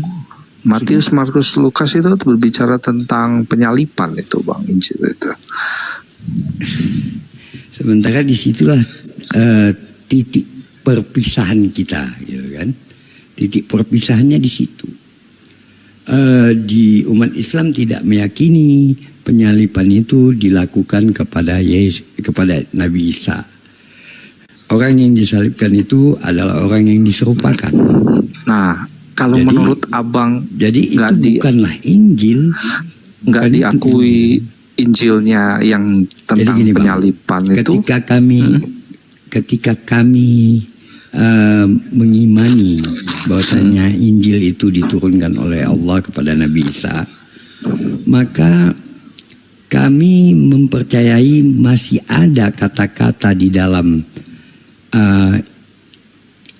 Bible yang Anda bilang Injil itu masih ada 1, 2, 3, 4, 5 mungkin perkataan-perkataan yang memang diucapkan oleh Nabi Isa, ataupun masih ada perkataan-perkataan yang asli yang merupakan firman daripada Allah. Jadi kami tidak boleh menolak sepenuhnya dan tidak boleh menerima sepenuhnya, Bang. Tapi contohnya yang kami yakini bahwasannya itu memang benar-benar karena sesuai dengan apa yang diajarkan oleh nabi-nabi terdahulu dan Nabi Muhammad, sebagaimana kita dengarkan Yohanes 17:3 misalkan. Inilah hidup yang kekal itu, yaitu mengenal Engkau satu-satunya Tuhan, dan aku adalah utusan. Nah, hal ini sesuai, cocok dengan apa yang semestinya terjadi gitu. Jadi tidak semua bisa kita bantah, tapi tidak juga semua bisa kita terima gitu. Betul. Karena Kalau tidak itu ada kitab, sih aku, tidak ada Bang. kitab yang dijaga oleh Allah sebagaimana Allah menjaga Al-Quran. Kami Betul. yang menurunkan, kami juga yang menjaganya. Kalau itu setuju, aku sangat setuju. Karena ya itu pernah aku bicara di koma lain. Yang namanya kitab ya, secara general itu ditulis oleh manusia. Itu dipastikan 100% ditulis oleh manusia. Tetapi di zaman terdahulu itu diwahyukan oleh para nabi. Dan ditulis oleh para nabi, namun diterjemahkan maupun ditulis kembali itu oleh manusia. Nah, akhirnya muncullah yang seperti Abang bilang tadi, bisa dikatakan 100%, bisa dikatakan tidak. Namun kalau Abang bilang tidak bisa dinyatakan, ya memang gini, Bang. Jadi di zaman dulu itu kan perang. Jadi kalau mau mengetahui tentang kitab yang istilahnya dilengkapi oleh Quran sebelumnya itu zaman perang, Bang. Jadi banyak kitab-kitab itu yang disembunyikan di dalam gua. Nah, jadi banyak permasalahan di situ. Nah, bayangin di dalam perang, ya contoh kayak Palestina gitu, apa yang mau diselamatkan? Sulit, Bang, sangat sulit. Jadi pasti ada yang ketinggalan. Pasti kita mengakui. Namun gini, Bang, yang bikin kontroversi adalah penulis-penulisnya ini, Bang. Gitu loh. Penulis-penulisnya dari zaman ke zaman. Nah, contoh misalnya kayak kasus apa ya, kemarin saya tentang Bali itu, tahu ya, Bang ya, tentang kitab diterjemahkan ke Bali. Nah, jadi hal-hal seperti itu namanya penerjemah maupun secara penulis, jangankan itu, kami aja sebagai Alkitab kami ini dalam bahasa Indonesia, kita mengakui diterjemahkan dari Inggris ke Indonesia itu banyak kendala, banyak yang ada ini karena nyatanya bahasa Indonesia ini terus terang bukan lemah, tapi penjelasannya itu terlalu agak rumit dibandingkan bahasa Inggris. Kita harus mengakui itu. Nah, jadi sehingga kita berbicara bahasa itu agak sulit diterjemahkan apalagi oleh manusia. Nah, bukan seorang nabi yang minta dapat wahyuan secara langsung. Nah, tetapi kembali lagi, kalau kita berbicara kitab seperti saudara saya Muslim bahasa Arab, nah, mama saya kan mantan Muslim sebelumnya sebagai dosen, masuk ke Kristen. Dia sendiri bilang, banyak orang Muslim belum tentu dia memahami, bisa baca ngaji bisa, tapi belum tentu dia mengerti apa yang dia baca. Karena itu faktor bahasa. Nah, jadi sehingga tapi itu gunanya penjagaannya, Bang. Iya, betul, kami dilema. yakini, Dilema kami memang. yakini, Betul, dilema kalau itu. satu kata pun tidak ada yang berubah dari apa yang disampaikan Allah kepada Rasulullah. Kalau kita bicara hari ini, bahasa aslinya memang dilema. Jadi itu kita akui. Namun kembali lagi Bang, kalau seperti di saudara saya Muslim, mama saya bilang, kalau misalnya banyak yang nggak paham, itu tuh cukup sulit mereka mengetahui isi-isinya itu. Tidak. Ini Pak Kris dari tadi saya perhatiin ini bicaranya marah kemana sih? Ini tiba-tiba masuk ngagetin aja. Ini gue heran Pak Kris ngalur ngidul kiri kanan mau kemana gitu Pak Enak Kris. ngobrol sama ini kok abang. Tapi ngobrolnya mau kemana gitu loh. Ya namanya ngobrol santai ya. Gue banting juga di HP ini. Biasa aja. Ya kalau mau ngobrol silakan. Sampai yang lain aku ikut aja kan namanya. Udah terusin dulu aja, hidung gue mampet. Gue lagi masuk angin. Suruh ngobrol capek dia dari pagi ke pagi. Ya intinya kayak gitulah Bang. Makanya aku sering bilang jadi intinya manusia Bang, itulah. kalau Abang udah tahu bahwasannya kitab suci Al-Quran itu tidak pernah berubah sama sekali, betul. Maka itu sudah bisa menjadi bukti kebesaran Allah, di mana Allah mengatakan kami yang menurunkan, kami juga yang menjaganya. Kalau itu sih soal menjaga, saya rasa manusia sendiri Bang. Jadi Astagfirullahaladzim. Enggak, karena gini Nggak Bang. bisa gitu Bang. Kami meyakini itu Allah yang menjaga. Oh iya. Walaupun secara turun-menurunnya Al-Quran itu menggunakan tradisi hafalan. Oh iya pasti. Bukan maksudnya soal penerjemah Bang. Penerjemah itu buktinya kan sekarang ada yang menerjemah ke bahasa Indonesia juga kan Quran. Dalam penafsiran itu perlu banyak ilmu. Jadi kalau perkara yang untuk penafsiran itu kami memilih butuh tafsir. Tafsir siapa? Tafsir Jalalain, tafsir Qurtubi, tafsir apa? Itu kita pakai untuk melihat tafsirannya gitu. Nah, seringkali Bang, namanya pemahaman saya sih, seringkali yang namanya tafsiran itu seringkali belum tentu sama kan Bang? Sama, kata-kata sama. Hampir rata sama penjelasannya. Bukan Cuman pemahamannya. Iya, pemahamannya hampir sama semua Bang. Cuman pilihan kata dalam bahasanya itu aja yang berbeda-beda. Kalau secara penafsiran tidak ada yang lari dari tafsiran sebenarnya. Perbedaan pun ada, ya masih tidak ada yang maksudnya lari ke sesat atau kemana. Oh kita iya bisa pastilah, sama di Alkitab kita nggak ada lari ke sesat. Cuma maksudnya artinya. Gimana nggak ada Bang? Gimana nggak ada Bang? Ada sekian ratus ribu denom itu gimana? Maksudnya itu ada penafsiran. Penerjemah maksudnya. Jadi dari penerjemah. Penerjemahnya aja pun kesalahan. Di mana ada penggunaan kata Allah itu Bang? Gini, Dari maksudnya situ aja kalau udah. itu kan hak dari penerjemah sendiri Bang, maupun penafsiran. Mana bisa begitu Abang? Ya kan saya nggak punya itu di situ. Ya itu sekarang semua nama Tuhan orang diambil, digunakan di situ. Gimana itu bisa hak penterjemah? Itu Gimana ya, itu? ya sama kayak abang istilahnya ulama ya. Kalau ini pasti ada pakar-pakar yang Nggak pernah di dalam kitab kami, di dalam tafsiran ulama menggunakan kata apostolos atau kata-kata yang dipakai oleh umat Kristen atau apa, nggak pernah ada, nggak pernah kami mau pakai.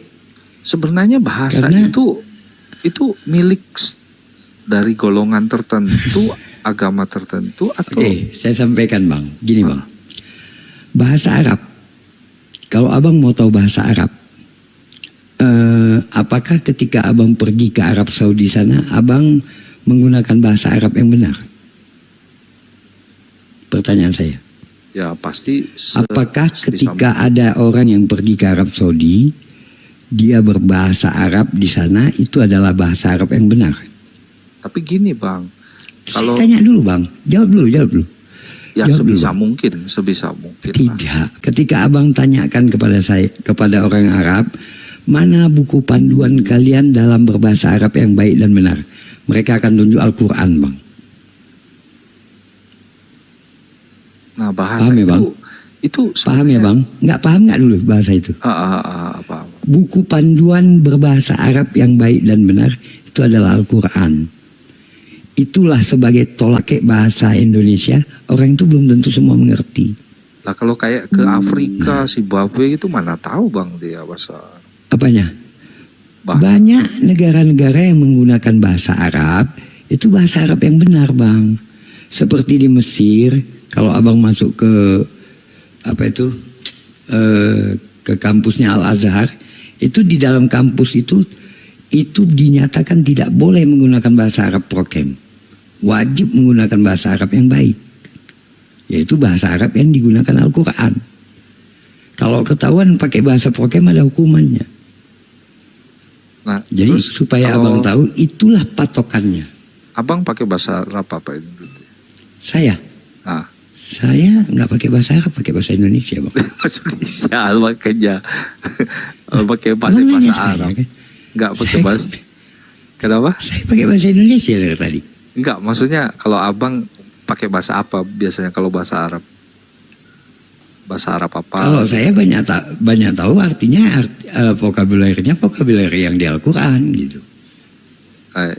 Enggak, maksudnya Nah, namanya kalaupun saya bahasa Arab belajar, apa gitu.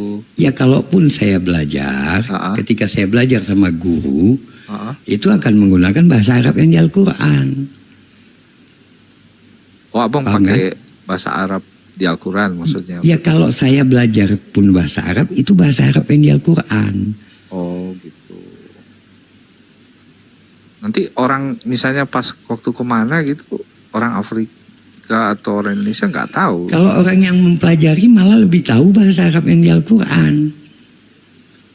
Itu yang resminya. Kalau yang Ketika pada orang umumnya belajar, nggak tahu ya, lebih tahu. ada nggak yang seberapa- paham, ada yang tidak paham. Kalau di Arab Saudi itu sendiri, mereka itu menggunakan bahasa Arab yang prokem, yang slangnya lah kalau kita bilang. Nah, Terus itu dia bang. enaknya Jadi kalau biar gampang dipahami di mana-mana pakai bahasa Arab yang mana? yang Al-Quran, kalau yang mau yang resminya yang Al-Quran lah. Pasti tahu semua ya berarti ya itu ya. Kalau orang belajar pasti tahu. Soalnya kayak di kampus-kampus gitu itu pakai yang di Al-Quran itu. Ya, Pasti yang di Al-Quran.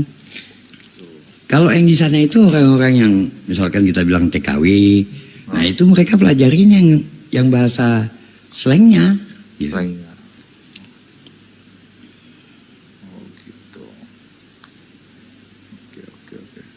Tapi bahasa Arab itu sebenarnya patokannya abang itu yang nyiptain bahasa Arab itu manusia atau gimana?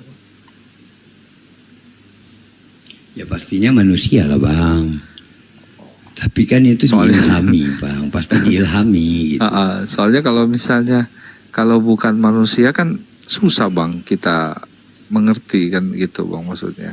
Ya pastinya manusia, tapi diilhami kan gitu. Nah kira-kira menurut abang bahasa Arab itu kapan bang diciptakan? Sebelum Masehi atau gimana? Kalau saya rasa jauh lah bang, jauh sebelum itu. Kalau menurut data yang pernah saya dapat itu Dimulai dari sejak Nabi Sid. Nabi Sid kalau nggak salah saya. Dari Abraham belum ada itu, Ibrahim. Abraham ya udah ada lah, udah ada. Oh sudah ada itu. Oh nggak mungkin Ismail berbahasa Arab. Oh, berarti sebelum Ibrahim siapa? Udah ada. Nabi Sid itu kalau nggak salah setelah Nabi Adam. Setelah Nabi Adam. Nggak jauh setelah Nabi Adam.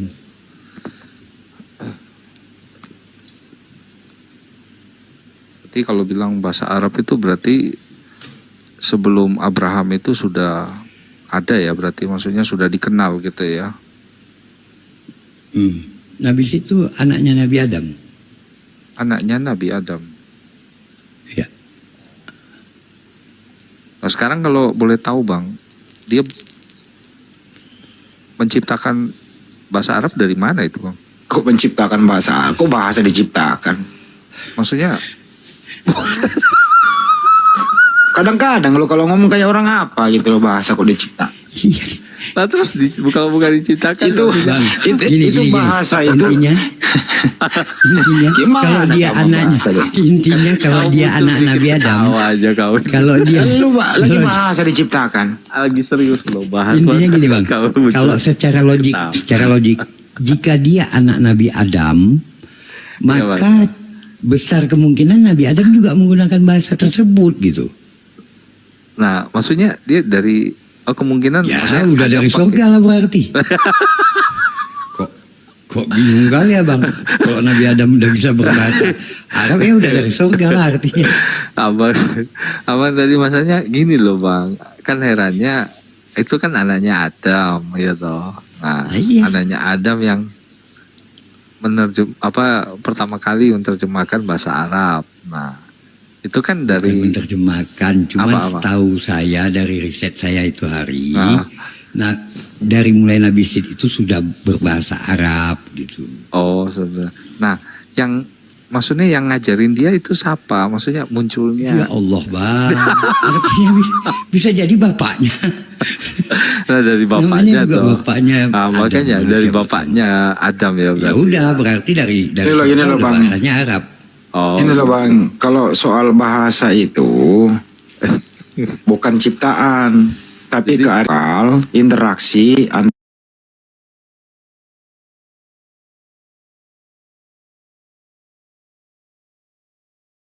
Oh iya. Terus bagaimana Adam itu berkomunikasi dengan malaikat yang datang kepadanya memberikan ilmu kan gitu, wahyu dari Sang Pencipta. Itu di dalam Al-Quran ya Nabi Adam berbahasa Arab dalam hal proses itu gitu. Tapi menurut para pakar ada juga yang berpendapat Nabi Adam itu berbahasa Ibrani karena bersumber dari nama istri Adam Hawa. Tapi kalau Hawa itu kan dari bahasa Arab juga. Hawa ini adanya di Al-Quran. Nah, kan begitu. Nah itu kira-kira begitu. Jadi nggak usah terlalu diperdebatkan, itu tidak merusak iman juga sih. Enggak ya. Maksudnya dulu ya. Terus yang kedua, dengerin dulu. Diam dulu lah. Oh, iya. Terus Nabi Isa alaihissalam itu kan Injil diturunkan kepada Nabi Isa alaihissalam itu berbahasa Suryani yang juga dikenal sebagai bahasa Aramea atau Aramaik. Kalau Nabi Daud itu kitab Sabur itu diturunkan dalam bahasa Kipti. Nabi Musa Ibrani, Nabi Muhammad SAW bahasa Arab. Yang jelas bahasa Arab itu adalah bahasa yang universal dan di surga juga adalah berbahasa Arab. Itu dari Islam. Nah kalau Kristen ditanya kayak gini ya, mondar-mandir ke pasar dulu, nimba sumur dulu, nebang pohon dulu, nggak karu-karuan jawabnya. Kan gitu Pak Sepul. Kipti berarti Mesir ya Pak? Iya betul. Kipti Mesir. Enggak, maksudnya abang tadi ini kan tanya, tapi dia kayak ragu-ragu dari mana gitu. Ya enggak semua kan orang bisa langsung, siapa tahu kan mikir dulu gitu. Karena pertanyaanmu itu enggak karena pertanyaanmu itu enggak juga, karena pertanyaanmu itu enggak penting-penting banget kan gitu. Yo enggak lah, kalau misalnya enggak penting orang bisa langsung jawab. Kalau boleh gua bertanya, ini tiba-tiba ada kitab Yang dianggap suci kok berbahasa Yunani. Wah, coba Anda jawab, coba. Saya mau nanya Anda serius ini. Kenapa tiba-tiba ada kitab berbahasa penjajah Yunani, coba? Nah, gimana? Gini, Abang tahu adanya kitab ini pertama kali berbahasa Yunani dari mana? Di mana ceritanya kok ada Yunani ikut campur? Abang pertama kali tahu adanya kitab itu berbahasa Yunani, taunya dari mana? Saya nanya Anda itu kan di dalam Bible Anda itu loh sebagai Kristen Yunani. Saya nanya loh, kok tiba-tiba ada bahasa penjajah dijadiin bahasa kitab suci gitu loh? Aku selama ini kan baca bahasa Indonesia, nah Abang bilang bahasa Yunani. Mulai ngeleng kan, perjanjian baru itu berbahasa penjajah berbahasa Yunani. Itu sejarahnya bagaimana tuh Dok? Bagaimana tuh Mas? Coba jawab. Gitu loh Bang, aku kalau bilang Abang tanya waktu itu aku belum ada, susah Bang. Ya sekarang udah ada, lu baca gitu loh. Lah, sejarah. Saya juga nggak ada di zaman Adam, saya nggak ada loh. Lah makanya itu. Kalau begitu lu mati aja hari ini karena lu nggak tahu yang gimana sih, nggak benar juga lu. Gini loh Bang, kalau misalnya aku bisa bahasa Ibrani, aku pasti. Saya nggak nanya lu bisa apa enggak, saya nanya sejarahnya kok bisa berbahasa penjajah itu kitabmu gitu loh. Nah kalau misalnya ditanya ke aku yang nggak tahu Bang. Ya udah ngomong dari tadi nggak tahu. Saya yang kasih tahu. Aku nggak lahir waktu itu, yo nggak ngerti Bang. Gitu ya kalau begitu lu nggak usah bertuhan karena kau nggak lahir waktu Yesus lahir. Nah masalahnya itu memang hidupmu, emang hidup kamu tuh selalu masalah aja tiap hari, nggak pernah beres-beres masalah terus. Aku pakai bahasa Indonesia Bang, nggak tahu aku. Ya gue kasih tahu kenapa berbahasa Yunani. Ya, gimana? Kalau diam di pojok dulu, hati-hati ya, di belakang ada jurang. Janganlah kau dorong ke jurang aku. Jangan sekali kau. Aduh. Jadi gini. Kenapa berbahasa Yunani? Karena penjajah yang menjajah negaranya Yesus waktu itu adalah tentara Romawi.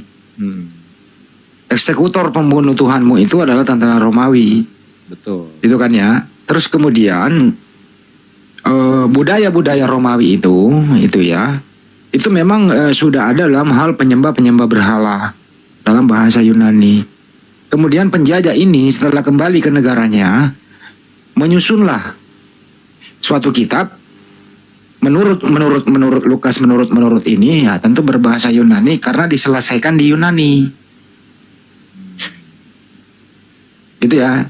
Menurut informasi bagi berbagai scholar Kristen, ternyata bahasa Yunani itu juga adalah bahasa terjemahan yang didapat dari manuskrip diterjemahkan ke bahasa Yunani. Jadi bahasa asli sebenarnya, kalau Anda mau paham Yeshua Amasya itu tadi saya jelaskan, gitu ya, bahasanya adalah Suryani yang dikenal sebagai bahasa Aramaik, makanya namanya itu Isa Al-Masih, Isau atau Yeshua Amasya. Nah, kenapa dirubah menjadi ke Yunanian? Ya karena memang ini harus diyunanikan gitu. Kenapa demikian? Karena konsep ajaran pagan ini harus dijual. Tidak bisa dijual dengan terbuka, dengan kelihatan pagannya penyembah dewa matahari, penyembah dewa-dewa. Harus ada tokoh yang dijual supaya orang itu tidak terlalu pagan kelihatan menyembah berhala. Ya diambillah Yeshua Amasya ini, diganti namanya menjadi Yesus, dimatiin di tiang salib sebagai bahan untuk penebusan dosa. Kemudian dikonsilikan di 325. Konsili 325 itu nggak ada yang bisa melawan karena penuh dengan intervensi di kediktatoran penguasa waktu itu, harus manut dengan konsep Trinitas itu. Jadi penguasa bahasa atau kearifan lokal adalah bahasa Yunani. Jadi Kristen sebenarnya itu harus ke Yunanian. Karena Kristen ini lahirnya di Antioquia di selatan di selatan Turki, sudah ke Eropaan, bergeser ke Yunani gitu. Jadi kantor pusat agama Anda itu bukan di tempat lahirnya Yeshua Amasya, tapi di Vatikan. Berdirilah Katolik, Katolik pecah menjadi Protestan, kemudian masuk ke Indonesia dibawa oleh penjajah yang Anda nikmati sekarang. Jadi harus tahu sejarah, bro. Jadi jangan menjadi Kristen kalau bahasa Indonesia, bahasa Indonesia, bahasa Indonesia. Anda tahu nggak? Terjemahan 2023 ini sekarang lagi viral. Dr. Yonatan Purnomo, beberapa teman-teman scholar gitu ya. Terus kemudian Yakob Silistio itu menemukan ada 6.000 lebih kesalahan dalam terjemahan bahasa Indonesia itu. Bayangkan kalau iman Anda bersandar di atas kesalahan terjemahan, apa dikata? Kalau iman berdasarkan bahasa Indonesia, makanya celakalah sebuah kitab kalau hanya datang dengan terjemahan saja. Al-Quran itu datang tidak boleh hanya terjemahan saja. Terjemahan itu bukan Al-Quran, terjemahan itu bukan kitab suci. Yang Al-Qurannya adalah yang original teksnya, yaitu bahasa Arab itu. Celakalah sebuah kitab tidak ada original teks yang mengikat. Makanya melambai-lambai ke kiri kanan, tergantung orang menafsirkan kemana, karena tidak ada original teks yang mengikat. Celakalah orang yang mempunyai kitab yang direvisi dari Belanda, dari Portugis, dari Belanda, dari Inggris, Belanda, Indonesia, 74, terakhir 2023. Kalau itu yang disebut kitab suci, mana mungkin kitab suci bisa direvisi? Artinya apa? Yang Anda konsumsi sekarang ini, itu bukan kitab suci. Kenapa demikian? Karena itu adalah terjemahan. Tapi kalau Anda mengatakan terjemahan itu adalah kitab suci, selamat tinggal daripada kebenaran. Kitab suci nggak mungkin direvisi. Apalagi mengandung kesalahan yang begitu banyak. Untuk itu bro, Mbok Kris, jadilah orang yang bijak, pergunakan akalmu, cari kitab suci, benar-benar suci. Karena kitab suci itu disebut suci bersumber dari yang maha suci. Tapi kalau sudah hasil editan manusia, diedit, direvisi, tertentukah atau milik golongan tertentukah atau milik ya siapa saja yang bisa pakai. Ngomong apa lo? Gua dorong lo ya. Maksudnya bahasa itu loh.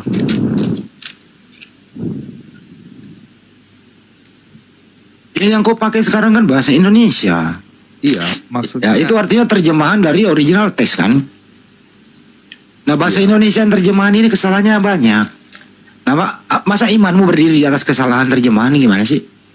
Bukan, maksudnya. Kan itu lu harus mikir dulu. Tadi abang siapa bilang kan bahasa Arab. Ya nama gue soalnya dikecilin. Tadi abangnya bilang bahasa Arab itu, maksudnya aku tanya apakah itu milik golongan tertentu kah, milik orang agama tertentu kah, atau bisa dipakai siapa saja gitu loh. Yang larang Anda berbahasa siapa sih? Gimana sih? Saya nggak melarang Anda berbahasa, tapi saya menunjukkan bahwa yang Anda konsumsi berdasarkan iman Anda itu yang berbahasa Indonesia.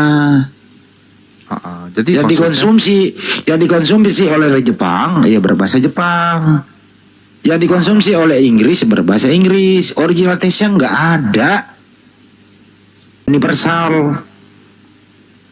Jadi Kristen di Indonesia ini mohon maaf ya berbeda dengan Kristen di mana saja di seluruh dunia. Nama Tuhanmu aja berbeda-beda di setiap negara kok.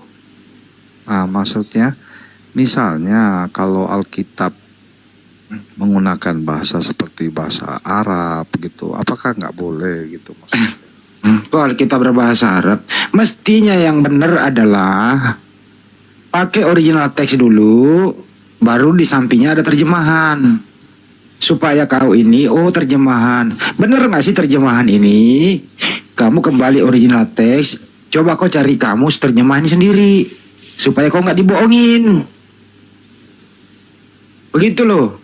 Contoh nih, Yohanes 13:13. Di situ kan terjemahannya kamu memanggil aku guru dan Tuhan. Betul katamu itu sebab aku guru dan Tuhan. Benar gak sih Yesus itu Tuhan gitu menurut data itu? Sedangkan dia manusia. Ya pakai akal dong, jangan mundur ke jurang. Oh, bagaimana cara mempelajarinya ini? Cari original teksnya. Tidak bisa berbahasa Yunani, ya minta bantuan terjemahan. Oh ternyata. Di situ bukan theos, ternyata kurios. Nah begitu, baru cerdas berpikir. Itu loh bro, Chris. Jadi manusia itu harus kritis, nggak boleh menerima apa adanya. Kan ada punya akal untuk memfilter itu. Jadi kalau hanya disuguhkan yang ndak bahasa Indonesia, yang ndak pegang, ya monggo saja. Mungkin 1000 atau 2000 3 tahun 5 tahun lagi direvisi lagi, berubah lagi imanmu. Lo tahu nggak? Kalau kau Kristen ini sekarang, nenek moyangmu itu berbeda dengan akidahmu.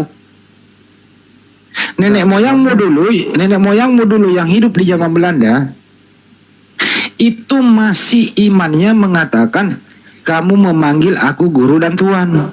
Itu nenek moyangmu dulu meninggal. Kamu sekarang mengatakan Yesus itu Tuhan. Jadi akidah atau kepercayaan nenek moyangmu dulu dia Kristen berbeda dengan Kristen di zaman sekarang. Karena masih yang dipakai terjemahan lama. Perbedaannya sangat jauh berbeda, signifikan sekali antara Tuhan dan Tuhan gitu loh. Contoh kecil loh bro. Enggak, tadi abangnya siapa tadi itu dia bilang gini, kan Quran itu aku bilang kan ada. Kenapa lagi ke sini? Gua kejar di situ kok pindah lagi. Kesimpulan dari saya, Kristen di zaman sekarang berbeda dengan Kristen di zaman penjajahan Belanda. Bukan, maksudnya katanya abang. Dulu Kristen di zaman penjajahan Belanda, itu Yesus itu masih guru dan tuan, masih guru dan junjungan, masih guru dan rabi. Kristen di zaman dulu masih mengenal kata Assalamualaikum, masih mengenal kata Ka'bah, dan banyak sekali istilah-istilah. Itu iman Kristen di waktu itu. Memakai itu, meninggal ya pakai itu dia pertanggungjawabkannya di kuburan. Sekarang Kristen udah modern, diganti semua. Kata Tuhan diselipkan menjadi Tuhan. Jadi Chris, nenek moyangmu dulu sama-sama Kristen tapi berbeda sembahan. Paham sampai sini? Gini bang, tadi abangnya tadi itu bilang. Astagfirullah, nggak dipahami juga. Udahlah, masih paham. Aku mau cari rantai ini dulu. Rantai sepeda.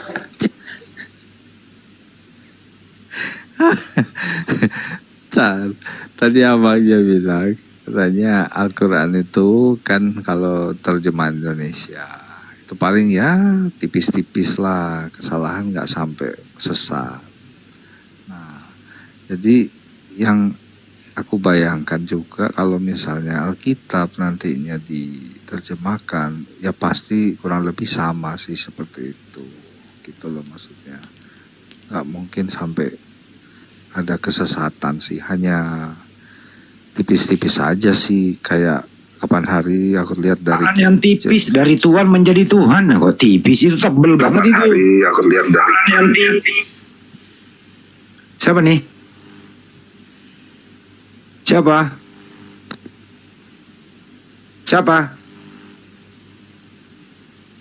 Pakai sahabat Banyuma lagi.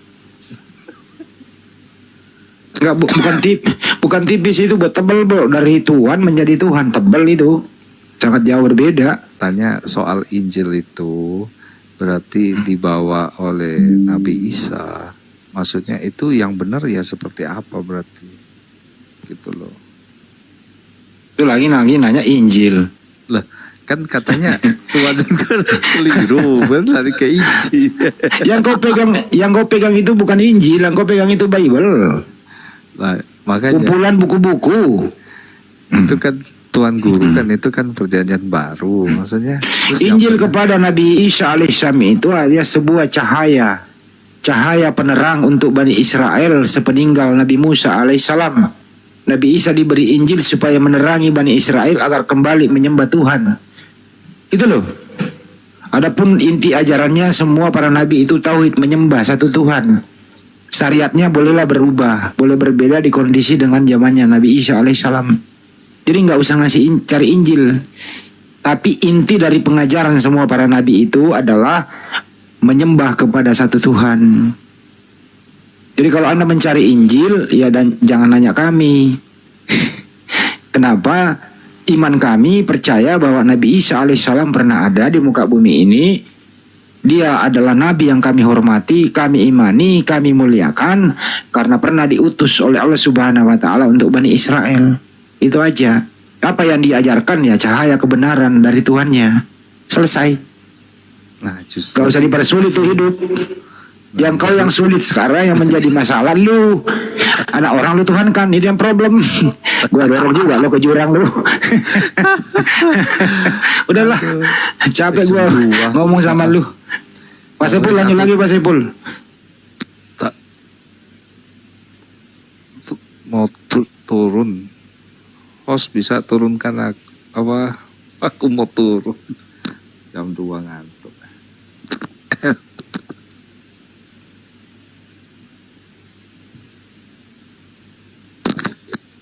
Hostnya udah tidur ya.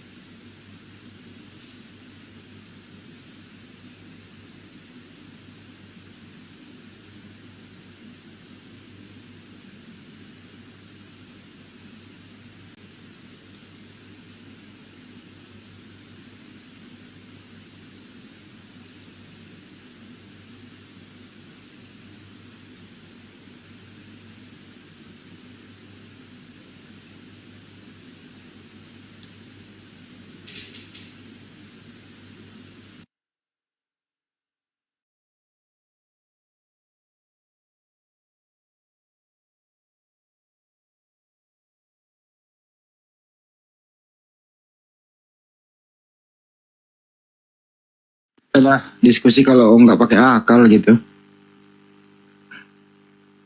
selalu membelokkan topik gitu, susah ya teman-teman ya.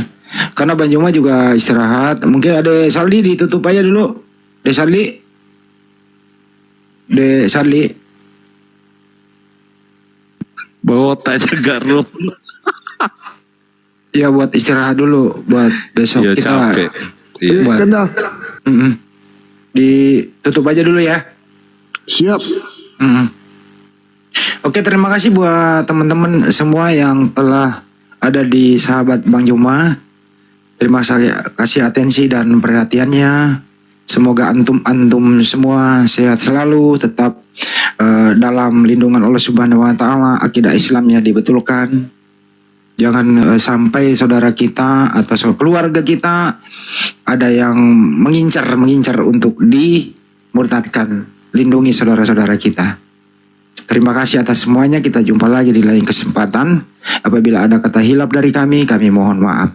Terima kasih, sampai jumpa. Wabillahi taufiq wal hidayah. Assalamualaikum warahmatullahi wabarakatuh. Salam satu Tuhan. Allahu Akbar.